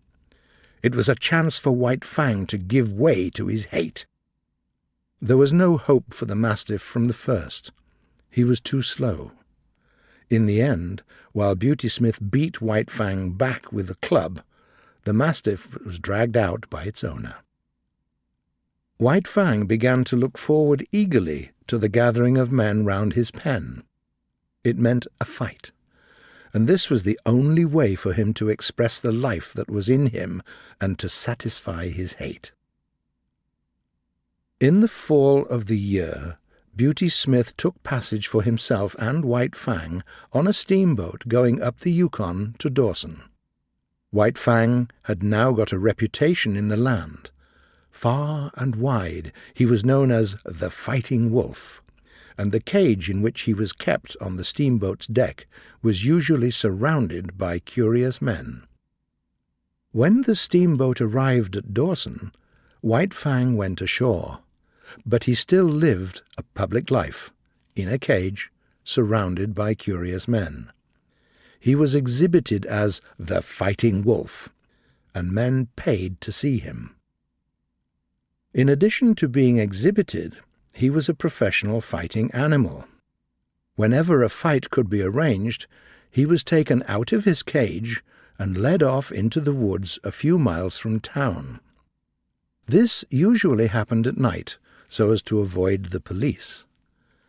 White Fang never knew defeat. He had the advantage of his early training. When he fought with Lip Lip and the whole puppy pack, he knew more about fighting than did any of the dogs that faced him. As the time went by, he had fewer and fewer fights. Men couldn't find an equal to face White Fang, and Beauty Smith had to make him fight wolves. These were caught by the Indians for the purpose, and a fight between White Fang and a wolf was always sure to draw a crowd. Once, a full-grown female lynx was caught, and this time White Fang fought for his life. But after the lynx, all the fighting stopped for White Fang. There were no more animals with which to fight. At least, there was none considered worthy of fighting with him.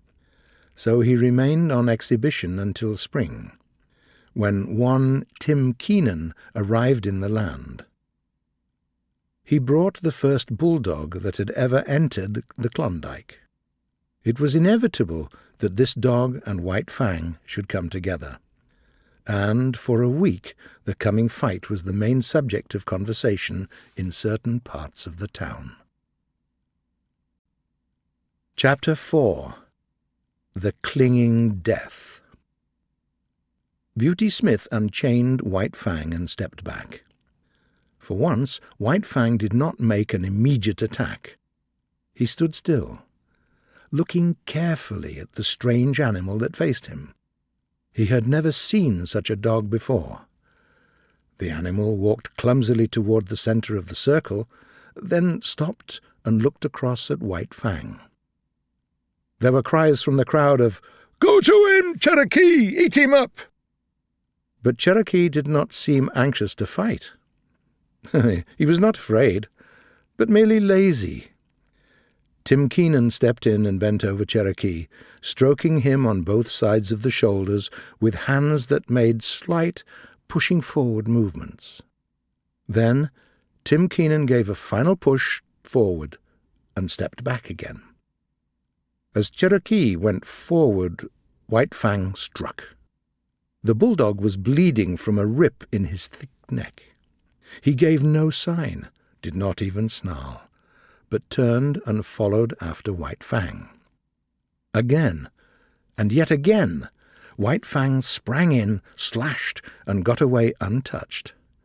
And still his strange enemy followed after him, not slowly, but determinedly, in a businesslike way. His every action was characterized with this purpose. It puzzled White Fang.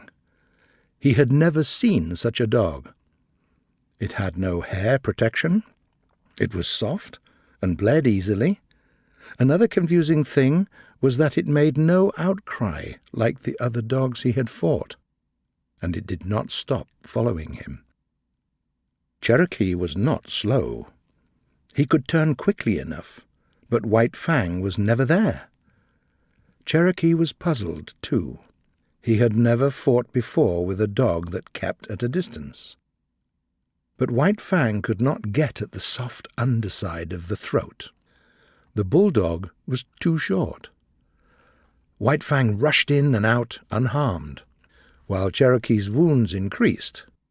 He bled freely, but still followed White Fang. Time and again White Fang had tried to knock Cherokee off his feet, but the difference in their height was too great. Then he had a chance to catch Cherokee with head turned away as he moved more slowly. His shoulder was left unprotected.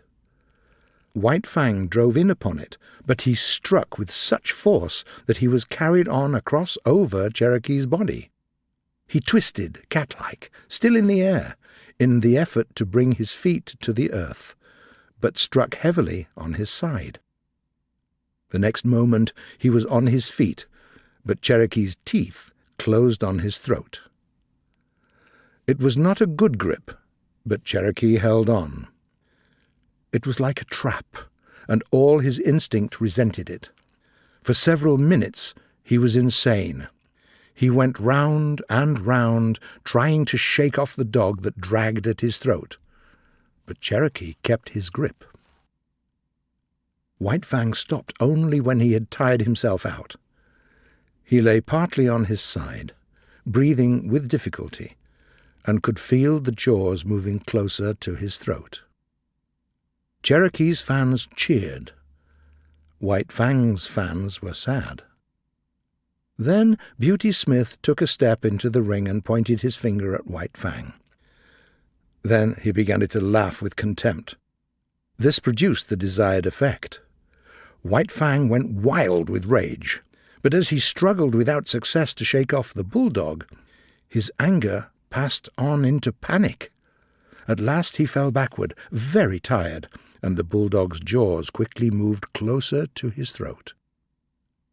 Shouts of applause went up for the winner, and there were many cries of, "Cherokee! Cherokee!" It was at this time that the spectators heard a sound of bells. Dog mushers' cries were heard. They were clearly coming from some trip. At sight of the crowd, they stopped their dogs and came over and joined it, curious to see the cause of the excitement. The dog musher wore a moustache, but the other, a taller and younger man, was smooth-shaven. White Fang had practically stopped struggling. Beauty Smith knew beyond doubt that the fight was lost. Then he flew into a rage. He sprang upon White Fang and began to kick him savagely. While this went on, Beauty Smith continued to kick White Fang. There was confusion in the crowd. The tall young newcomer was forcing his way into the ring. Then the newcomer's fist landed a heavy blow full in Beauty Smith's face, and he turned over backwards and struck the snow. The newcomer turned upon the crowd. "You cowards!" he cried. "You beasts!" He was in a rage himself, and when Beauty Smith regained his feet, he overthrew him with a second blow in the face. Beauty Smith decided that the snow was the safest place for him, and lay where he had fallen, making no effort to get up. "Come on, Matt, lend a hand," the newcomer called the dog musher who had followed him into the ring. Both men bent over the dogs. The younger man took the bulldog's jaws in his hands and tried to spread them while Matt took hold of White Fang, ready to pull when Cherokee's jaws should open. "It's no use, Mr. Scott, you can't open them that way," Matt said at last. The pair paused and examined the locked dogs. The younger man's excitement and fear for White Fang was growing. He struck Cherokee about the head savagely again and again, but that did not loosen the jaws. "Won't some of you help?" Scott cried at the crowd, but no help was offered. "You'll have to get a pry," Matt advised. The other drew his revolver and tried to thrust its muzzle between the bulldog's jaws. He pushed and pushed hard, till the grating of the steel against the locked teeth could be heard. Both men were on their knees bending over the dogs. Tim Keenan walked into the ring. He paused beside Scott and touched him on the shoulder, saying in a threatening tone, "Don't break his teeth, stranger." "Then I'll break his neck," Scott answered. "I said, don't break his teeth," Tim Keenan repeated more threateningly than before. But it did not work. Scott never gave up his efforts, though he looked up coolly and asked, "Your dog?" Tim Keenan grunted. "Then get in here and break his grip." "Well, stranger," the other spoke with irritation, "I don't know how to do it." "Then get out of my way," was the reply, "and don't bother me. I'm busy." Tim Keenan continued standing over him, but Scott paid no further attention to him. He had managed to get the muzzle in between the jaws on one side and was trying to get it out between the jaws on the other. When he did this, he pried gently and carefully, loosening the jaws a bit at a time, while Matt, a bit at a time, freed White Fang's mangled neck. "Stand by to receive your dog," was Scott's order to Cherokee's owner. Tim Keenan got a firm hold on Cherokee. "Now," Scott warned, giving the final pry. The dogs were drawn apart, the bulldog struggling fiercely. "Take him away," Scott commanded, and Tim Keenan dragged Cherokee back into the crowd. White Fang made an effort to get up, but his legs were too weak, and he fell back into the snow. Matt examined him. "He's badly injured and exhausted," he informed, "but he's breathing all right." Beauty Smith had got up and come over to look at White Fang. "Matt, how much is a good sled dog worth?" Scott asked. The dog musher, still on his knees over White Fang, calculated for a moment. $300, he answered. "And how much for one that's all mangled like this one?" Scott asked. "Half of that," was the dog musher's answer. Scott turned to Beauty Smith. "You hear that, Mr. Beast? I'm going to take your dog from you, and I'm going to give you $150 for him." He opened his pocketbook and counted out the bills. Beauty Smith put his hands behind his back, refusing to touch the money. "I'm not selling," he said. "Oh, yes, you are," the other assured him, "because I'm buying. Here's your money. The dog's mine." "All right," Beauty Smith spoke up with fear, "but I take the money under protest," he added. "A man's got his rights." "Correct," Scott answered, passing the money over to him. "A man's got his rights, but you're not a man. You're a beast." "Wait till I get back to Dawson," Beauty Smith threatened. "I'll have the law on you." "If you open your mouth when you get back to Dawson, I'll throw you out of town, understand?" Beauty Smith replied with a grunt. "Understand?" the other said with fierceness. "Yes," Beauty Smith grunted, stepping back. Scott turned his back on him and returned to help the dog musher, who was working over White Fang. Some of the men were already leaving. Others stood in groups, looking on and talking. Tim Keenan joined one of the groups. "Who's that guy?" he asked. "Weedon Scott," someone answered. "And who in the hell is Weedon Scott?" he demanded. "Oh, he's one of the mining experts. He's in with all the big bosses. If you want to keep out of trouble, you'll stay clear of him, that's my talk. The Gold Commissioner's a special friend of his." "I thought he must be somebody," was Tim Keenan's comment.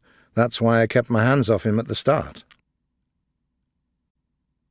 Chapter 5 The Indomitable. "It's hopeless," Weedon Scott said. He sat on the step of his cabin and stared at the dog musher, who answered with a shrug that was equally hopeless. Together they looked at White Fang at the end of his stretched chain, snarling, ferocious, trying to get at the sled dogs. "It's a wolf, and we can't tame it," Weedon Scott said. "Oh, I don't know about that," Matt objected. "There might be a lot of dog in him." The dog musher pointed at White Fang.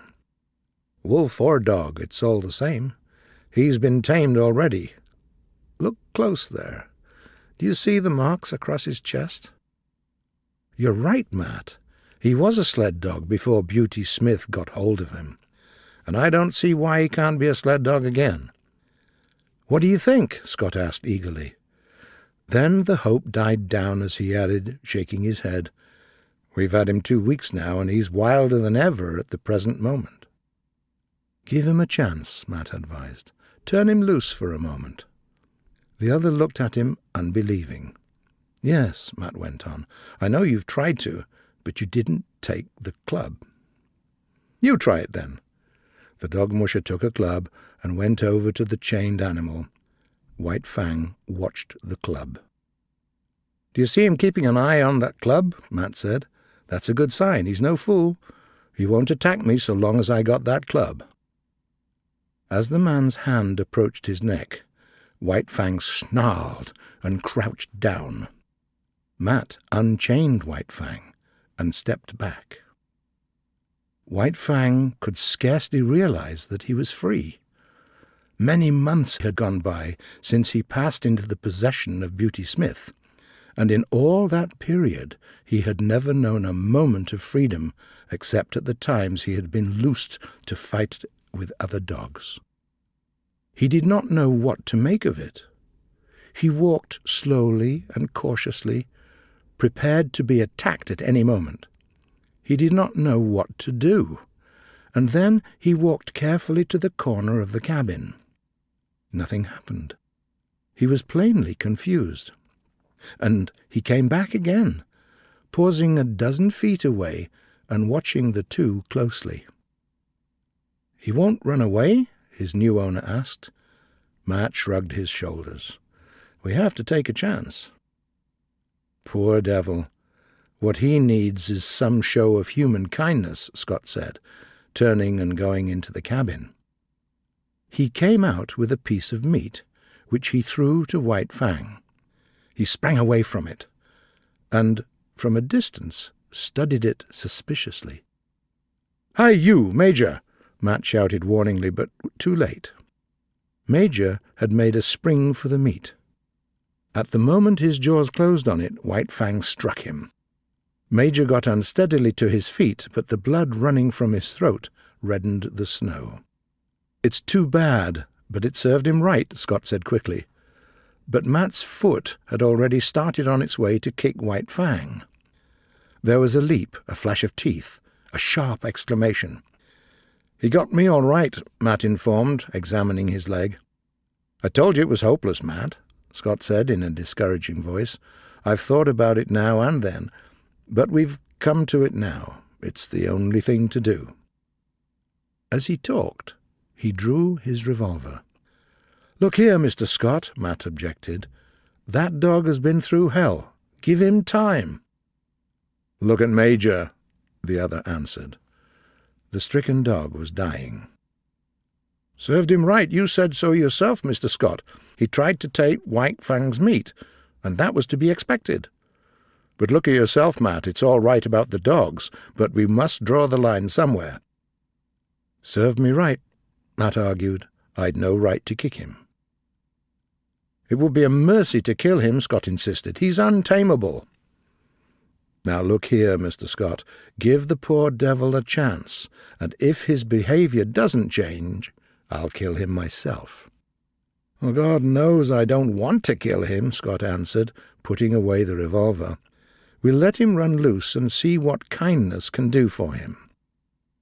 He walked over to White Fang and began talking to him gently and soothingly.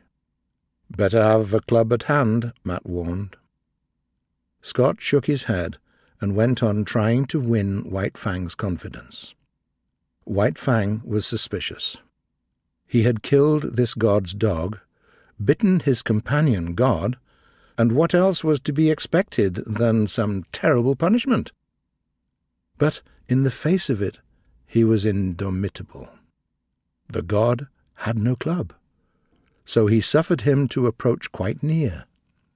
The god's hand had come out and was approaching his head. White Fang crouched under it.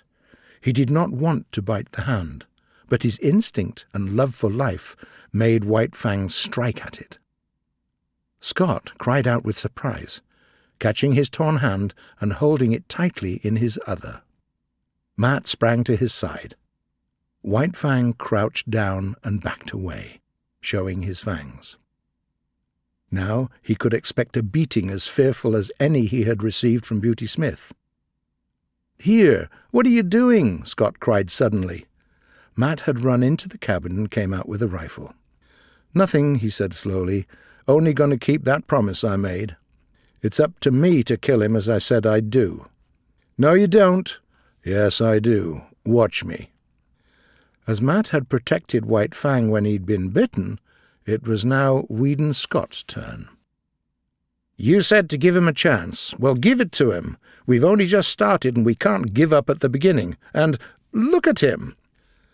White Fang near the corner of the cabin was snarling ferociously, not at Scott, but at the dog Musha. "Look at the intelligence of him," Scott went on quickly. "He knows the meaning of firearms as well as you do. He's got intelligence, and we've got to give that intelligence a chance. Put up the gun."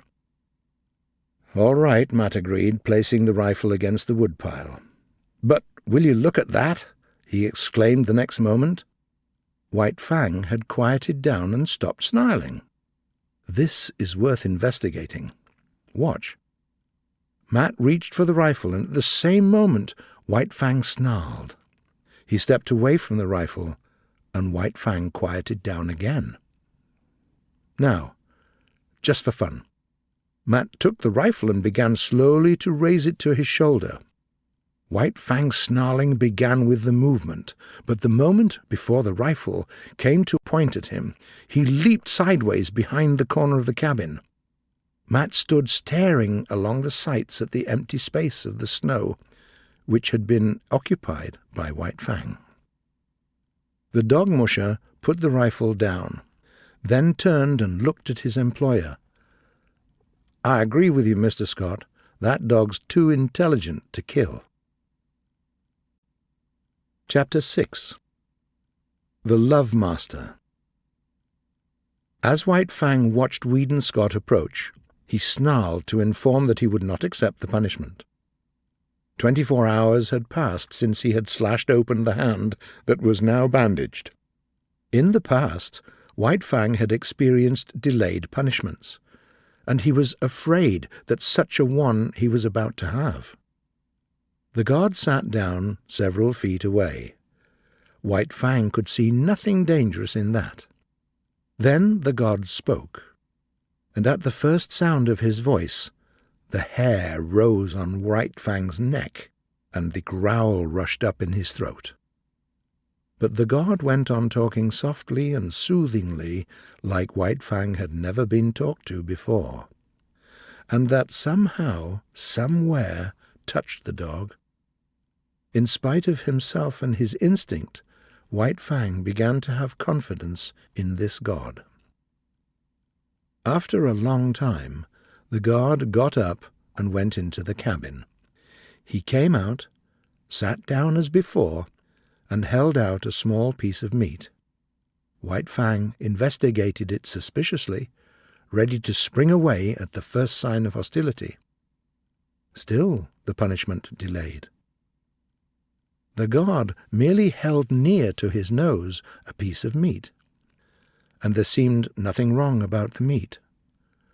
Still suspicious, White Fang refused to touch it. In past experience, meat and punishment had often been related.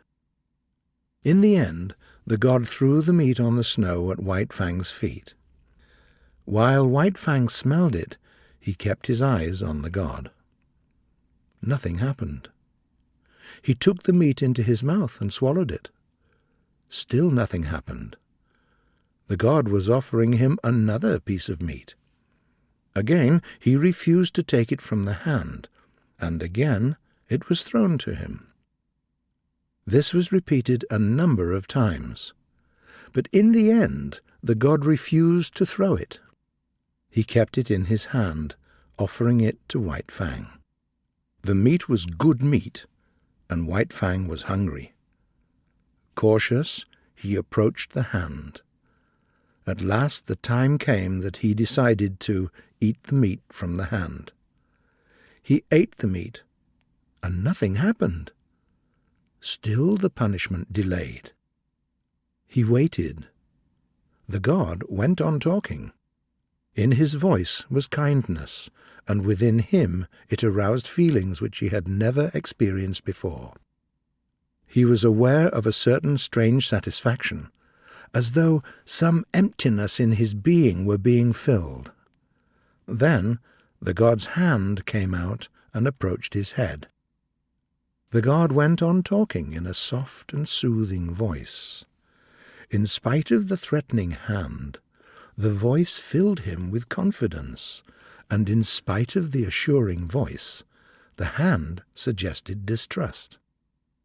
White Fang was torn by conflicting feelings. He compromised. He snarled, but he neither bit nor sprang away. The hand touched his hair. It was a torment, this hand that touched him and violated his instinct. But it was the will of the god, and he made himself accepted. The hand lifted and touched again in a gentle, patting movement. This continued, but every time the hand lifted, the hair lifted under it. And every time the hand touched White Fang, his ears flattened down, and a growl rushed up in his throat. White Fang experienced mixed feelings. It was distasteful to his instinct, and yet it was not physically painful. On the contrary, it was even pleasant in a physical way. Yet he continued to fear. "Holy smoke," said Matt, coming out of the cabin, surprised by the sight of Weedon Scott patting White Fang. As soon as his voice broke the silence, White Fang leaped back, snarling savagely at him. Matt looked at his employer with disapproval. Weedon Scott smiled, got up to his feet, and walked over to White Fang. He talked soothingly to him, but not for long, then slowly put out his hand, rested it on White Fang's head, and continued the interrupted patting. It was the beginning of the end for White Fang, the ending of the old life and the reign of hate. He knew a better life was dawning. Weedon Scott had gone to the roots of White Fang's nature, and with kindness touched to life potencies that had been subdued and almost disappeared. One such potency was love. But this love did not come in a day. It began with like, and slowly developed out of it. White Fang did not run away, though he was allowed to remain loose, because he liked this new god. This was certainly better than the life he had lived in the cage of Beauty Smith, and it was necessary that he should have some god. And so, because he needed a god, and because he preferred Weedon Scott to Beauty Smith, White Fang remained. In acknowledgment of loyalty, he started to guard his master's property. He walked about the cabin whilst the sled dogs slept, and the first night visitor to the cabin fought him off with a club until Weedon Scott came to the rescue. Weedon Scott had decided to compensate White Fang for the wrong mankind had done him, so he did his best to be especially kind to the fighting wolf. Each day he made it a point to pet White Fang, and to do it at length. At first, White Fang was suspicious and hostile, but then he grew to like this petting. But there was one thing that he could never get rid of: his growling. He would growl from the moment the petting began till it ended. But it was a growl with a new note to it, the note that was the slightest sign of satisfaction. As the days went by, the evolution of like into love went more quickly. White Fang himself began to grow aware of it. It showed itself to him as pain and unrest that was eased only by the new god's presence. White Fang was in the process of finding himself. In spite of the maturity of his years, his nature was further developing. His old rules of behavior were changing. In the past, he had liked comfort and relief from pain, disliked discomfort and pain, and had adjusted his actions accordingly. But now it was different. Because of this new feeling within him, he often chose discomfort and pain for the sake of his god. Thus, at night, when the god returned home, White Fang would leave the warm sleeping place in the snow in order to receive a friendly pat and a word of greeting. Like had been replaced by love. But White Fang was not demonstrative. He had never barked in his life, and he could not now learn to bark a welcome when his god approached. He was never in the way, never ran to meet his god. He waited at a distance, but he always waited, was always there. He learned to adjust himself in many ways to his new life. He understood that he must let his master's dogs alone. In the same way, he learned to tolerate Matt. But when he tried to put White Fang into the harness, he failed. Only Weedon Scott managed to do it. It was inevitable that White Fang should quickly become a sled leader. He could not be satisfied with less. But, though he worked in the sled in the day, White Fang did not give up the guarding of his master's property in the night. Thus, he was on duty all the time, the most valuable of all the dogs. In the late spring, a great trouble came to White Fang. The love master disappeared without warning. There had been warning, but White Fang did not understand the packing of a clothes bag. That night he waited for the master to return. At midnight the cold wind drove him to shelter at the back of the cabin. There he was, only half asleep, waiting for the first sound of the familiar step. But at 2 a.m, his anxiety drove him out to the cold porch, where he crouched and waited. The master didn't come. In the morning, the door opened, and Matt stepped outside. White Fang gazed at him wistfully. There was no common speech by which he might learn what he wanted to know. The days came and went, but the master didn't return. White Fang, who had never known sickness in his life, became sick. He became very sick, so sick that finally Matt had to bring him inside the cabin. Also, in writing to his employer, Matt devoted a postscript to White Fang. Reading the letter down in Circle City, Weedon Scott came upon the following. "That damn wolf won't work. He won't eat. He wants to know what has become of you, and I don't know how to tell him. Maybe he's going to die." It was as Matt had said. White Fang had stopped eating and lost heart. In the cabin, he lay on the floor near the stove, without interest in food, in Matt, nor in life. And then, one night, Matt heard a low whine from White Fang. He had got up upon his feet, his head turned towards the door, and he was listening carefully. A moment later, Matt heard a footstep. The door opened, and Weedon Scott stepped in. The 2 men shook hands. Then Scott looked around the room. "Where's the wolf?" he asked. Then he discovered him, standing where he had been lying near to the stove.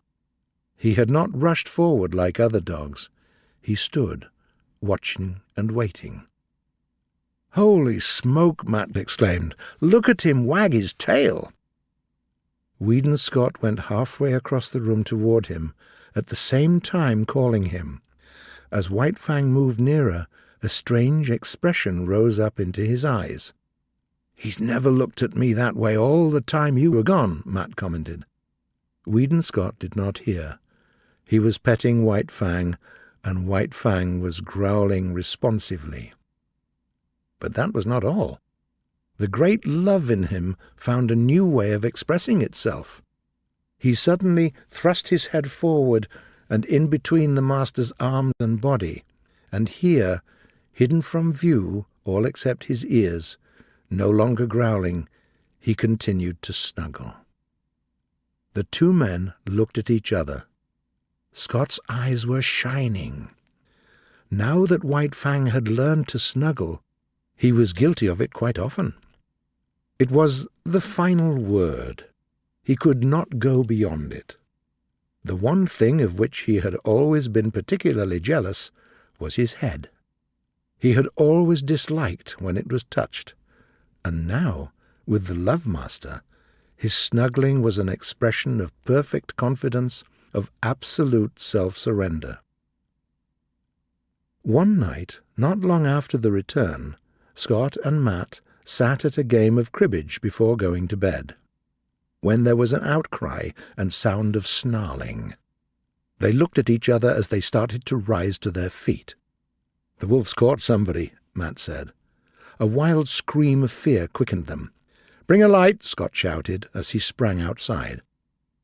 Matt followed with the lamp, and by its light they saw a man lying on his back in the snow. He held his arms, one above the other, across his face and throat. Thus he was trying to protect himself from White Fang's teeth. And there was need for it. White Fang was in a rage. The two men saw it, and the next moment Weedon Scott had White Fang by the throat and was dragging him away. Matt helped the man to his feet. It was Beauty Smith. At the same moment Matt noticed two objects lying in the snow: a steel dog chain and a club. Weedon Scott saw it too and nodded. Not a word was spoken. The dog musher laid his hand on Beauty Smith's shoulder and turned him round. No word needed to be spoken. Beauty Smith started. In the meantime, the love-master was patting White Fang and talking to him. "Tried to steal you, eh? And you wouldn't have it. Well, well, he made a mistake, didn't he?" White Fang still growled and growled, but a different soft note was growing in his throat. Part 5, Chapter 1. The Long Trail. It was in the air. White Fang sensed the coming disaster even before there was any evidence of it. "Listen to that, will you?" the dog musher exclaimed at supper one night. Weedon Scott listened. A low, anxious whine came through the door. Then there was a long sniff as White Fang reassured himself that his god was still inside and had not gone on another mysterious trip. "I do believe that wolf feels something," the dog musher said. Weedon Scott looked across at his companion. "What the devil can I do with a wolf in California?" he demanded. "White man's dogs would have no chance against him. He'd kill them as soon as he sees them. If he didn't bankrupt me with damage suits, the authorities would take him away from me and kill him." "He's a downright murderer, I know," was the dog musher's comment. Weedon Scott looked at him suspiciously. "It would never do," he said decisively. "It would never do," Matt agreed. "Why? You'd have to hire a man to take care of him." The other suspicion was allayed. He nodded cheerfully. In the silence that followed, the low whine was heard at the door, and then the long, questioning sniff. "There's no denying he thinks a hell of a lot of you," Matt said. The other looked at him in indignation. "Damn it all, man, I know my own mind and what's best." "I agree with you, only what?" Scott cried out. "Only, judging by your actions, one would think you didn't know your own mind." Weedon Scott argued with himself for a while, and then said more gently, "You're right, Matt. I don't know my own mind, and that's what's the trouble." "Why, it would be ridiculous for me to take that dog along," he said after another pause. "I agree with you," was Matt's answer, and again his employer was not quite satisfied with him. "But how he knows you're going is what surprises me," the dog masher continued innocently. "It's beyond me, Matt," Scott answered. Then the day came when, through the open cabin door, White Fang saw the fatal clothes bag on the floor, and the love-master packing things into it. His god was preparing for another trip, and since he had not taken him with him before, so now he could expect to be left behind. That night he lifted the long wolf howl. Inside the cabin, the two men had just gone to bed. "He's given up his food again. From the way he was sad the other time you went away, I wouldn't wonder this time he died," Matt said from his bed. "Oh, shut up," Scott cried out through the darkness. "You nag worse than a woman." "I agree with you," the dog musher answered, and Weedon Scott was not quite sure whether or not the other had snickered. The next day, White Fang's anxiety and restlessness were even more obvious. He followed his master whenever he left the cabin, and waited on the porch when he remained inside. Later on, two Indians arrived. He watched them closely as they took the luggage and went down the hill. But White Fang did not follow them. The master was still in the cabin. After a while, the master came to the door and called White Fang inside. "You poor devil," he said gently, rubbing White Fang's ears. "I'm hitting the long trail, old man, where you cannot follow. Now give me the last goodbye growl." But White Fang refused to growl. Instead, he snuggled in, hiding his head out of sight between the master's arm and body. "You've got to cut it short," Matt cried when he heard the whistle of a river steamboat. "Be sure and lock the front door. I'll go out the back. Get a move on." The two doors slammed at the same moment. A low whining and sobbing came from inside the door. "You must take good care of him, Matt," Scott said as they started down the hill. "Write and let me know how he gets along." "Sure," the dog musher answered, "but listen to that, will you?" Both men stopped. White Fang was howling as dogs howl when their masters lie dead. The Aurora was the first steamboat of the year for the outside, and her decks were full of lucky adventurers and broken gold seekers. Scott was shaking hands with Matt. Suddenly, Matt's hand went limp as his gaze shot past and remained fixed on something behind him. Scott turned to see. White Fang was sitting on the deck, several feet away, and looking at him wistfully. The dog musher swore softly. Scott could only look in wonder. "Did you lock the front door?" demanded Matt. The other nodded and asked, "How about the back?" "You just bet I did," was the reply. "I'll have to take him ashore with me," said Matt. But when Matt made a couple of steps toward White Fang, the latter leaped away from him and escaped all Matt's efforts to catch him. But when the love-master spoke, White Fang came to him obediently. Suddenly, Scott bent closer and pointed out fresh-made cuts on his muzzle. Matt bent over and passed his hand along White Fang's belly. "We forgot the window. He's all cut underneath." But Weedon Scott was not listening. He was thinking quickly. Matt loosened the bandana from his own neck and started to put it around White Fang's. Scott seized the dog musher's hand. "Goodbye, Matt, old man. About the wolf, you needn't write." "What?" the dog musher cried out. "You don't mean to say that—" "The very thing I mean. Here's your bandana. I'll write to you about him." As the Aurora sailed off the bank, Weedon Scott waved the last goodbye. Then he turned and bent over White Fang, standing by his side. "Now growl, damn you, growl," he said as he patted the dog's head and rubbed his ears. Chapter 2. The Southland. White Fang landed from the steamer in San Francisco. He was frightened and astonished. There were so many gods. He was made dizzy by the crowds of them. The thunder of the streets deafened him. He was puzzled by the intensive and endless rush and movement of things. As never before, he felt his dependence on the love-master, whom he followed closely, never losing sight of him. But White Fang was to have no more than a nightmare vision of the city. He was put into a baggage car by the master, chained in a corner next to the pile of clothes bags. Here he smelled out the master's clothes bags and began to guard them. "About time you come," growled the god of the car an hour later. But when Weedon Scott appeared at the door, "That dog of yours won't let me lay a finger on your stuff."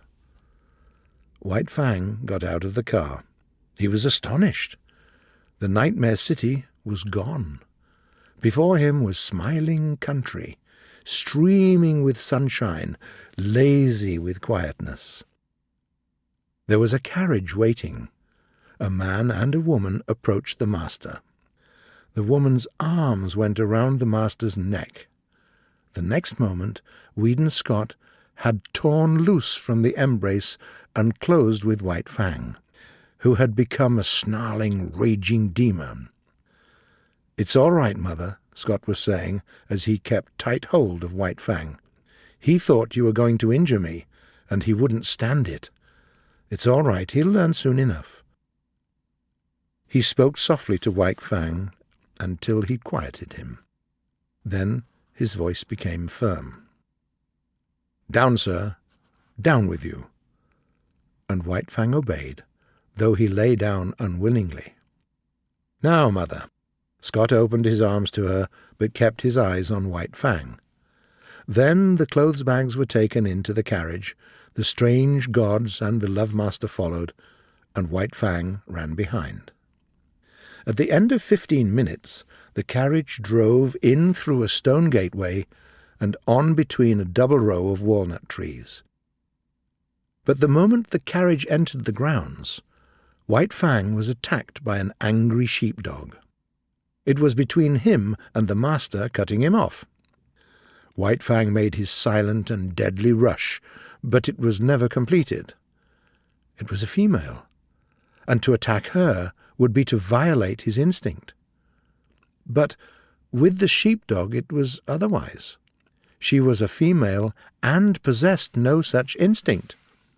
He backed away and tried to go around her, but to no purpose. She remained always between him and the way he wanted to go. "Here, Collie," called the strange man in the carriage. Weedon Scott laughed. "Never mind, Father. It's good discipline. White Fang will have to learn many things, and it's just as well that he begins now." The carriage drove on, carrying the master away, and still Collie blocked White Fang's way. The situation was desperate, so he turned upon her and, shoulder to shoulder, struck her. The sheepdog was overthrown. White Fang did not wait. The way was clear, and that was all he had wanted. She took after him. As he rounded the house, he came upon the carriage. It had stopped, and the master was getting out. At this moment, still running at top speed, White Fang became suddenly aware of an attack from the side. It was a deer-hound rushing upon him. White Fang tried to face it, but he was going too fast, and the hound was too close. It struck him on the side, and White Fang was overthrown and rolled clear over. He regained his feet, his fangs barely missing the hound's throat. The master was running up, but was too far away, and it was Collie that saved the hound's life. Before White Fang could spring in and deliver his fatal stroke, Collie arrived. She struck White Fang while he was still in his spring, and again he was knocked off his feet and rolled over. The next moment the master arrived, and with one hand held White Fang, while the father called off the dogs. "I say, this is a pretty warm reception for a poor lonely wolf from the Arctic," the master said, while White Fang calmed down under his hand. The carriage had driven away, and other strange gods had appeared from out of the house. The hound, under the command, "Dick, lie down, sir," had gone up the steps and lain down to one side of the porch, still growling and keeping a watch on the strange animal. Collie had been taken in charge by one of the women gods, who held arms around her neck and petted her. All the gods started up the steps to enter the house. White Fang followed the master closely. Dick, on the porch, growled, and White Fang on the steps growled back.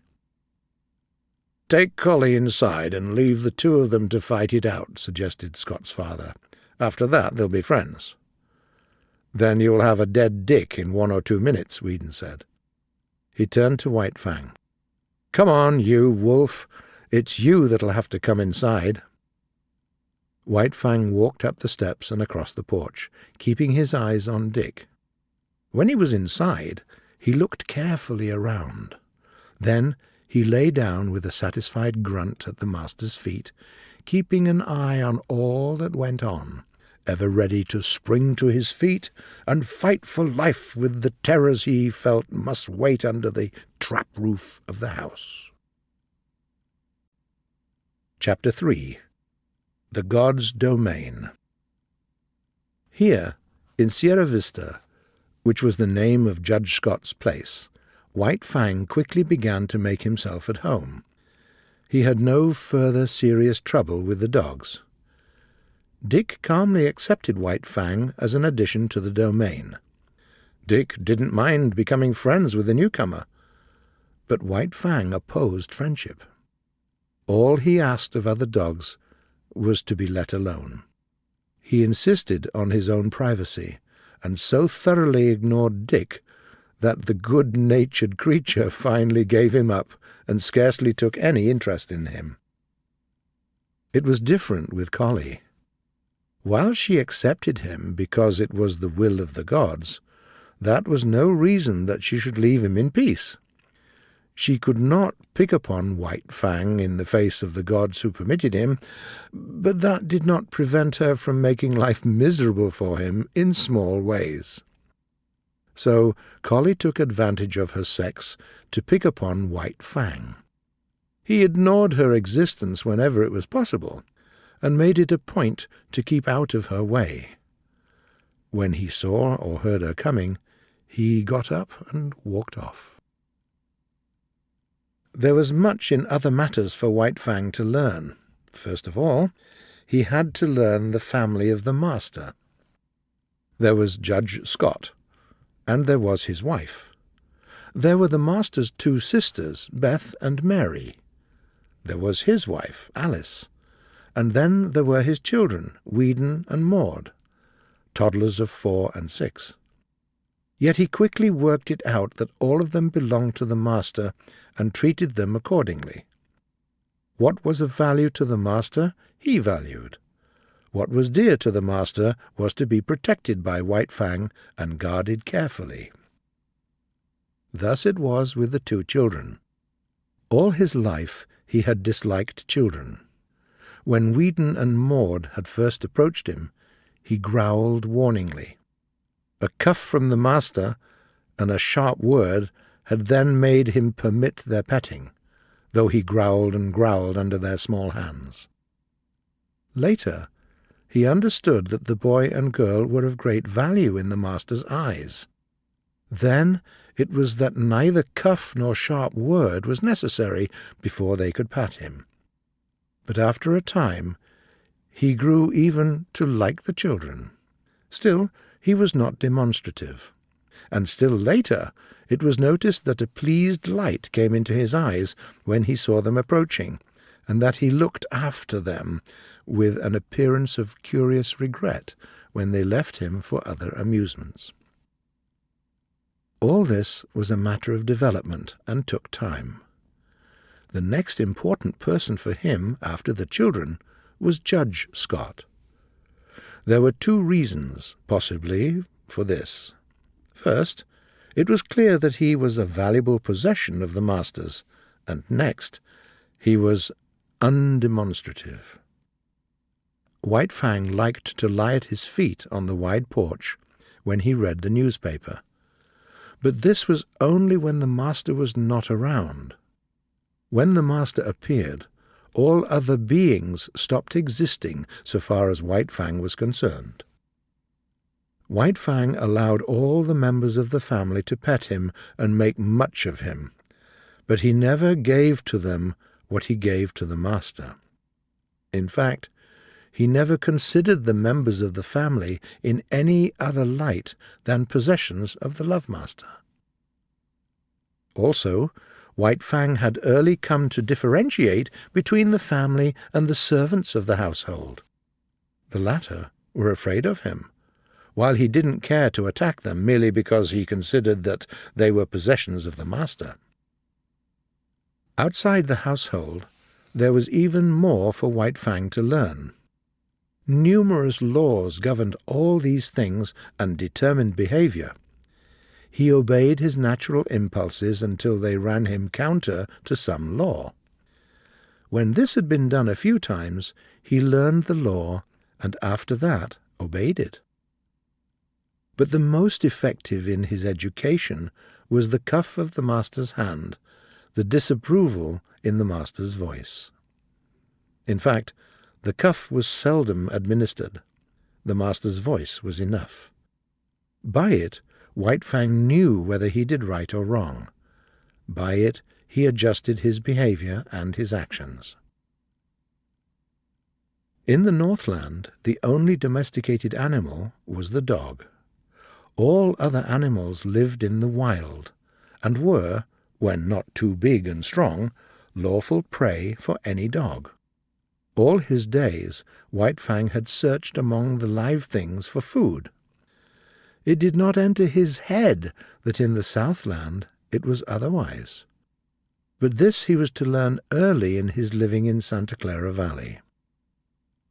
Walking around the corner of the house in the early morning, he came upon a chicken. White Fang's natural impulse was to eat it. Later in the day, he came upon another chicken near the stables. One of the grooms ran to the rescue. He did not know White Fang's breed, so he took a light whip for a weapon. At the first cut of the whip, White Fang left the chicken for the man. The groom cried out, "My God!" and stepped backwards. He dropped the whip and protected his throat with his arms. As a result, his forearms were ripped open to the bone. At this moment, Collie appeared on the scene. As she had saved Dick's life, she now saved the groom's. She rushed upon White Fang, and the groom escaped into the stables. White Fang backed away before Collie's teeth, and then ran away from her across the fields. "He'll learn to leave chickens alone," the master said, "but I can't give him the lesson until I catch him in the act." The act came 2 nights later. White Fang had watched closely the chicken yards and the habits of the chickens. In the night time, he climbed to the top of a woodpile. From there, he reached the roof of a chicken house and jumped down to the ground inside. A moment later, he was inside the house, and the cruel killing began. In the morning, when the master came out to the porch, 50 white hens laid out in a row by the groom greeted his eyes. He whistled to himself softly, first with surprise, and then at the end with admiration. His eyes were likewise greeted by White Fang, but about the latter there were no signs of shame or guilt. The master's lip tightened as he faced the unpleasant task. Then he talked sharply to the guilty dog. In his voice there was nothing but godlike anger. Also, he held White Fang's nose down to the killed hens, and, at the same time, cuffed him soundly. White Fang never hunted hens again.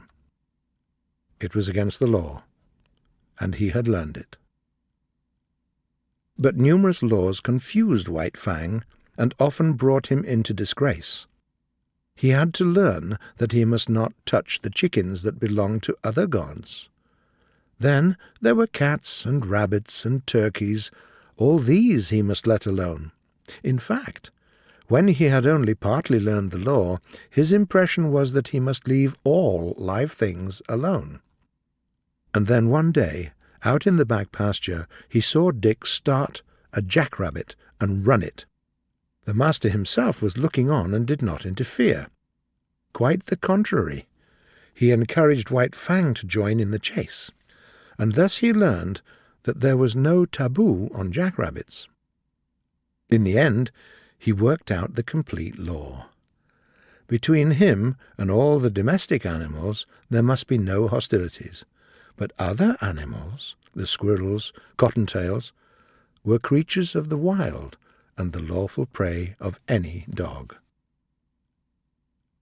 Life was complex in the Santa Clara Valley, after the simplicities of the Northland. Life demanded of him immediate and endless adjustments and correspondences, and made him almost always suppress his natural impulses. It was not all easy for White Fang. Running behind the carriage in the outskirts of San Jose, he met certain small boys who made a practice of throwing stones at him. Yet he knew that he was not permitted to follow and attack them. Here he had to violate his instinct of self-preservation, and he did so, for he was becoming tame. Nevertheless, White Fang was not quite satisfied with such situation until one day the master sprang from the carriage with a whip in his hand and gave the stone-throwers a lesson. After that, they didn't throw stones any more, and White Fang understood and was satisfied. He also had another experience of similar nature. On the way to town, hanging around the saloon at the crossroads, there were 3 dogs that made a practice of rushing out upon him when he went by. After the first rush, each time, his snarl kept the 3 dogs at a distance, but they trailed along behind, yelping. This continued for some time. The men at the saloon even urged the dogs on to attack White Fang.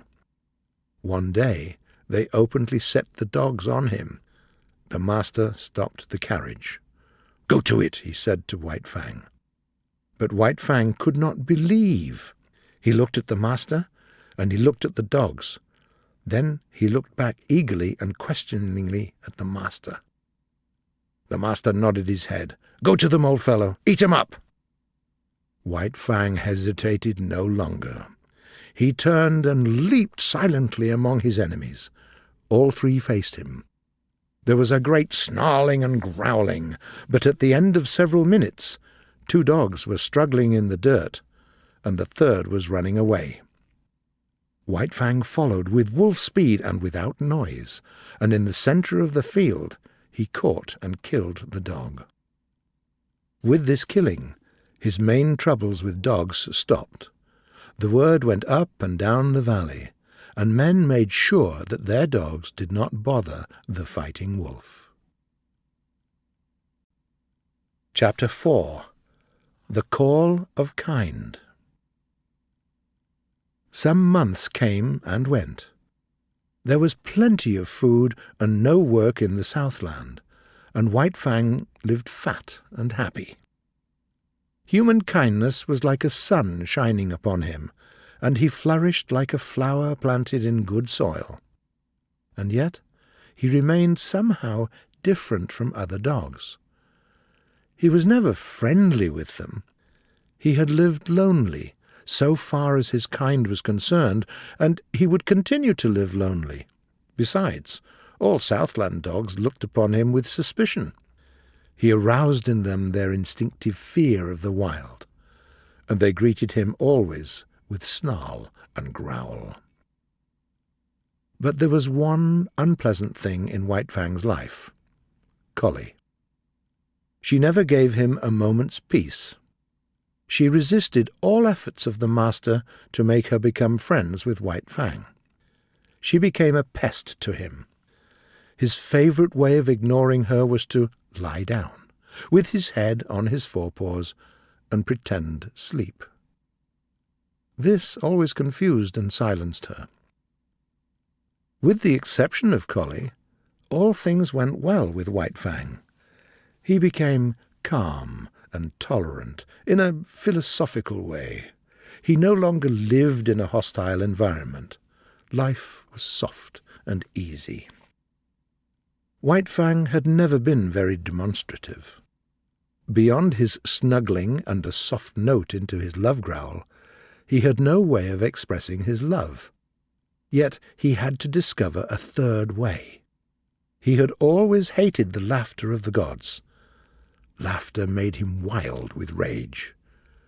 But he couldn't be angry with the Love Master, and when that god laughed at him in a good-natured way, he was surprised and confused. He could not be angry, yet he had to do something. At first he was dignified, and the master laughed the harder. Then he tried to be more dignified, and the master laughed harder than before. In the end, the master laughed him out of his dignity. His jaws slightly parted, his lips lifted a little, and a quizzical expression that was more love than humour came into his eyes. He had learned to laugh. Likewise, he learned to play with the master, but nobody else ever played with White Fang. He did not permit it. He allowed the master certain liberties, but he didn't want to become a common dog, loving here and loving there, everybody's property for play and a good time. He loved with single heart, and refused to cheapen himself or his love. The master went out on horseback a great deal, and to accompany him was one of White Fang's chief duties in life. He showed loyalty in the new way by running with the master's horse. It was in connection with the riding that White Fang learned one more way of expressing himself, all the more remarkable as he did it only twice in all his life. The first time was when the master was trying to teach a spirited horse the method of opening and closing gates without the rider's dismounting. White Fang watched the performance with increasing anxiety until he could not control himself any longer, when he sprang in front of the horse and barked savagely and warningly. Though he often tried to bark after that time, and the master encouraged him, he succeeded only once, and then it was not in the master's presence. The Love Master was riding across the pasture when a jackrabbit rising suddenly under the horse's feet made it stumble. The master fell to earth and broke his leg. "Home! Go home!" the master commanded when he realized his injury. White Fang didn't want to leave him. The master thought of writing a note, searched his pockets for pencil and paper, but found none. Then he talked to White Fang gently, but seriously, and the dog listened carefully. "That's all right, old fellow. You just run along home," Whedon said. "Go on home and tell them what's happened to me. Home with you, you wolf. Get along home." White Fang knew the meaning of home, and though he did not understand the rest of the master's words, he knew it was his will that he should go home. The family was on the porch when White Fang arrived. He came in among them, breathing heavily, covered with dust. "Whedon's back," Whedon's mother said. The children welcomed White Fang with glad cries and ran to meet him. He growled and tried to push past them. Their mother looked anxiously in their direction. "He makes me nervous around the children," she said. "I'm afraid that he will attack them unexpectedly some day." Growling savagely, White Fang overturned the boy and girl. The mother called them to her and comforted them, telling them not to bother White Fang. "A wolf is a wolf," commented Judge Scott. "There's no trusting one." He did not finish his sentence. White Fang stood before him, growling fiercely. "Go away! Lie down, sir," Judge Scott commanded. White Fang turned to the Love Master's wife. She screamed with fright as he seized her dress in his teeth and dragged on it till the fabric tore away. By this time he had become the centre of interest. He had stopped growling and stood, head up, looking into their faces. "He's trying to speak, I do believe," Beth said. At this moment speech came to White Fang, rushing up in a great burst of barking. "Something's happened to Whedon," his wife said decisively. They were all on their feet now, and White Fang ran down the steps, looking back for them to follow. For the second and last time in his life he had barked and made himself understood. After this event, he found a warmer place in the hearts of the Sierra Vista people. The days came and went, but as they grew shorter, and White Fang's second winter in the Southland came on, he made a strange discovery. Collie's teeth were no longer sharp. There was a playfulness about her bites, and a gentleness that prevented them from really hurting him. He forgot she had become a pest to him, and when she ran around him playfully, he responded solemnly, trying to be playful and becoming no more than ridiculous. One day she led him off on a long chase through the back pasture land into the woods. It was the afternoon that the master was to ride, and White Fang knew it. White Fang hesitated. But there was something in him deeper than all the law he had learned, than his love for the master, than the very will to live of himself, and when, in the moment of his hesitation, Collie bit him and leaped off, he turned and followed after. The master rode alone that day, and in the woods White Fang ran with Collie, side by side, as his mother, Quiche, and old One-Eye had run long years before in the silent Northland forest. Chapter 5. The Sleeping Wolf. It was about this time that the newspapers were full of the escape of a criminal from San Quentin prison. Jim Hall was a ferocious man. In San Quentin prison, he had proved incorrigible and went to live in the incorrigible cell. The cell was of iron, the floor, the walls, and the roof. He never left his cell. He never saw the sky or the sunshine. He saw no human face, spoke to no human thing. He hated all things. He was a human beast. And then one night he escaped.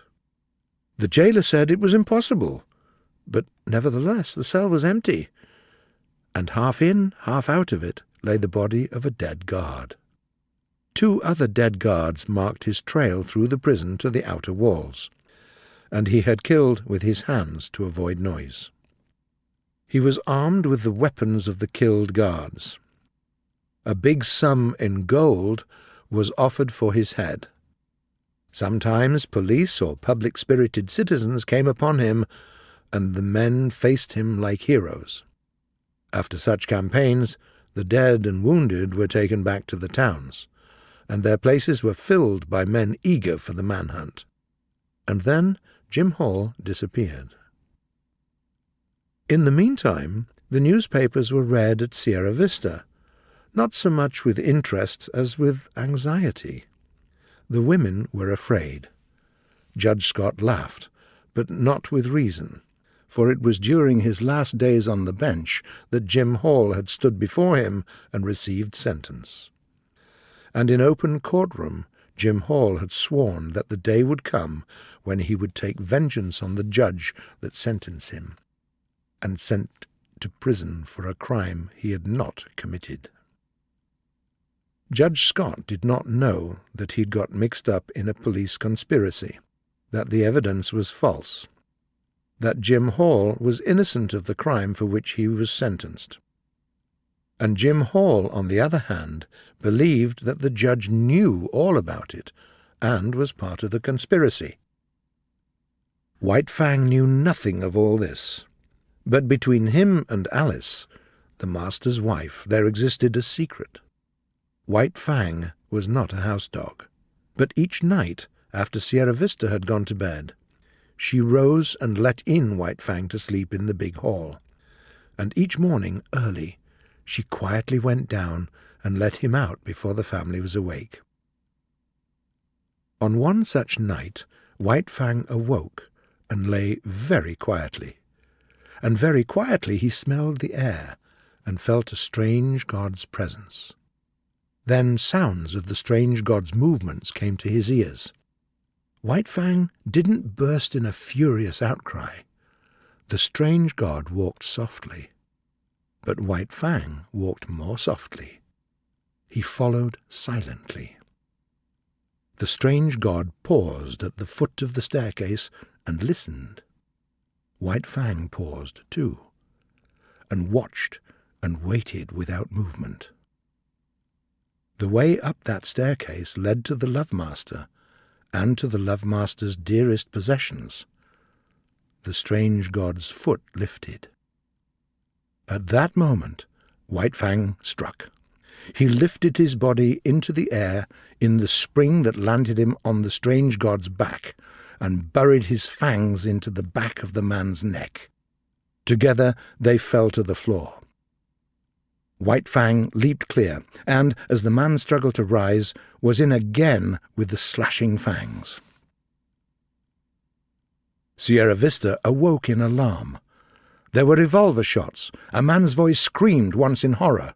There was a great snarling and growling. But the noise quickly died away, and struggle had not lasted more than 3 minutes. The frightened household gathered at the top of the stairway. Weedon Scott pressed a button, and the staircase and downstairs hall were lighted up. Then he and Judge Scott, holding revolvers in hands, cautiously went downstairs. There was no need for this caution. White Fang had done his work. A man lay among the broken furniture. Weedon Scott bent over and turned the man's face upward. A ripped throat explained the manner of his death. "Jim Hall," said Judge Scott, and father and son looked at each other. Then they turned to White Fang. He, too, was lying on his side. As Weedon Scott bent over him, his eyelids went shut, and his whole body seemed to relax and flatten out on the floor. "He's badly injured, poor devil," the master said quietly. "We'll see about that," answered the judge as he started for the telephone. "Frankly, he has 1 chance in 1,000, informed the doctor after he had worked an hour and a half on White Fang.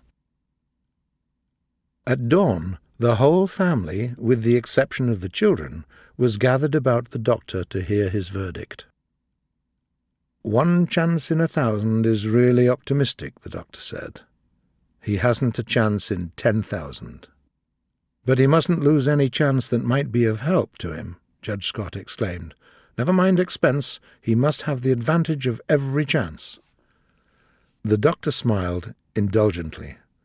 "Of course, I understand. He deserves all that can be done for him. He must be nursed as you would nurse a human being, a sick child. I'll be back at 10 o'clock again." White Fang received the nursing and won out on the 1 chance in 10,000 that the doctor had denied him.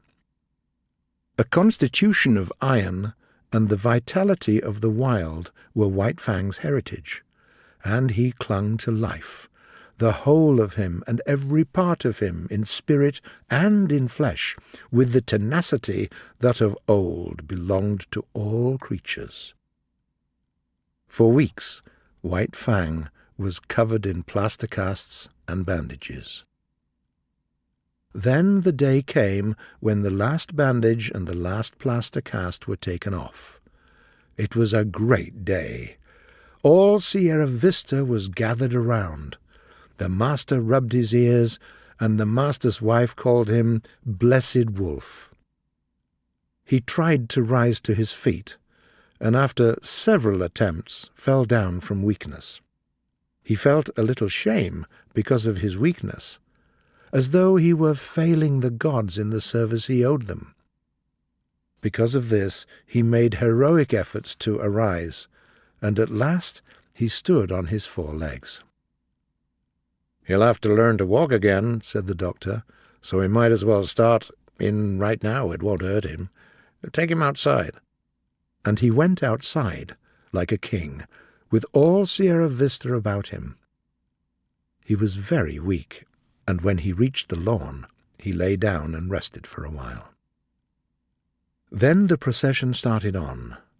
The stables were reached, and there in the doorway lay Collie, and a half-dozen puppies were playing around her in the sun. White Fang looked on with a wondering eye. Collie snarled warningly at him, and he was careful to keep his distance. The master with his toe helped one puppy toward him. Collie watched him jealously, and with a snarl warned him that all was not well. White Fang watched the puppy curiously. Then their noses touched, and he felt the warm little tongue of the puppy on his nose.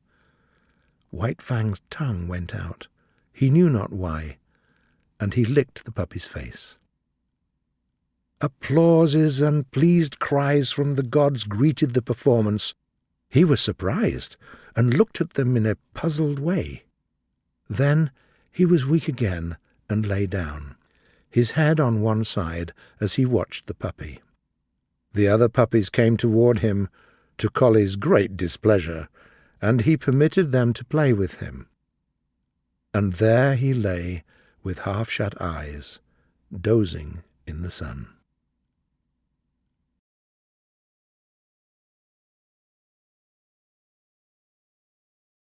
The Son of the Wolf. Tales of the Far North by Jack London. To the sons of the wolf, who sought their heritage and left their bones among the shadows of the circle. The Son of the Wolf. Man rarely places a proper valuation upon his womankind, at least not until deprived of them. He has no conception of the subtle atmosphere exhaled by the sex feminine so long as he bathes in it. But let it be withdrawn, and an ever-growing void begins to manifest itself in his existence, and he becomes hungry, in a vague sort of way, for a something so indefinite that he cannot characterize it. If his comrades have no more experience than himself, they will shake their heads dubiously and dose him with strong physic. But the hunger will continue and become stronger. He will lose interest in the things of his everyday life and wax morbid. And one day, when the emptiness has become unbearable, a revelation will dawn upon him.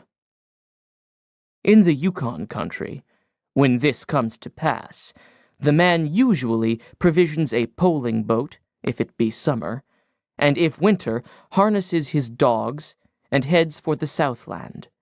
A few months later, supposing him to be possessed of a faith in the country, he returns with a wife to share with him in that faith, and, incidentally, in his hardships. This but serves to show the innate selfishness of man.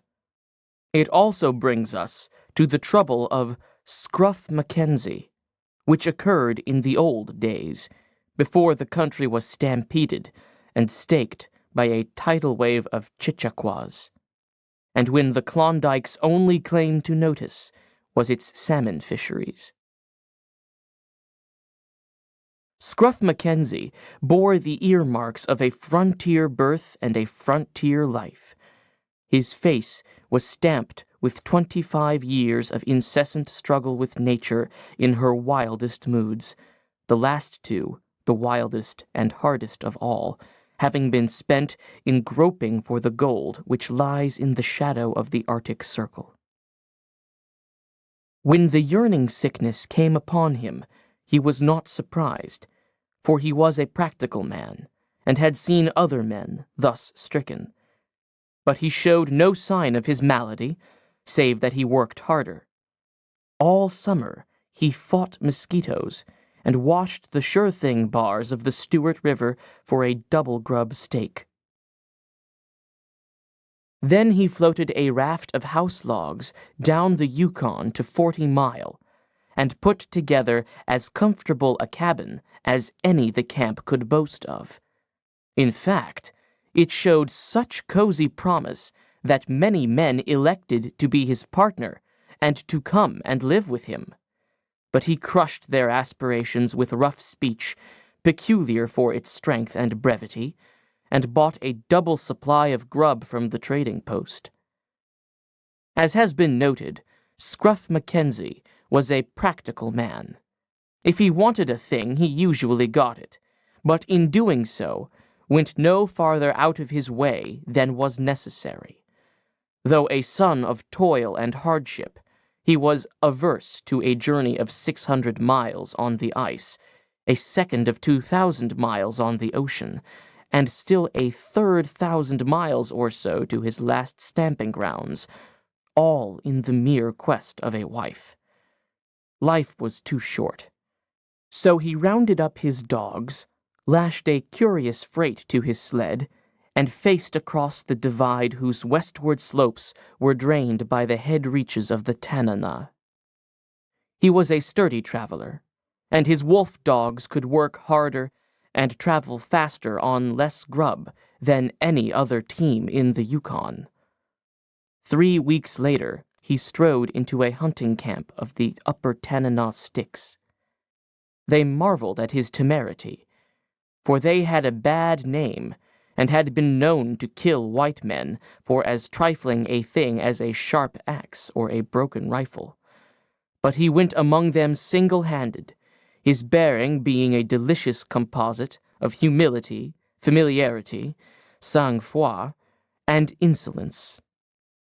It required a deft hand and deep knowledge of the barbaric mind effectually to handle such diverse weapons. But he was a past master in the art, knowing when to conciliate and when to threaten with Jove-like wrath. He first made obeisance to the chief Thling Tinna, presenting him with a couple of pounds of black tea and tobacco, and thereby winning his most cordial regard. Then he mingled with the men and maidens, and that night gave a potlatch. The snow was beaten down in the form of an oblong, perhaps 100 feet in length and quarter as many across. Down the center a long fire was built, while either side was carpeted with spruce boughs. The lodges were forsaken, and the 50 or so members of the tribe gave tongue to their folk chants in honor of their guest. Scruff Mackenzie's 2 years had taught him the not many 100 words of their vocabulary, and he had likewise conquered their deep gutturals, their Japanese idioms, constructions, and honorific and agglutinative particles. So he made oration after their manner, satisfying their instinctive poetry love with crude flights of eloquence and metaphorical contortions. After Thling Tinne and the shaman had responded in kind, he made trifling presents to the menfolk, joined in their singing, and proved an expert in their 52-stick gambling game. And they smoked his tobacco and were pleased. But among the younger men, there was a defiant attitude, a spirit of braggadocio, easily understood by the raw insinuations of the toothless squaws and the giggling of the maidens.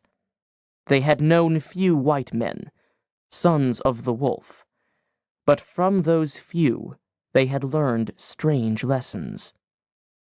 Nor had Scruff Mackenzie, for all his seeming carelessness, failed to note these phenomena. In truth, rolled in his sleeping furs, he thought it all over, thought seriously, and emptied many pipes in mapping out a campaign. One maiden only had caught his fancy, none other than Zarinska, daughter to the chief.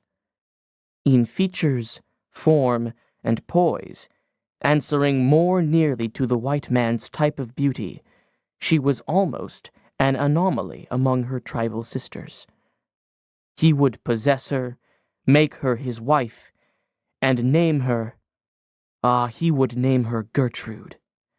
Having thus decided, he rolled over on his side and dropped off to sleep, a true son of his all-conquering race. It was slow work and a stiff game, but Scruff Mackenzie maneuvered cunningly, with an unconcern which served to puzzle the sticks.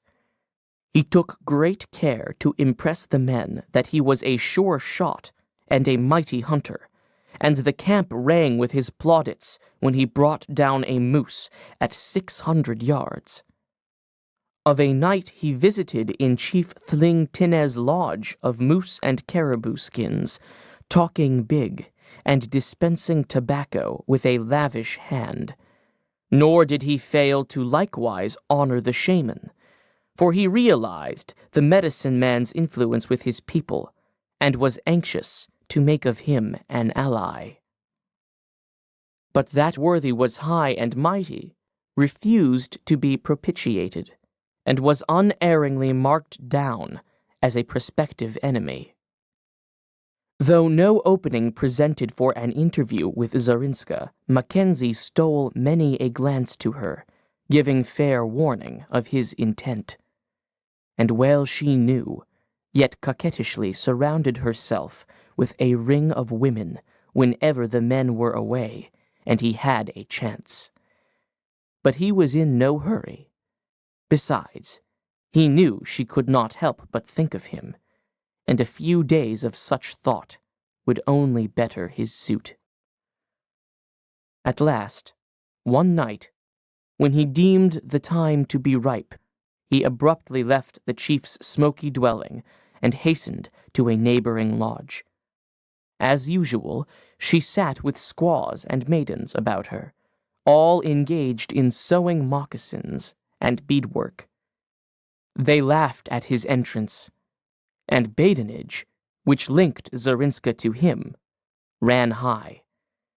But one after the other they were unceremoniously bundled into the outer snow, whence they hurried to spread the tale through all the camp. His cause was well pleaded in her tongue, for she did not know his, and at the end of 2 hours he rose to go.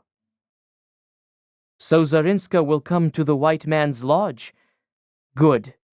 I go now to have talk with thy father, for he may not be so minded, and I will give him many tokens, but he must not ask too much. If he say no, good, Zarinska shall yet come to the white man's lodge. He had already lifted the skin flap to depart, when a low exclamation brought him back to the girl's side. She brought herself to her knees on the bearskin mat, her face aglow with true eve light, and shyly unbuckled his heavy belt. He looked down, perplexed, suspicious, his ears alert for the slightest sound without. But her next move disarmed his doubt, and he smiled with pleasure. She took from her sewing bag a moose-hide sheath, brave with bright beadwork, fantastically designed. She drew his great hunting knife, gazed reverently along the keen edge, half tempted to try it with her thumb, and shot it into place in its new home. Then she slipped the sheath along the belt to its customary resting place, just above the hip. For all the world, it was like a scene of olden time, a lady and her knight. Mackenzie drew her up full height and swept her red lips with his mustache, the, to her, foreign caress of the wolf. It was a meeting of the Stone Age and the steel. There was a thrill of excitement in the air as Scruff Mackenzie, a bulky bundle under his arm, threw open the flap of Thling Tinez's tent. Children were running about in the open, dragging dry wood to the scene of the potlatch. A babble of women's voices was growing in intensity, The young men were consulting in sullen groups, while from the shaman's lodge rose the eerie sounds of an incantation. The chief was alone with his blear-eyed wife, but a glance sufficed to tell Mackenzie that the news was already old. So he plunged at once into the business, shifting the beaded sheath prominently to the fore, as advertisement of the betrothal. O Thling Tinne, mighty chief of the Styx, and the land of the Tanana, ruler of the salmon and the bear, the moose and the caribou, the white man is before thee with a great purpose. Many moons has his lodge been empty, and he is lonely, and his heart has eaten itself in silence, and grown hungry for a woman to sit beside him in his lodge, to meet him from the hunt with warm fire and good food. He has heard strange things, the patter of baby moccasins, and the sound of children's voices. And one night a vision came upon him, and he beheld the raven, who is thy father, the great raven, who is the father of all the Styx. And the raven spake to the lonely white man, saying, Bind thou thy moccasins upon thee, and gird thy snowshoes on, and lash thy sled with food for many sleeps, and fine tokens for the chief Thling Tinne. For thou shalt turn thy face to where the mid-spring sun is wont to sink below the land, and journey to this great chief's hunting grounds. There thou shalt make big presents, and Thling Tinne, who is my son, shall become to thee as a father. In his lodge there is a maiden, into whom I breathed the breath of life for thee. This maiden shalt thou take to wife.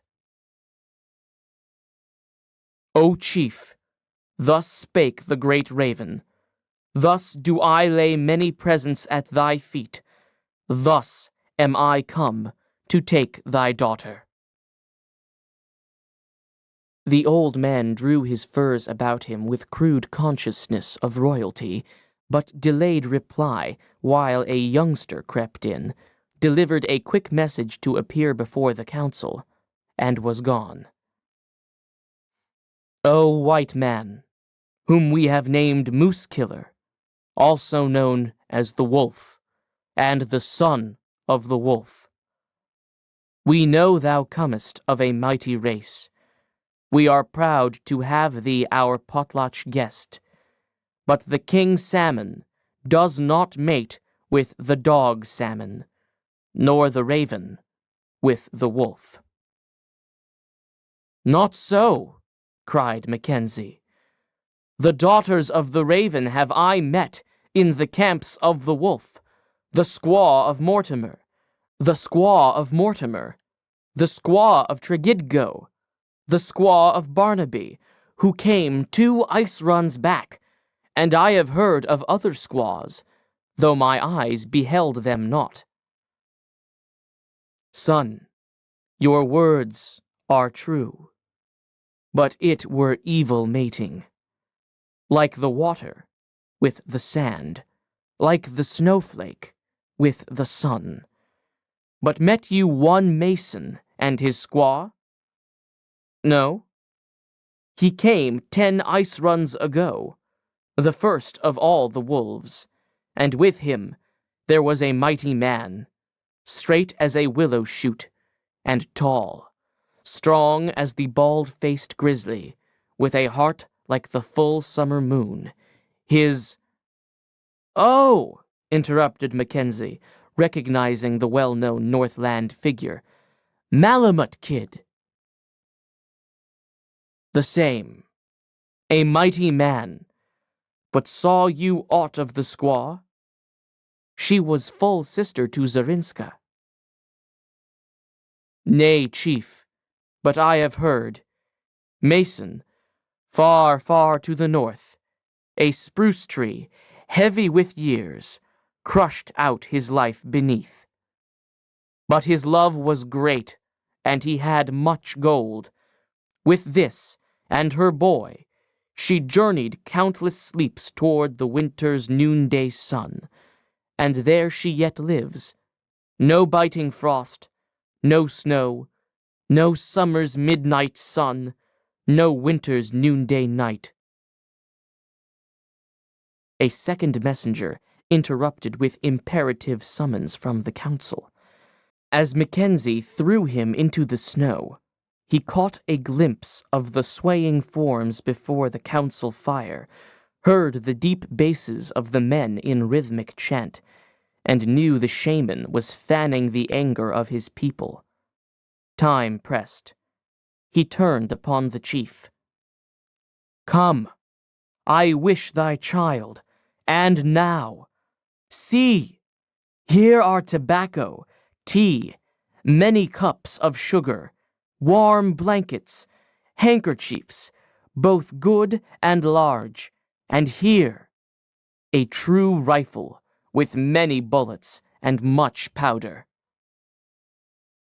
"Nay," replied the old man, struggling against the great wealth spread before him. "Even now are my people come together.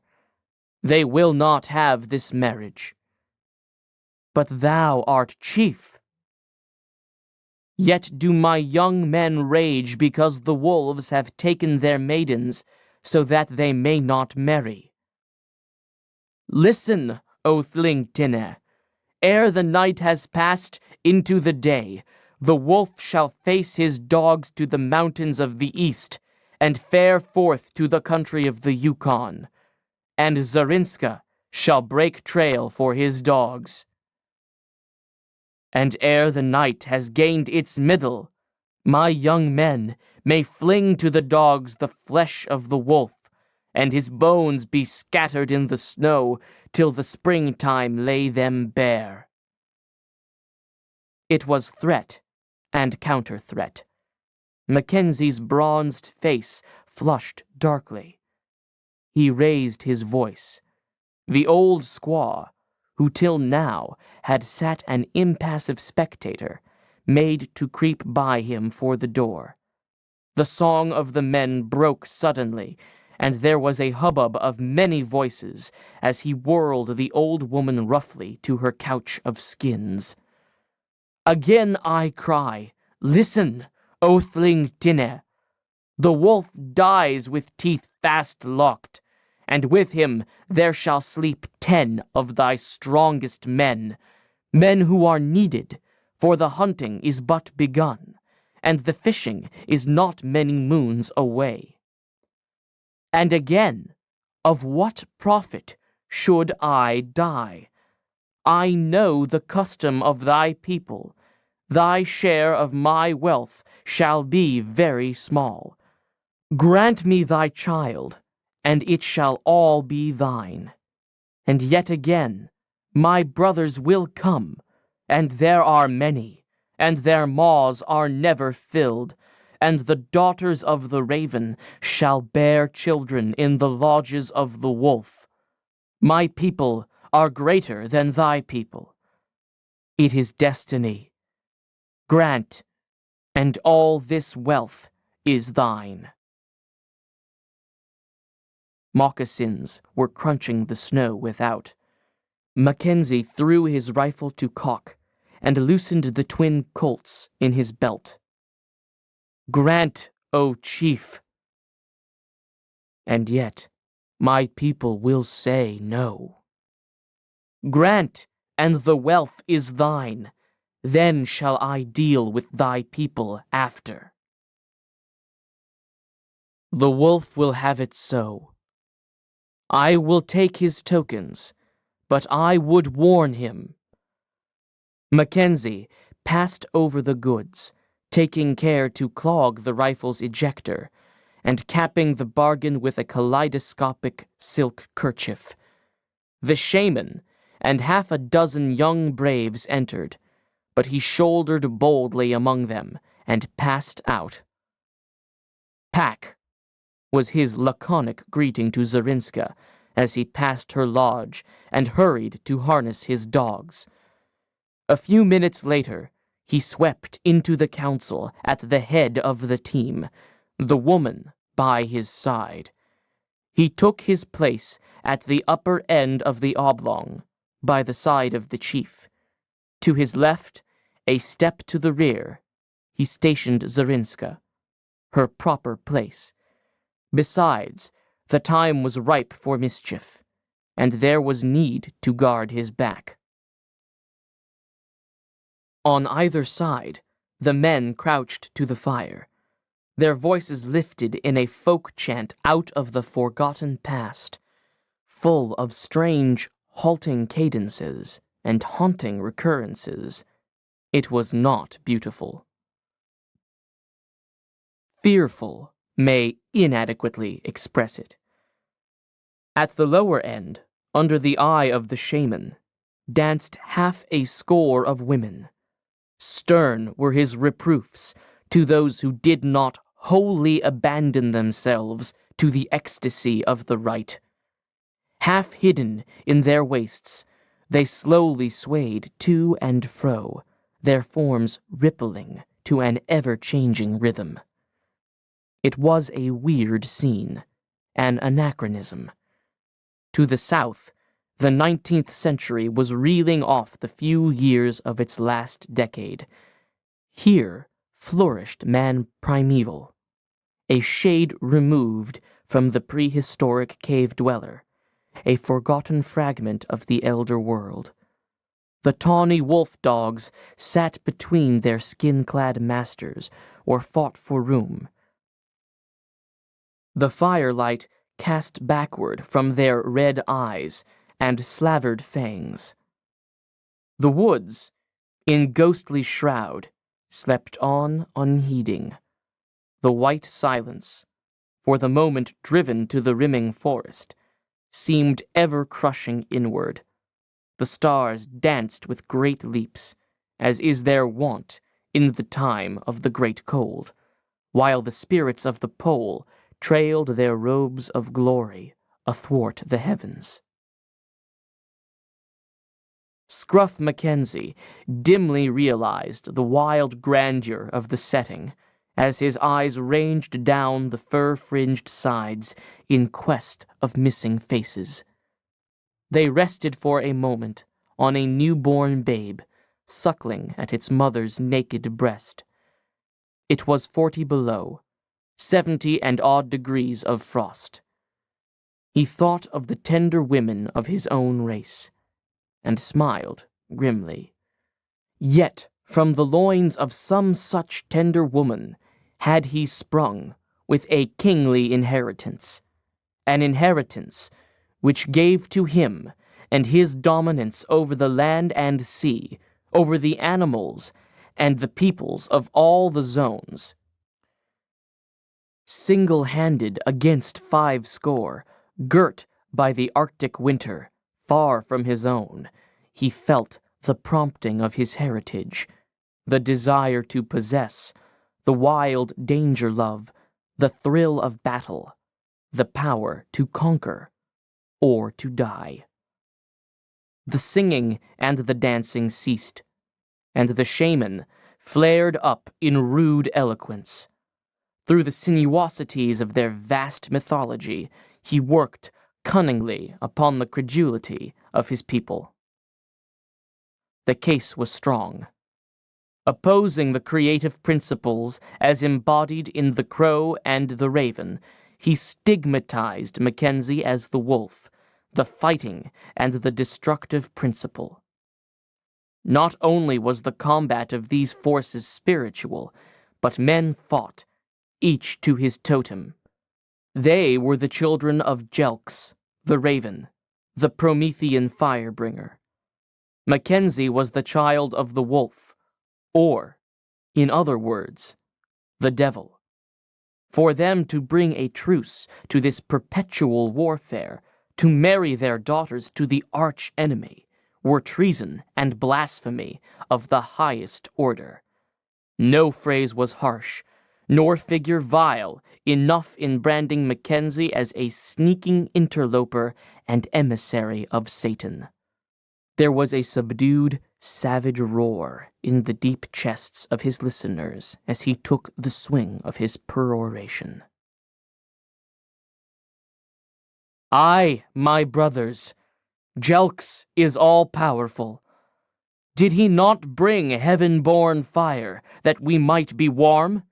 Did he not draw the sun, moon, and stars from their holes that we might see? Did he not teach us that we might fight the spirits of famine and of frost? But now Jelks is angry with his children, and they are grown to a handful, and he will not help. For they have forgotten him, and done evil things, and trod bad trails, and taken his enemies into their lodges to sit by their fires. And the raven is sorrowful at the wickedness of his children. But when they shall rise up, and show they have come back, he will come out of the darkness to aid them. O brothers! The Firebringer has whispered messages to thy shaman. The same shall ye hear. Let the young men take the young women to their lodges. Let them fly at the throat of the wolf. Let them be undying in their enmity. Then shall their women become fruitful, and they shall multiply into a mighty people. And the raven shall lead great tribes of their fathers and their fathers' fathers from out of the north, and they shall beat back the wolves till they are as last year's campfires. And they shall again come to rule over all the land. 'Tis the message of Jelks, the raven." This foreshadowing of the Messiah's coming brought a hoarse howl from the sticks as they leapt to their feet. Mackenzie slipped the thumbs of his mittens and waited. There was a clamor for the fox, not to be stilled till one of the young men stepped forward to speak. "Brothers, the shaman has spoken wisely. The wolves have taken our women, and our men are childless. We are grown to a handful. The wolves have taken our warm furs, and given for them evil spirits which dwell in bottles, and clothes which come not from the beaver or the lynx, but are made from the grass. And they are not warm, and our men die of strange sicknesses. I, the fox, have taken no woman to wife. And why? Twice have the maidens which pleased me gone to the camps of the wolf. Even now have I laid by skins of the beaver, of the moose, of the caribou, that I might win favor in the eyes of Thling Tinne, that I might marry Zerinska, his daughter. Even now are her snowshoes bound to her feet, ready to break trail for the dogs of the wolf. Nor do I speak for myself alone. As I have done, so has the bear. He, too, had fain been the father of her children, and many skins has he cured thereto. I speak for all the young men who know not wives. The wolves are ever hungry. Always do they take the choice meat at the killing. To the ravens are left the leavings. "There is Gukla," he cried, brutally pointing out one of the women who was a cripple. "Her legs are bent like the ribs of a birch canoe. She cannot gather wood, nor carry the meat of the hunters. Did the wolves choose her?" "Aye, aye!" vociferated his tribesmen. "There is Moiri, whose eyes are crossed by the evil spirit. Even the babes are affrighted when they gaze upon her, and it is said the bald face gives her the trail. Was she chosen?" Again the cruel applause rang out. "And there sits Pischet." She does not hearken to my words. Never has she heard the cry of the chit-chat, the voice of her husband, the babble of her child. She lives in the white silence. Cared the wolves aught for her? No. Theirs is the choice of the kill. Ours is the leavings. Brothers, it shall not be. No more shall the wolves slink among our campfires. The time is come. A great streamer of fire, the aurora borealis, purple, green, and yellow, shot across the zenith, bridging horizon to horizon. With head thrown back and arms extended, he swayed to his climax. Behold! The spirits of our fathers have arisen, and great deeds are afoot this night. He stepped back, and another young man, somewhat diffidently, came forward, pushed on by his comrades. He towered a full head above them, his broad chest defiantly bared to the frost. He swung tentatively from one foot to the other. Words halted upon his tongue, and he was ill at ease. His face was horrible to look upon, for it had at one time been half torn away by some terrific blow.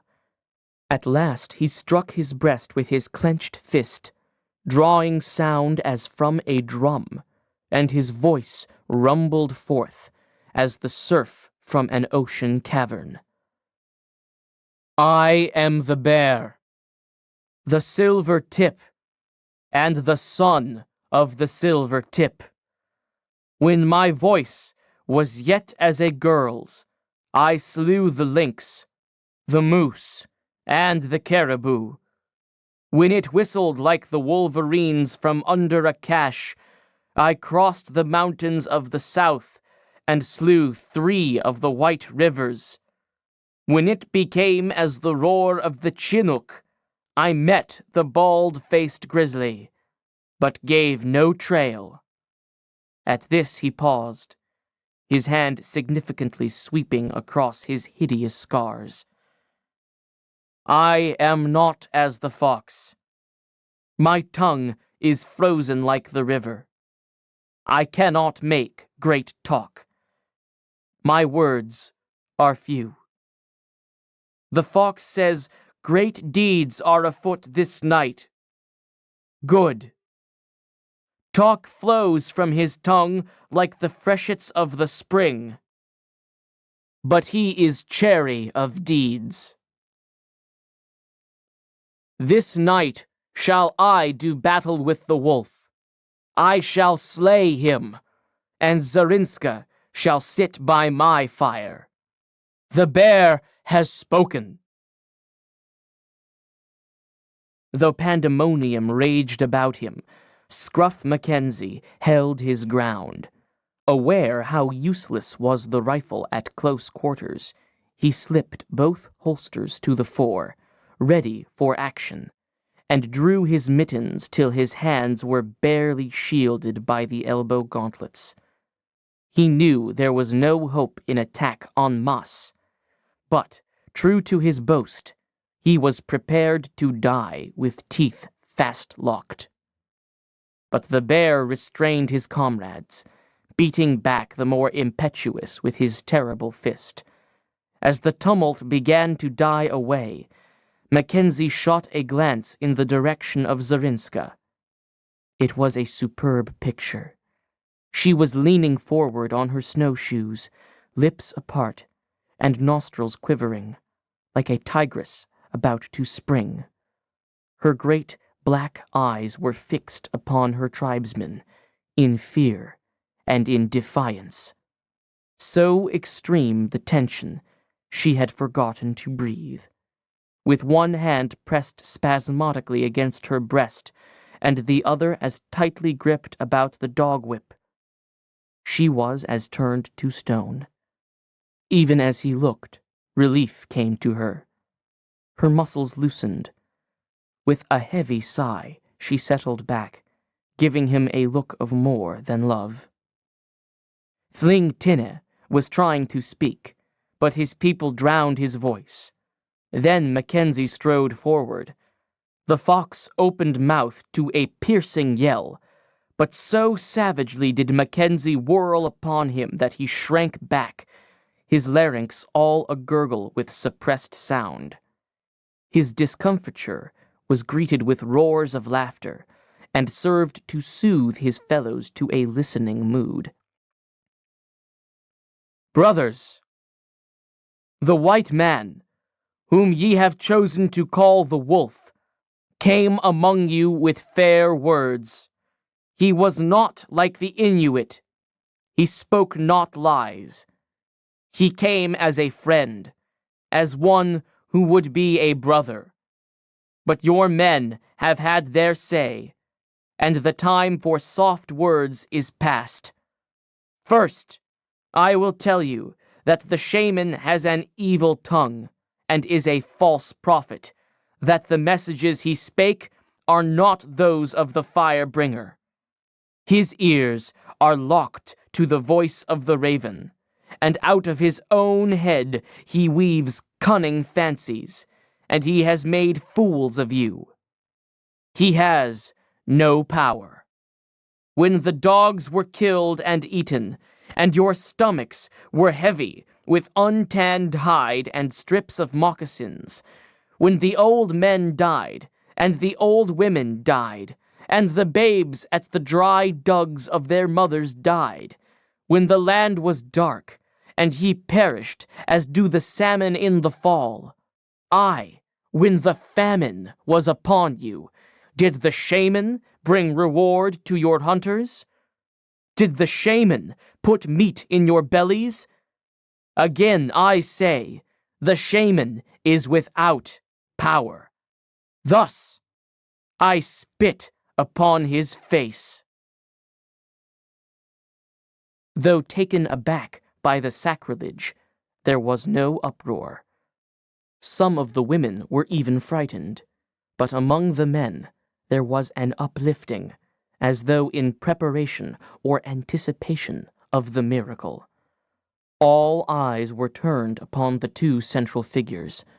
The priest realized the crucial moment, felt his power tottering, opened his mouth in denunciation, but fled backward before the truculent advance, upraised fist, and flashing eyes of Mackenzie. He sneered and resumed. Was I stricken dead? Did the lightning burn me? Did the stars fall from the sky and crush me? Pish! I have done with the dog.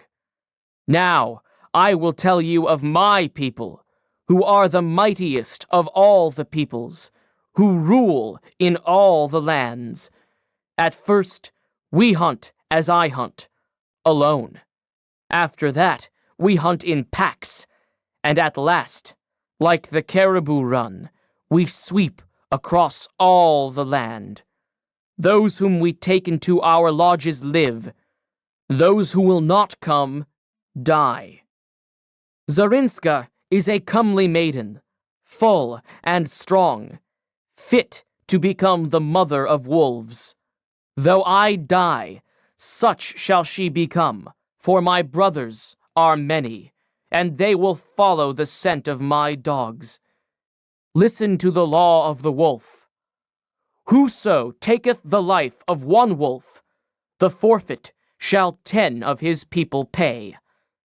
In many lands has the price been paid. In many lands shall it yet be paid. Now I will deal with the fox and the bear. It seems they have cast eyes upon the maiden. So, behold, I have bought her. Fling Tinne leans upon the rifle. The goods of purchase are by his fire. Yet I will be fair to the young men. To the fox, whose tongue is dry with many words, will I give of tobacco 5 long plugs. Thus will his mouth be wetted, that he may make much noise in the council. But to the bear, of whom I am well proud, will I give blankets of 2, of flour, 20 cups of tobacco, double that of the fox, and if he fare with me over the mountains of the east, then I will give him a rifle, mate to Thling-Tenez. If not, good. The wolf is wary of speech. Yet once again will he say the law. Whoso taketh the life of one wolf, the forfeit shall 10 of his people pay. Mackenzie smiled as he stepped back to his old position, but at heart he was full of trouble. The night was yet dark. The girl came to his side, and he listened closely as she told of the bear's battle tricks with the knife. The decision was for war. In a trice, scores of moccasins were widening the space of beaten snow by the fire. There was much chatter about the seeming defeat to the shaman. Some averred he had but withheld his power, while others conned past events and agreed with the wolf. The bear came to the center of the battleground, a long, naked hunting knife of Russian make in his hand. The fox called attention to Mackenzie's revolvers, so he stripped his belt, buckling it about Zorinska, into whose hands he also entrusted his rifle. She shook her head that she could not shoot. Small chance had a woman to handle such precious things. Then if danger come to my back, cry aloud, my husband. No, thus, my husband. He laughed as she repeated it, pinched her cheek, and re-entered the circle. Not only in reach and stature had the bear the advantage of him, but his blade was longer by a good 2 inches. Scruff Mackenzie had looked into the eyes of men before, and he knew it was a man who stood against him. Yet he quickened to the glint of light on the steel, to the dominant pulse of his race. Time and again he was forced to the edge of the fire, or the deep snow, and time and again, with the foot tactics of the pugilist, he worked back to the center. Not a voice was lifted in encouragement, while his antagonist was heartened with applause, suggestions, and warnings. But his teeth only shut the tighter as the knives clashed together, and he thrust or eluded with a coolness born of conscious strength. At first, he felt compassion for his enemy, but this fled before the primal instinct of life, which in turn gave way to the lust of slaughter.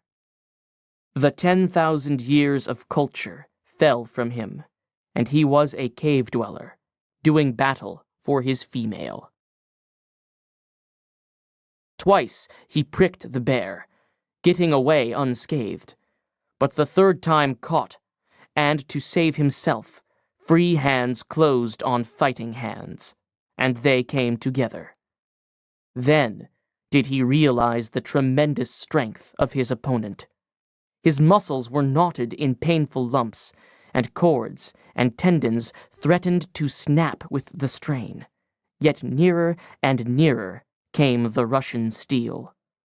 He tried to break away, but only weakened himself. The fur-clad circle closed in, certain of and anxious to see the final stroke. But with wrestler's trick, swinging partly to the side, he struck at his adversary with his head. Involuntarily, the bear leaned back, disturbing his center of gravity. Simultaneous with this, Mackenzie tripped properly and threw his whole weight forward, hurling him clear through the circle into the deep snow. The bear floundered about and came back full tilt. "Oh, my husband!" Zorinska's voice rang out, vibrant with danger. To the twang of a bowstring, Mackenzie swept low to the ground, and a bone-barbed arrow passed over him into the breast of the bear, whose momentum carried him over his crouching foe. The next instant, Mackenzie was up and about. The bear lay motionless, but across the fire was the shaman, drawing a second arrow. Mackenzie's knife leapt short in the air. He caught the heavy blade by the point. There was a flash of light as it spanned the fire. Then the shaman, the hilt alone appearing without his throat, swayed a moment and pitched forward into the glowing embers. Click, click. The fox had possessed himself of Thling Tinez's rifle and was vainly trying to throw a shell into place. But he dropped it at the sound of Mackenzie's laughter. So, the fox has not learned the way of the plaything? He is yet a woman. Come, bring it, that I may show thee. The fox hesitated. Come, I say. He slouched forward, like a beaten cur. Thus, and thus. So the thing is done. A shell flew into place, and the trigger was at cock as Mackenzie brought it to shoulder. The fox has said, great deeds were afoot this night, and he spoke true. There have been great deeds, yet least among them were those of the fox. Is he still intent to take Zarinska to his lodge? Is he minded to tread the trail already broken by the shaman and the bear? No? Good. Mackenzie turned contemptuously and drew his knife from the priest's throat. Are any of the young men so minded? If so, the wolf will take them by 2 and 3 till none are left. No? Good. Thling Tinne, I now give thee this rifle a second time.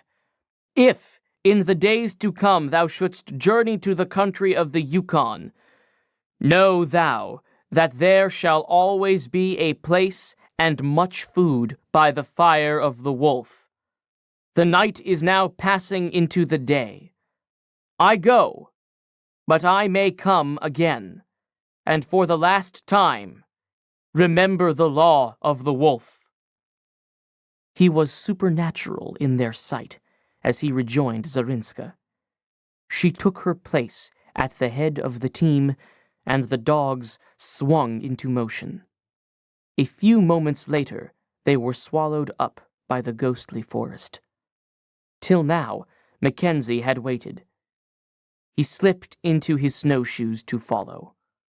Has the wolf forgotten the 5 long plugs? Mackenzie turned upon the fox angrily. Then the humor of it struck him.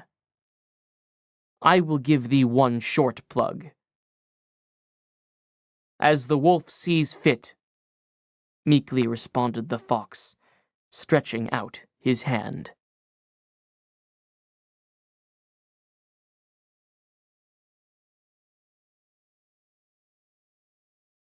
The White Silence. Carmen won't last more than a couple of days. Mason spat out a chunk of ice and surveyed the poor animal ruefully, then put her foot in his mouth and proceeded to bite out the ice, which clustered cruelly between the toes. I never saw a dog with the highfalutin name that was ever worth a rap, he said, as he concluded his task and shoved her aside. They just fade away and die under the responsibility. Did you ever see one go wrong with a sensible name like Cassiar, Siwash, or Husky? No, sir. Take a look at Shookum here. He's... Snap. The lean brute flashed up, the white teeth just missing Mason's throat. You will ye? A shrewd clout behind the ear with the butt of the dog whip stretched the animal in the snow. Quivering softly, a yellow slaver dripping from its fangs. As I was saying, just look at Shookum here. He's got the spirit. Bet he eats Carmen before the week's out. I'll bank another proposition against that, replied Malamut Kid, reversing the frozen bread placed before the fire to thaw. We'll eat Shookum before the trip is over. What do you say, Ruth? The Indian woman settled the coffee with a piece of ice, glanced from Malamut Kid to her husband, then at the dogs, but vouchsafed no reply. It was such a palpable truism that none was necessary. 200 miles of unbroken trail in prospect, with a scant 6 days' grub for themselves and none for the dogs, could admit no other alternative. The two men and the woman groped about the fire and began their meager meal. The dogs lay in their harnesses, for it was a midday halt, and watched each mouthful enviously. No more lunches after today, said Malamut Kid, and we've got to keep a close eye on the dogs. They're getting vicious. They'd just as soon pull a fellow down as not, if they get a chance. And I was president of an Epworth once, and taught in the Sunday school. Having irrelevantly delivered himself of this, Mason fell into a dreamy contemplation of his steaming moccasins, but was aroused by Ruth filling his cup. Thank God we've got slathers of tea. I've seen it growing, down in Tennessee. What I wouldn't give for a hot corn pone just now. Never mind, Ruth. You won't starve much longer, nor wear moccasins either. The woman threw off her gloom at this, and in her eyes welled up a great love for her white lord, the first white man she had ever seen, the first man whom she had known to treat a woman as something better than a mere animal or beast of burden. Yes, Ruth, continued her husband, having recourse to the macaronic jargon in which it was alone possible for them to understand each other. Wait till we clean up and pull for the outside. We'll take the white man's canoe and go to the salt water. Yes, bad water, rough water. Great mountains dance up and down all the time. And so big, so far away. You travel 10 sleep, 20 sleep, 40 sleep. He graphically enumerated the days on his fingers. All the time, water, bad water. Then you come to the great village, plenty people, just the same mosquitoes next summer. Wigwams, oh so high, 10, 20 pines. You skookum. He paused impotently, cast an appealing glance at Malamut Kid, then laboriously placed the 20 pines end on end by sign language. Malamut Kid smiled with cheery cynicism, but Ruth's eyes were wide with wonder and with pleasure, for she half believed he was joking, and such a condescension pleased her poor woman's heart. And then you step into a box, and poof, up you go. He tossed his empty cup in the air by way of illustration, and as he deftly caught it, cried, and biff! Down you come. Oh, great medicine men. You go Fort Yukon. I go Arctic City. 25 sleep, big string all the time. I catch him, String. I say, hello, Ruth. How are ye? And you say, is that my good husband? And I say, yes. And you say, no can bake good bread, no more soda. Then I say, look in cash under flour. Goodbye. You look and catch plenty soda. All the time, you Fort Yukon, me, Arctic City. Hi, you medicine man. Ruth smiled so ingenuously at the fairy story that both men burst into laughter. A row among the dogs cut short the wonder of the outside, and by the time the snarling combatants were separated, she had lashed the sleds, and all was ready for the trail. "Mush, Baldy! Hi! Mush on!" Mason worked his whip smartly, and as the dogs whined in the low traces, broke out the sled with the G-pole. Ruth followed with the second team, leaving Malamute Kid, who had helped her start, to bring up the rear. Strong man, brute that he was, capable of felling an ox at a blow, he could not bear to beat the poor animals, but humored them as a dog driver rarely does, nay, almost wept with them in their misery. "Come, mush on there, you poor sore-footed brutes," he murmured, after several ineffectual attempts to start the load. But his patience was at last rewarded, and though whimpering with pain, they hastened to join their fellows. No more conversation. The toil of the trail will not permit such extravagance. And of all deadening labors, that of the Northland Trail is the worst. Happy is the man who can weather a day's travel at the price of silence, and that on a beaten track. And of all heart-breaking labors, that of breaking trail is the worst. At every step, the great webbed shoe sinks till the snow is level with the knee. Then up, straight up, the deviation of a fraction of an inch being a certain precursor of disaster, the snowshoe must be lifted till the surface is cleared. Then forward, down, and the other foot is raised perpendicularly for the matter of half a yard.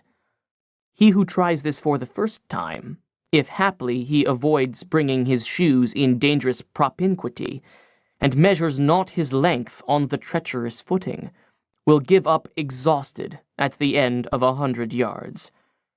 He who can keep out of the way of the dogs for a whole day may well crawl into his sleeping bag with a clear conscience and a pride which passeth all understanding. And he who travels 20 sleeps on the long trail is a man whom the gods may envy. The afternoon wore on, and with the awe, born of the white silence, the voiceless travelers bent to their work. Nature has many tricks wherewith she convinces man of his finity. The ceaseless flow of the tides, the fury of the storm, the shock of the earthquake, the long roll of heaven's artillery, but the most tremendous, the most stupefying of all, is the passive phase of the white silence. All movement ceases, the sky clears, the heavens are as brass, the slightest whisper seems sacrilege, and man becomes timid, affrighted at the sound of his own voice, sole speck of life journeying across the ghostly wastes of a dead world. He trembles at his audacity, realizes that his is a maggot's life, nothing more. Strange thoughts arise unsummoned, and the mystery of all things strives for utterance, and the fear of death, of God, of the universe, comes over him, the hope of the resurrection and the life, the yearning for immortality, the vain striving of the imprisoned essence. It is then, if ever, man walks alone with God. So wore the day away. The river took a great bend, and Mason headed his team for the cutoff across the narrow neck of land. But the dogs balked at the high bank. Again and again, though Ruth and Malamute Kid were shoving on the sled, they slipped back. Then came the concerted effort. The miserable creatures, weak from hunger, exerted their last strength. Up, up, the sled poised on the top of the bank. but the leader swung the string of dogs behind him to the right, fouling Mason's snowshoes. The result was grievous. Mason was whipped off his feet. One of the dogs fell in the traces, and the sled toppled back, dragging everything to the bottom again. Slash. The whip fell among the dogs savagely, especially upon the one which had fallen. "Don't, Mason," entreated Malamut Kid. "The poor devil's on its last legs. Wait, and we'll put my team on." Mason deliberately withheld the whip till the last word had fallen. Then, out flashed the long lash, completely curling about the offended creature's body. Carmen, for it was Carmen, cowered in the snow, cried piteously, then rolled over on her side. It was a tragic moment, a pitiful incident of the trail, a dying dog, two comrades in anger. Ruth glanced solicitously from man to man, but Malamut Kid restrained himself, though there was a world of reproach in his eyes, and bending over the dog, cut the traces. No word was spoken. The teams were double-spanned, and the difficulty overcome. The sleds were under way again, the dying dog dragging herself along in the rear. As long as an animal can travel, it is not shot, and this last chance is accorded it, the crawling into camp, if it can, in the hope of a moose being killed. Already penitent for his angry action, but too stubborn to make amends, Mason toiled on at the head of the cavalcade, little dreaming that danger hovered in the air. The timber clustered thick in the sheltered bottom, and through this they threaded their way. 50 feet or more from the trail towered a lofty pine. For generations it had stood there, and for generations destiny had had this one end in view. Perhaps the same had been decreed of Mason. He stooped to fasten the loosened thong of his moccasin. The sleds came to a halt, and the dogs lay down in the snow without a whimper. The stillness was weird. Not a breath rustled the frost-encrusted forest. The cold and silence of outer space had chilled the heart and smote the trembling lips of nature. A sigh pulsed through the air.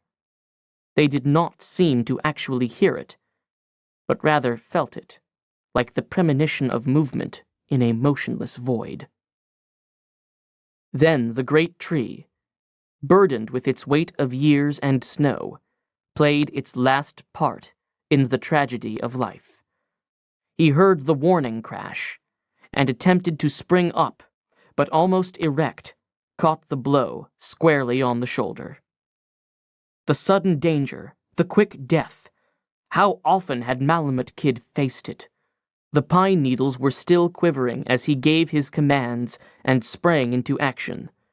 Nor did the Indian girl faint or raise her voice in idle wailing, as might many of her white sisters.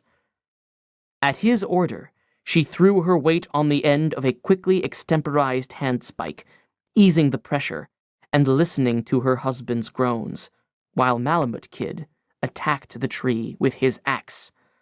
The steel rang merrily as it bit into the frozen trunk, each stroke being accompanied by a forced, audible respiration, the huh, huh of the woodsman. At last the kid laid the pitiable thing that once was a man in the snow. But worse than his comrade's pain was the dumb anguish in the woman's face, the blended look of hopeful, hopeless query. Little was said. Those of the Northland are early taught the futility of words and the inestimable value of deeds. With the temperature at 65 below zero, a man cannot lie many minutes in the snow and live. So the sled lashings were cut, and the sufferer, rolled in furs, laid on a couch of boughs. Before him roared a fire, built of the very wood which wrought the mishap. Behind and partially over him was stretched the primitive fly, a piece of canvas, which caught the radiating heat and threw it back and down upon him, a trick which men may know who study physics at the fount. And men who have shared their bed with death know when the call is sounded. Mason was terribly crushed. The most cursory examination revealed it. His right arm, leg, and back were broken. His limbs were paralyzed from the hips, and the likelihood of internal injuries was large. An occasional moan was his only sign of life. No hope. Nothing to be done.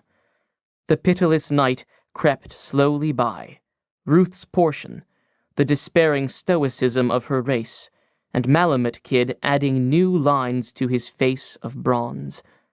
In fact, Mason suffered least of all, for he spent his time in eastern Tennessee, in the Great Smoky Mountains, living over the scenes of his childhood, and most pathetic was the melody of his long-forgotten southern vernacular, as he raved of swimming holes and coon huts and watermelon raids. It was as Greek to Ruth, but the kid understood and felt as only one can feel who has been shut out for years from all that civilization means. Morning brought consciousness to the stricken man, and Malamut Kid bent closer to catch his whispers. You remember when we foregathered on the Tanana? 4 years come next ice run? I didn't care so much for her then. It was more like she was pretty, and there was a smack of excitement about it, I think. But do you know? I've come to think a heap of her. She's been a good wife to me, always at my shoulder in the pinch. And when it comes to trading, you know there isn't her equal. Do you recollect the time she shot the Moose Horn Rapids to pull you and me off that rock, the bullets whipping the water like hailstones? And the time of the famine at Nuklukyato? Or when she raced the ice run to bring the news? Yes, she's been a good wife to me. Better than that other one. Didn't know I'd been there. Never told you, eh?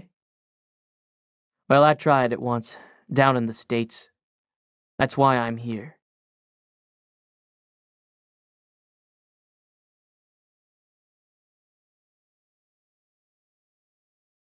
An Odyssey of the North. Part 1.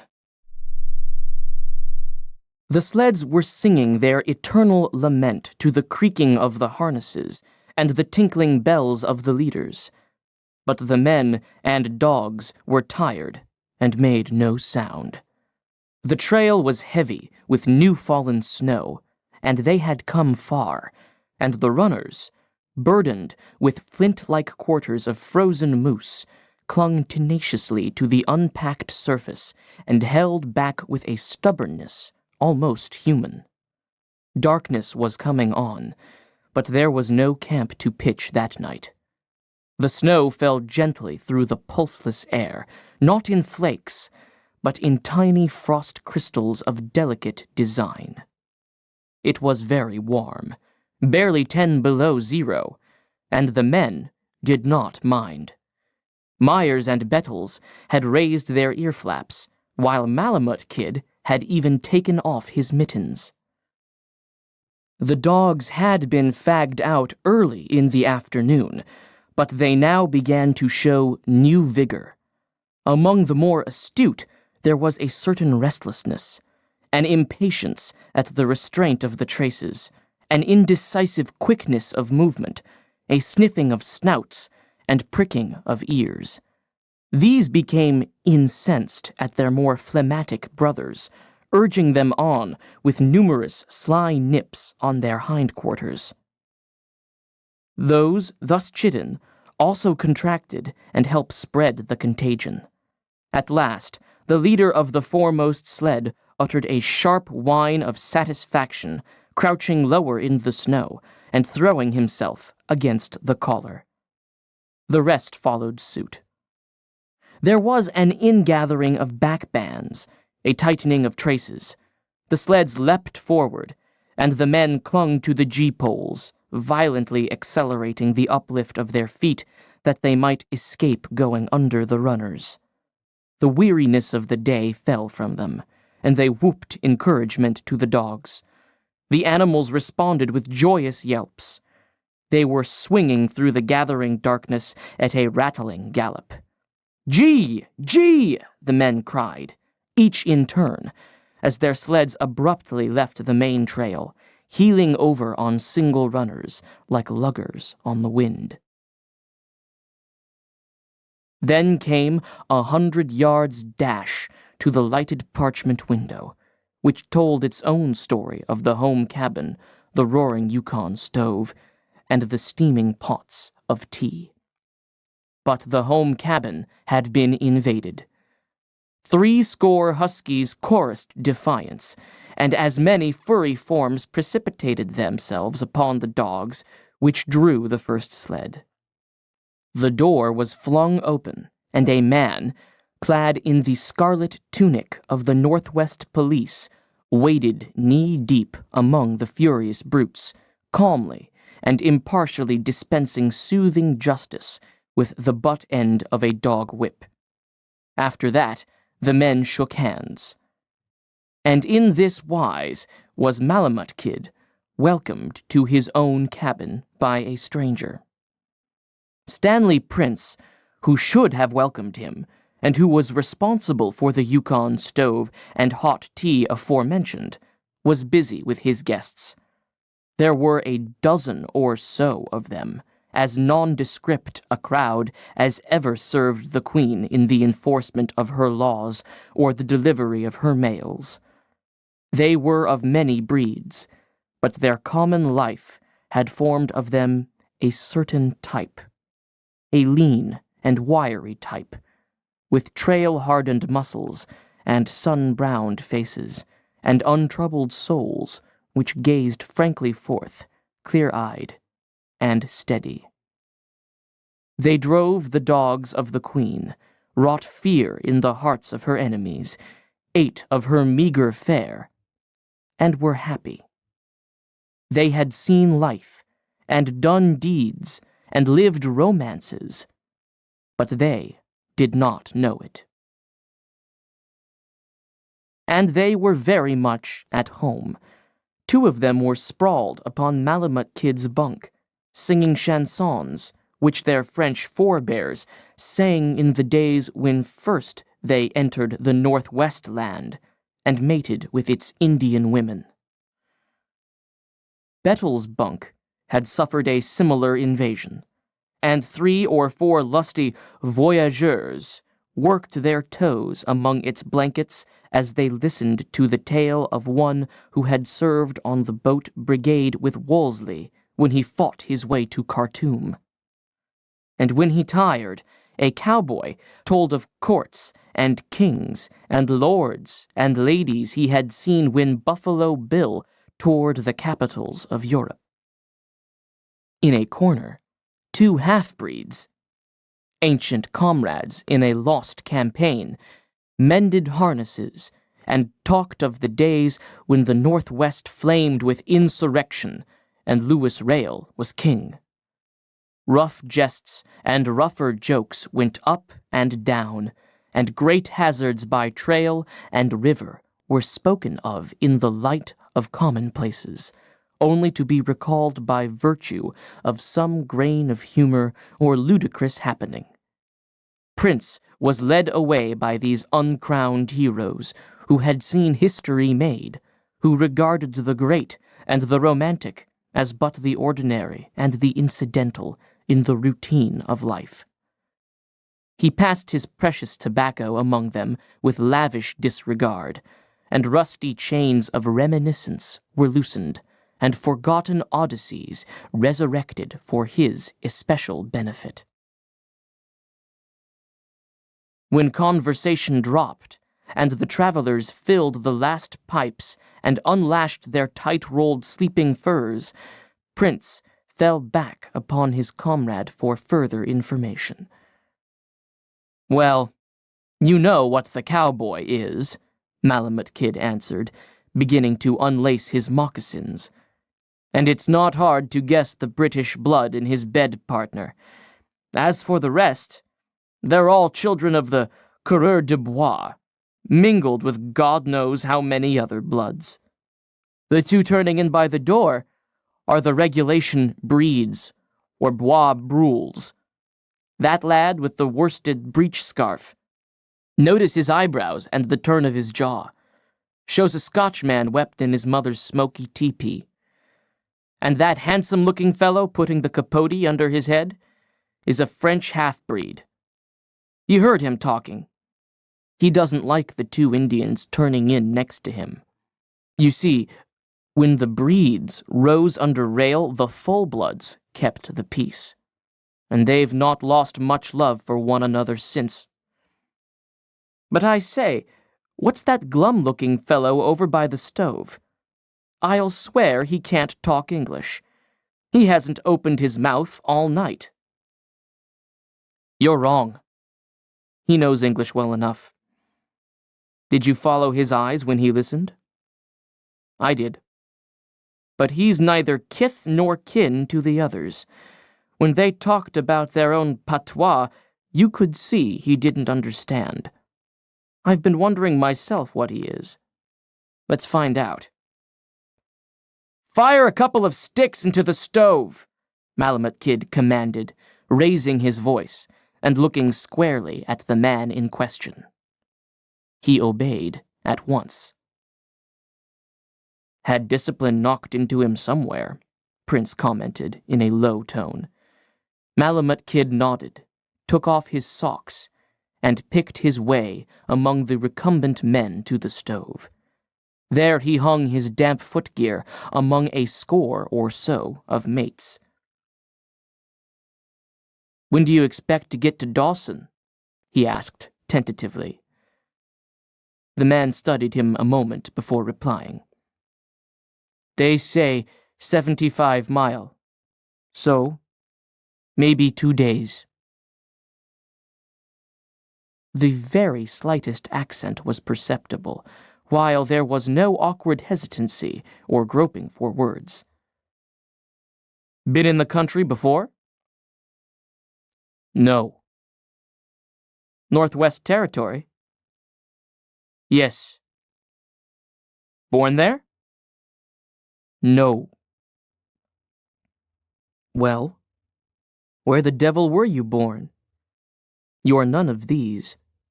Malamut Kid swept his hand over the dog drivers, even including the two policemen who had turned into Prince's bunk. "Where did you come from? I've seen faces like yours before, though I can't remember just where." "I know you," he irrelevantly replied, at once turning the drift of Malamut Kid's questions.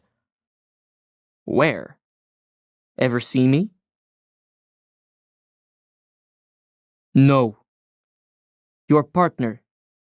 Him priest. Pastilik. Long time ago. Him ask me if I see you, Malamut Kid. Him give me grub. I no stop long. You heard him speak 'bout me." "Oh, you're the fellow that traded the otter skins for the dogs?" The man nodded, knocked out his pipe, and signified his disinclination for conversation by rolling up in his furs. Malamut Kid blew out the slush lamp and crawled under the blankets with Prince. "Well, what is he?" "Don't know. Turned me off somehow, and then shut up like a clam. But he's a fellow to whet your curiosity. I've heard of him. All the coast wondered about him 8 years ago. Sort of mysterious, you know. He came down out of the north, in the dead of winter, many 1,000 miles from here, skirting Bering Sea and traveling as though the devil were after him. No one ever learned where he came from, but he must have come far. He was badly travel-worn when he got food from the Swedish missionary on Golovin Bay and asked the way south. We heard of this afterward. Then he abandoned the shoreline, heading right across Norton Sound. Terrible weather, snowstorms and high winds, but he pulled through where 1,000 other men would have died, missing St. Michael's and making the land at Pastilik. He'd lost all but 2 dogs and was nearly gone with starvation. He was so anxious to go on that Father Ribot fitted him out with grub, but he couldn't let him have any dogs, for he was only waiting my arrival to go on a trip himself. Mr. Ulysses knew too much to start on without animals, and fretted around for several days.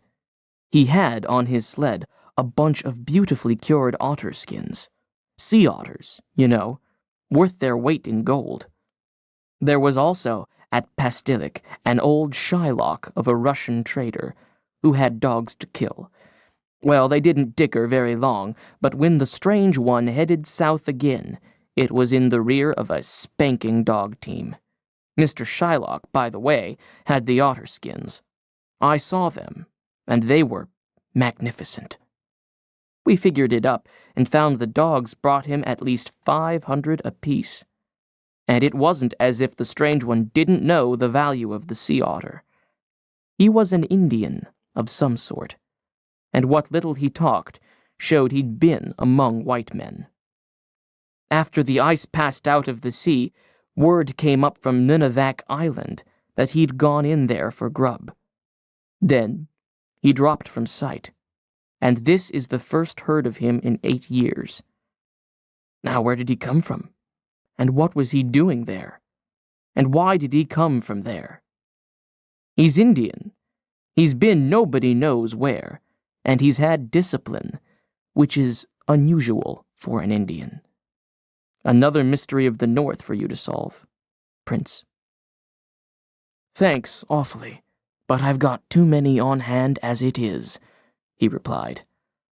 Malamute Kid was already breathing heavily, but the young mining engineer gazed straight up through the thick darkness, waiting for the strange orgasm which stirred his blood to die away. And when he did sleep, his brain worked on, and for the nonce he, too, wandered through the white unknown, struggling with the dogs on endless trails, and saw men live and toil and die like men. The next morning, hours before daylight, the dog drivers and policemen pulled out for Dawson, but the powers that saw to Her Majesty's interests and ruled the destinies of her lesser creatures gave the mailmen little rest, for a week later they appeared at Stewart River, heavily burdened with letters for salt water. However, their dogs had been replaced by fresh ones, but then they were dogs. The men had expected some sort of a layover in which to rest up. Besides, this Klondike was a new section of the Northland, and they had wished to see a little something of the Golden City, where dust flowed like water, and dance halls rang with never-ending revelry. But they dried their socks and smoked their evening pipes with much the same gusto as on their former visit, though 1 or 2 bold spirits speculated on desertion and the possibility of crossing the unexplored Rockies to the east, and thence, by the Mackenzie Valley, of gaining their old stamping grounds in the Chippewan country. 2 or 3 even decided to return to their homes by that route when their terms of service had expired, and they began to lay plans forthwith, looking forward to the hazardous undertaking in much the same way a city-bred man would to a day's holiday in the woods. He of the otter skins seemed very restless, though he took little interest in the discussion, and at last he drew Malamute Kid to one side and talked for some time in low tones. Prince cast curious eyes in their direction, and the mystery deepened when they put on caps and mittens and went outside. When they returned, Malamute Kid placed his gold scales on the table, weighed out the matter of 60 ounces, and transferred them to the strange one's sack. Then the chief of the dog drivers joined the conclave, and certain business was transacted with him. The next day the gang went on upriver, but he of the otter skins took several pounds of grub and turned his steps back toward Dawson.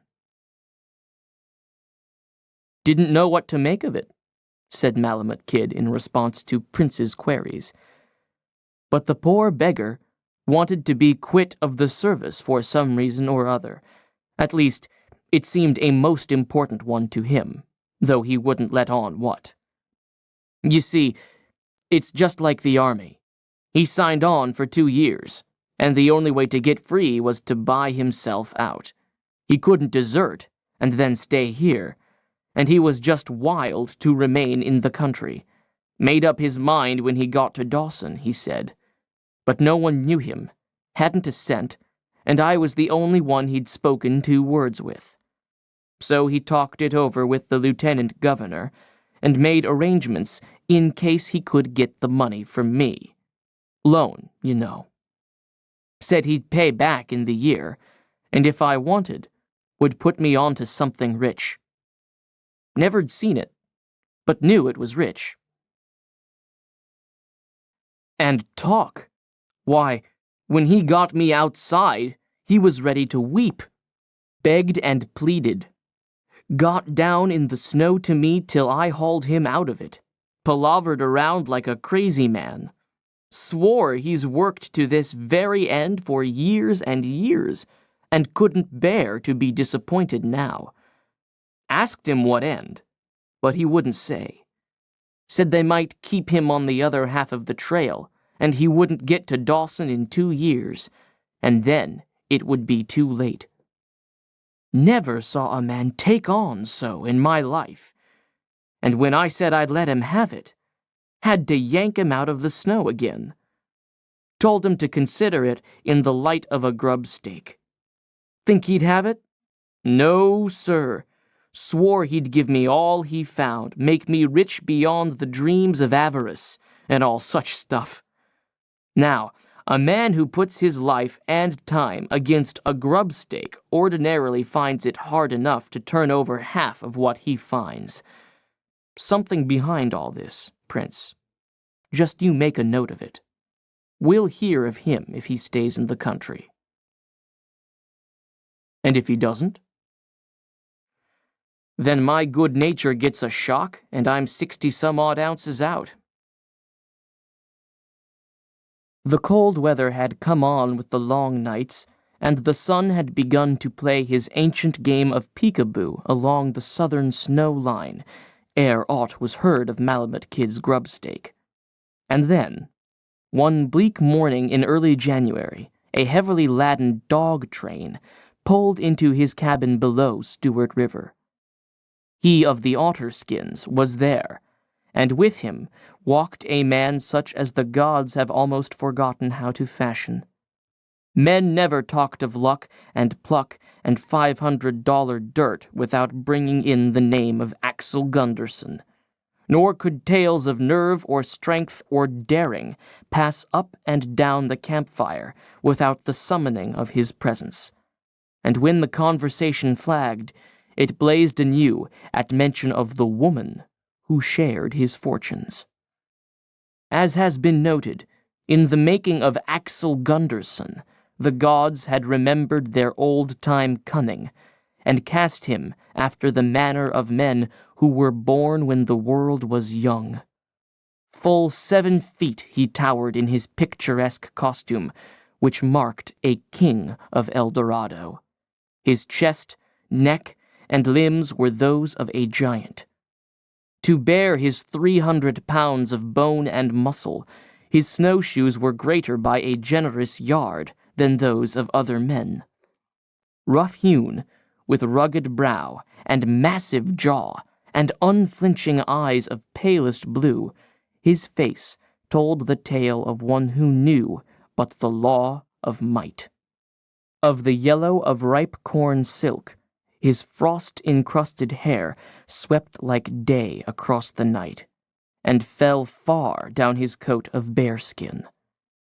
A vague tradition of the sea seemed to cling about him as he swung down the narrow trail in advance of the dogs, and he brought the butt of his dog-whip against Malamut Kid's door as a Norse sea rover, on southern foray, might thunder for admittance at the castle gate. Prince bared his womanly arms and kneaded sourdough bread, casting, as he did so, many a glance at the 3 guests. 3 guests the like of which might never come under a man's roof in a lifetime. The strange one, whom Malamut Kid had surnamed Ulysses, still fascinated him. But his interest chiefly gravitated between Axel Gunderson and Axel Gunderson's wife. She felt the day's journey, for she had softened in comfortable cabins during the many days since her husband mastered the wealth of frozen paystreaks, and she was tired. She rested against his great breast like a slender flower against a wall, replying lazily to Malamut Kid's good-natured banter, and stirring Prince's blood strangely with an occasional sweep of her deep, dark eyes. For Prince was a man, and healthy, and had seen few women in many months, and she was older than he, and an Indian besides. But she was different from all native wives he had met. She had traveled, had been in his country among others, he gathered from the conversation, and she knew most of the things the women of his own race knew, and much more that it was not in the nature of things for them to know. She could make a meal of sun-dried fish or a bed in the snow, yet she teased them with tantalizing details of many course dinners, and caused strange internal dissensions to arise at the mention of various quondam dishes, which they had well nigh forgotten. She knew the ways of the moose, the bear, and the little blue fox, and of the wild amphibians of the northern seas. She was skilled in the lore of the woods and the streams, and the tale writ by man and bird and beast upon the delicate snow crust was to her an open book. Yet Prince caught the appreciative twinkle in her eye as she read the rules of the camp. These rules had been fathered by the unquenchable Bettles at a time when his blood ran high, and were remarkable for the terse simplicity of their humor. Prince always turned them to the wall before the arrival of ladies, but who could suspect that this native wife... Well, it was too late now.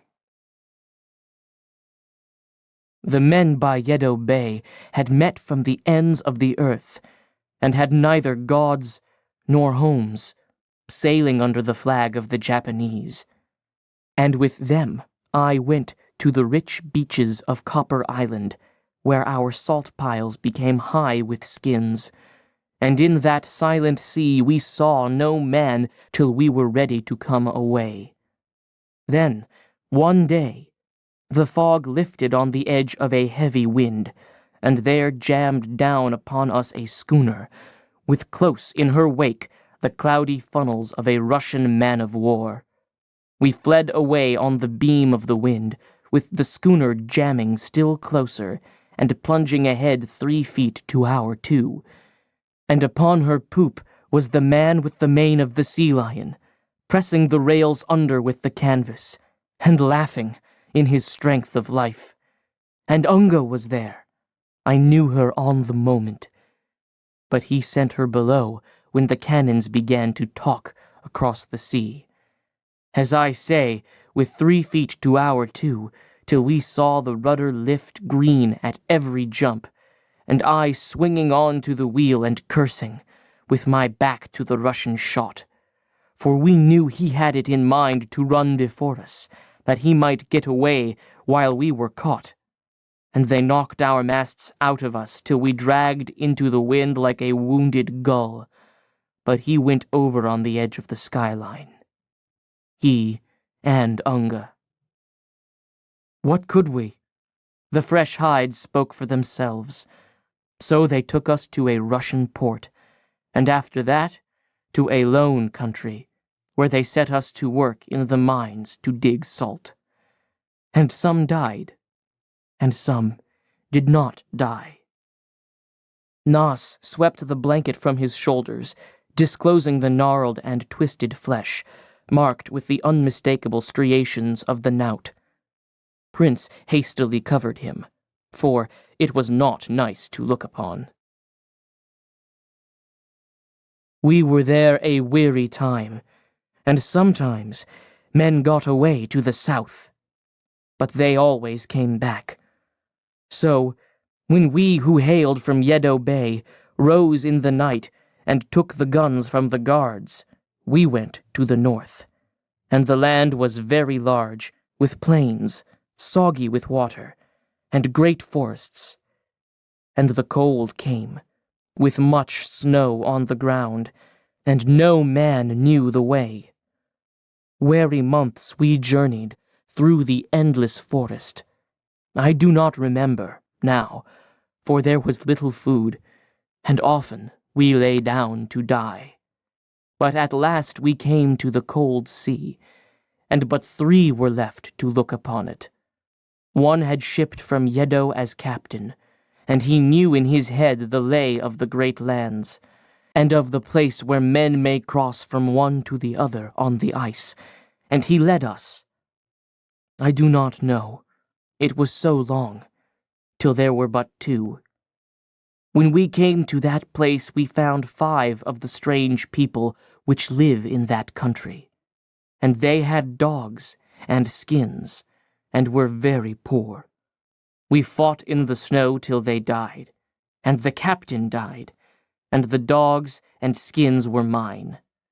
Then I crossed on the ice, which was broken, and once I drifted till a gale from the west put me upon the shore, and after that, Golovin Bay, Pastilik, and the priest. Then, south to the warm sunlands where first I wandered.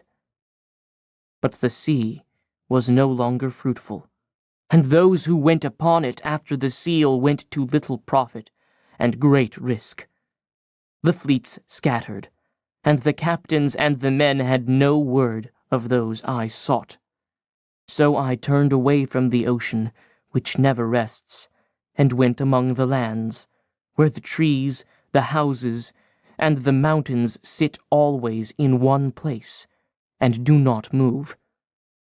I journeyed far, and came to learn many things, even to the way of reading and writing from books. It was well I should do this, for it came upon me that Unga must know these things, and that some day, when the time was met, you understand, when the time was met. So I drifted, like those little fish which raise a sail to the wind, but cannot steer. But my eyes and my ears were open always, and I went among men who traveled much, for I knew they had but to see those I sought, to remember. At last there came a man, fresh from the mountains, with pieces of rock in which the free gold stood to the size of peas, and he had heard, he had met, he knew them. They were rich, he said, and lived in the place where they drew the gold from the ground. It was in a wild country, and very far away, but in time I came to the camp, hidden between the mountains, where men worked day and night, out of the sight of the sun. Yet the time was not come. I listened to the talk of the people. He had gone away. They had gone away. To England, it was said, in the matter of bringing men with much money together to form companies. I saw the house they had lived in, more like a palace, such as one sees in the old countries. In the night time I crept in through a window, that I might see in what manner he treated her. I went from room to room, and in such way thought kings and queens must live. It was all so good. And they all said he treated her like a queen, and many marveled as to what breed of woman she was, for there was other blood in her veins, and she was different from the women of Akatan, and no one knew her for what she was. She was a queen, but I was a chief, and the son of a chief, and I had paid for her an untold price of skin and boat and bead. But why so many words? I was a sailorman, and knew the way of the ships on the seas. I followed to England, and then to other countries. Sometimes I heard of them by word of mouth. Sometimes I read of them in the papers, yet never once could I come by them, for they had much money, and travelled fast, while I was a poor man. Then came trouble upon them, and their wealth slipped away, one day, like a curl of smoke. The papers were full of it at the time, but after that, nothing was said, and I knew they had gone back where more gold could be got from the ground. They had dropped out of the world, being now poor, and so I wandered from camp to camp, even north to the Kootenai country, where I picked up the cold scent. They had come and gone, some said this way, and some that, and still others that they had gone to the country of the Yukon. And I went this way, and I went that, ever journeying from place to place, till it seemed I must grow weary of the world, which was so large. But in the Kootenai I travelled a bad trail, and a long trail, with a breed of the Northwest, who saw fit to die when the famine pinched. He had been to the Yukon by an unknown way over the mountains, and when he knew his time was near, gave me the map and the secret of a place where he swore by his gods there was much gold. After that, all the world began to flock into the north. I was a poor man. I sold myself to be a driver of dogs. The rest you know. I met him and her in Dawson. She did not know me, for I was only a stripling, and her life had been large, so she had no time to remember the one who had paid for her an untold price. So, you bought me from my term of service. I went back to bring things about in my own way, for I had waited long, and now that I had my hand upon him, was in no hurry. As I say, I had it in mind to do my own way, for I read back in my life, through all I had seen and suffered, and remembered the cold and hunger of the endless forest by the Russian seas. As you know, I led him into the east, him and Unga, into the east, where many have gone and few returned. I led them to the spot where the bones and the curses of men lie with the gold which they may not have.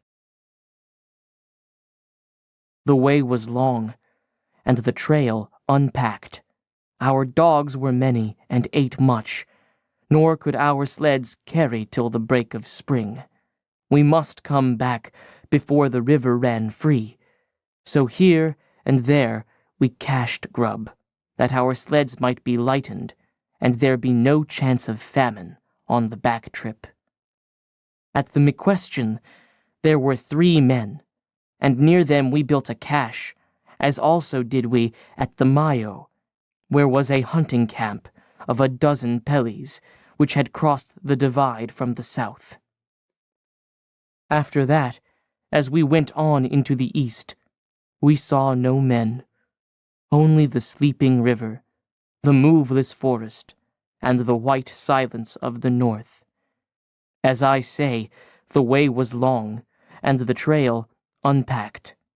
Sometimes, in a day's toil, we made no more than 8 miles or 10. And at night, we slept like dead men. And never once did they dream that I was Nos, head man of Akatan, the righter of wrongs. We now made smaller caches, and in the night time it was a small matter to go back on the trail we had broken, and change them in such way that one might deem the wolverines the thieves.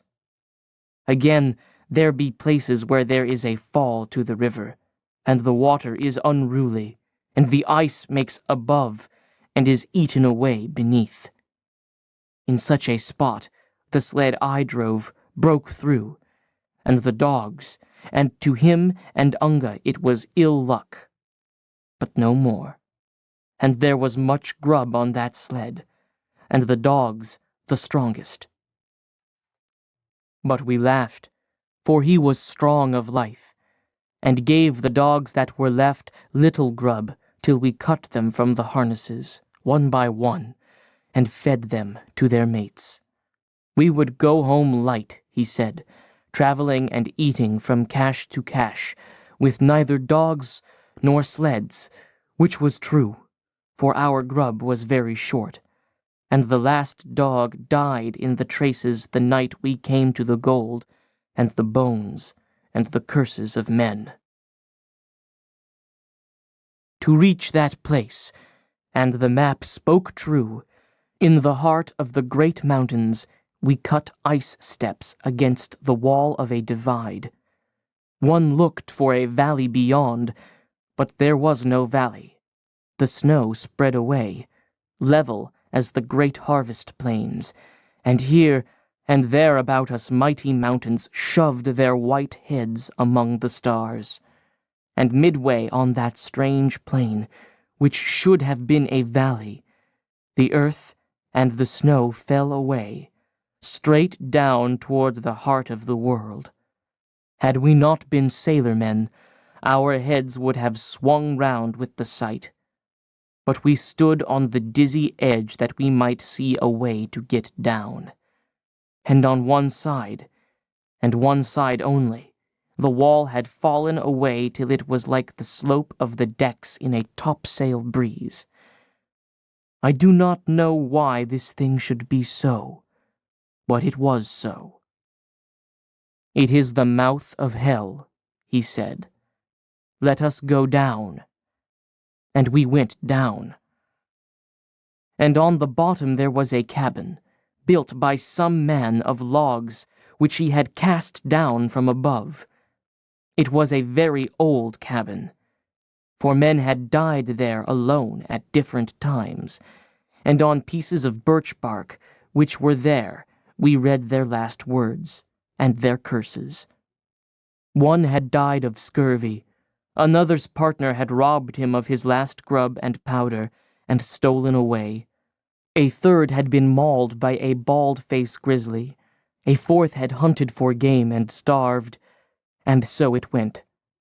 And they had been loath to leave the gold, and had died by the side of it, in one way or another. And the worthless gold they had gathered yellowed the floor of the cabin like in a dream. But his soul was steady, and his head clear, this man I had led thus far. We have nothing to eat, he said, and we will only look upon this gold, and see whence it comes, and how much there be.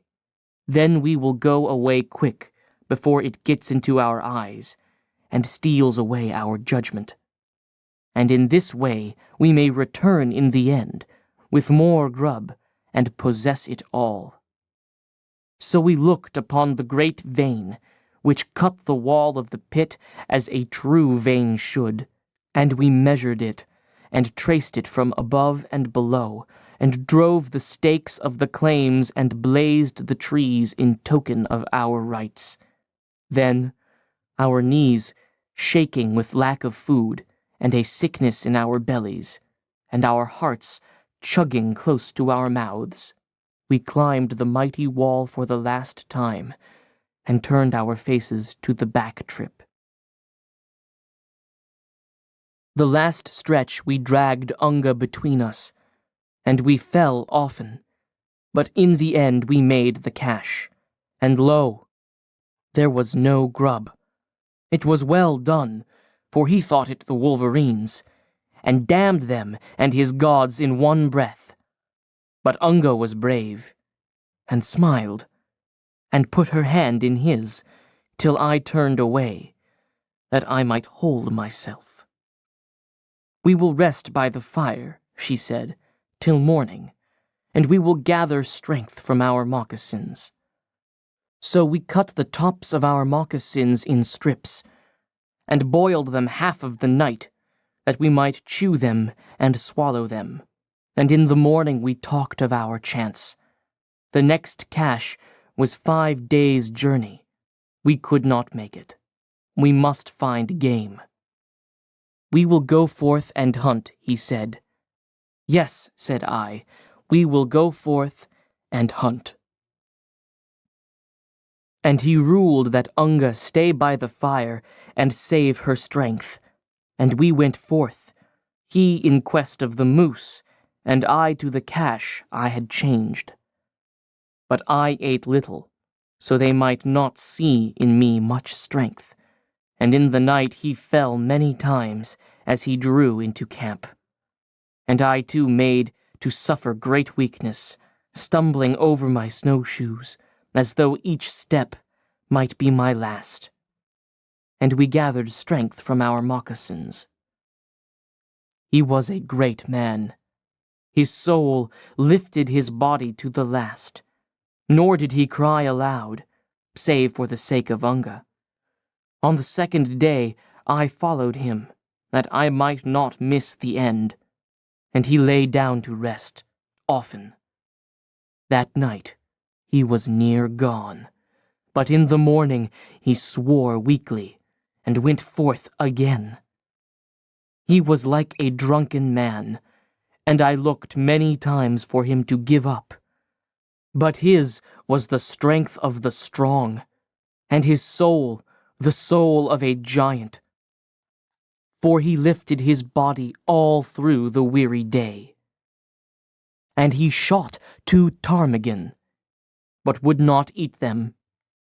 He needed no fire, they meant life, but his thought was for Unga, and he turned toward camp. He no longer walked, but crawled on hand and knee through the snow. I came to him, and read death in his eyes. Even then it was not too late to eat of the ptarmigan. He cast away his rifle, and carried the birds in his mouth like a dog. I walked by his side, upright, and he looked at me during the moments he rested, and wondered that I was so strong. I could see it, though he no longer spoke, and when his lips moved, they moved without sound. As I say, he was a great man, and my heart spoke for softness. But I read back in my life, and remembered the cold and hunger of the endless forest by the Russian seas. Besides, Unga was mine, and I had paid for her an untold price of skin and boat and bead. And in this manner we came through the white forest, with the silence heavy upon us like a damp sea mist. And the ghosts of the past were in the air and all about us, and I saw the yellow beach of Akatan, and the kayaks racing home from the fishing, and the houses on the rim of the forest, and the men who had made themselves chiefs were there, the lawgivers whose blood I bore, and whose blood I had wedded in Unga.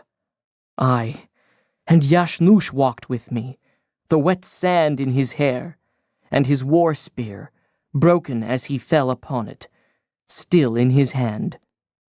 And I knew the time was met, and saw in the eyes of Unga the promise. As I say, we came thus through the forest, till the smell of the camp smoke was in our nostrils, and I bent above him and tore the ptarmigan from his teeth.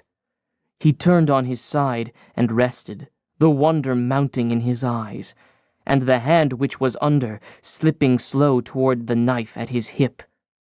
But I took it from him, smiling close in his face. Even then he did not understand. So I made to drink from black bottles, and to build high upon the snow a pile of goods, and to live again the things which happened on the night of my marriage.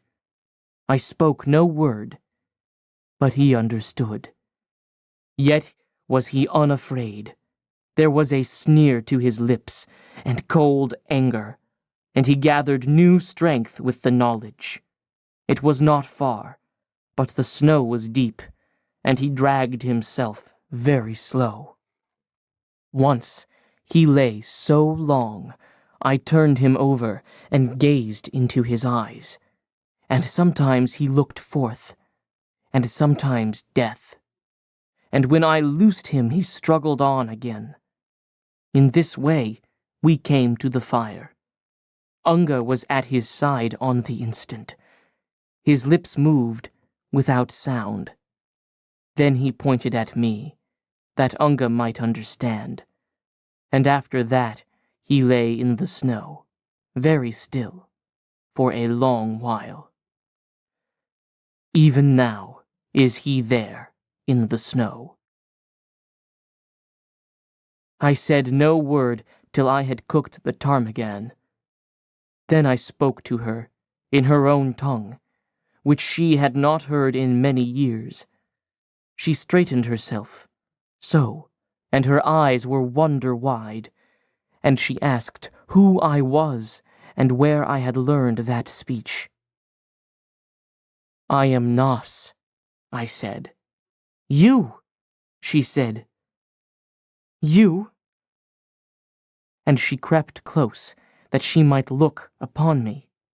Yes, I answered, I am Nos, head man of Akatan, the last of the blood, as you are the last of the blood.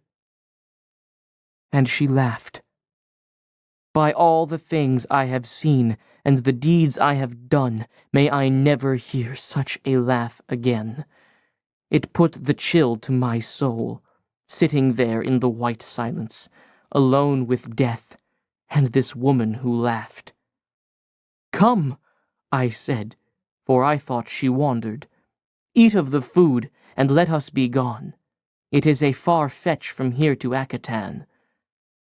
But she shoved her face in his yellow mane, and laughed, till it seemed the heavens must fall about our ears.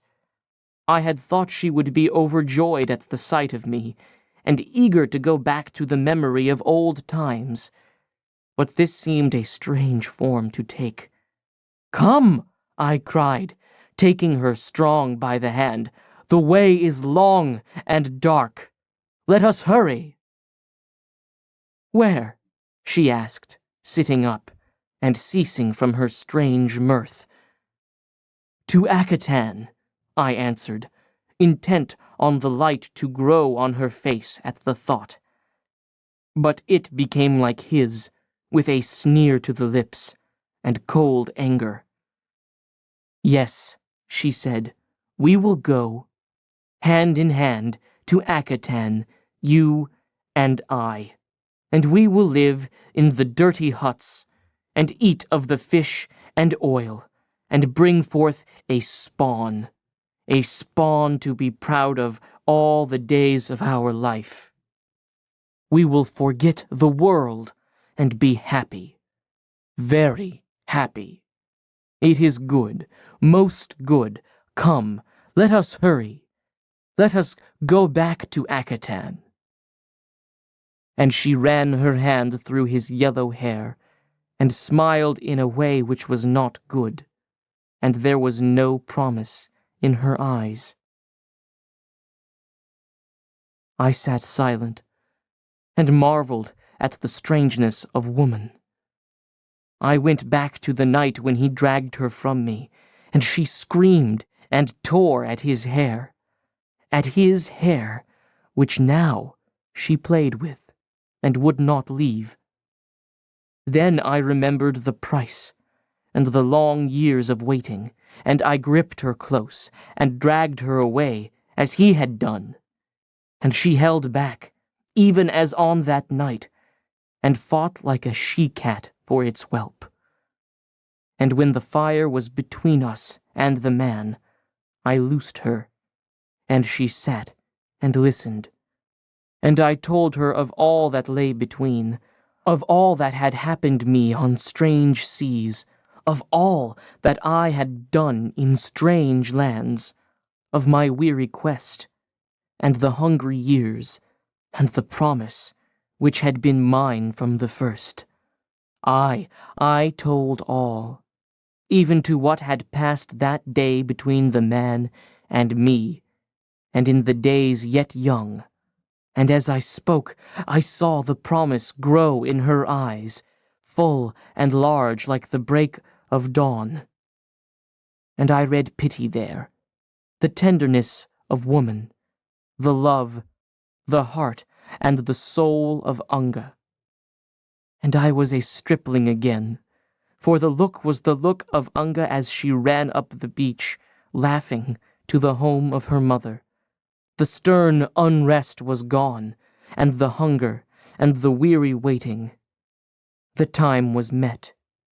I felt the call of her breast, and it seemed there I must pillow my head and forget.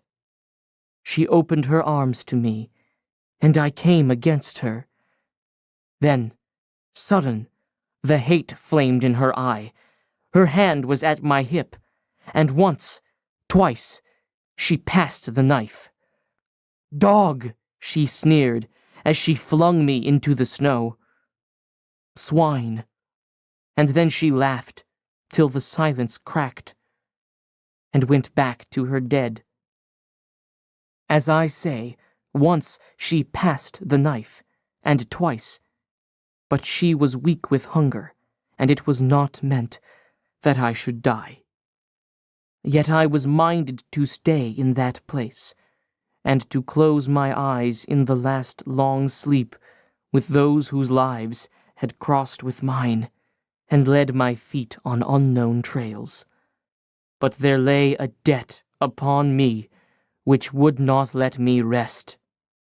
And the way was long, the cold bitter, and there was little grub. The Pellies had found no moose, and had robbed my cache, and so had the 3 white men, but they lay thin and dead in their cabin as I passed. After that, I do not remember, till I came here, and found food and fire. Much fire. As he finished, he crouched closely, even jealously, over the stove. For a long while, the slush lamp shadows played tragedies upon the wall. "But Unga!"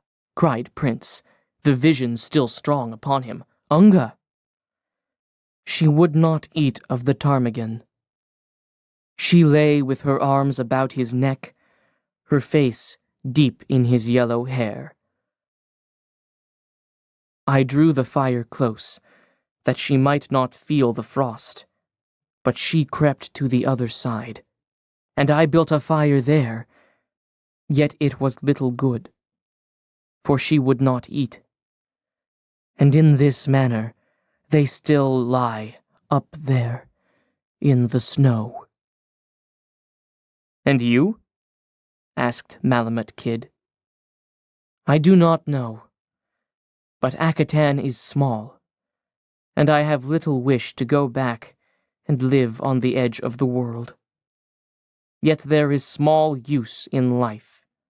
I can go to Constantine, and he will put irons upon me, and one day they will tie a piece of rope, so, and I will sleep good.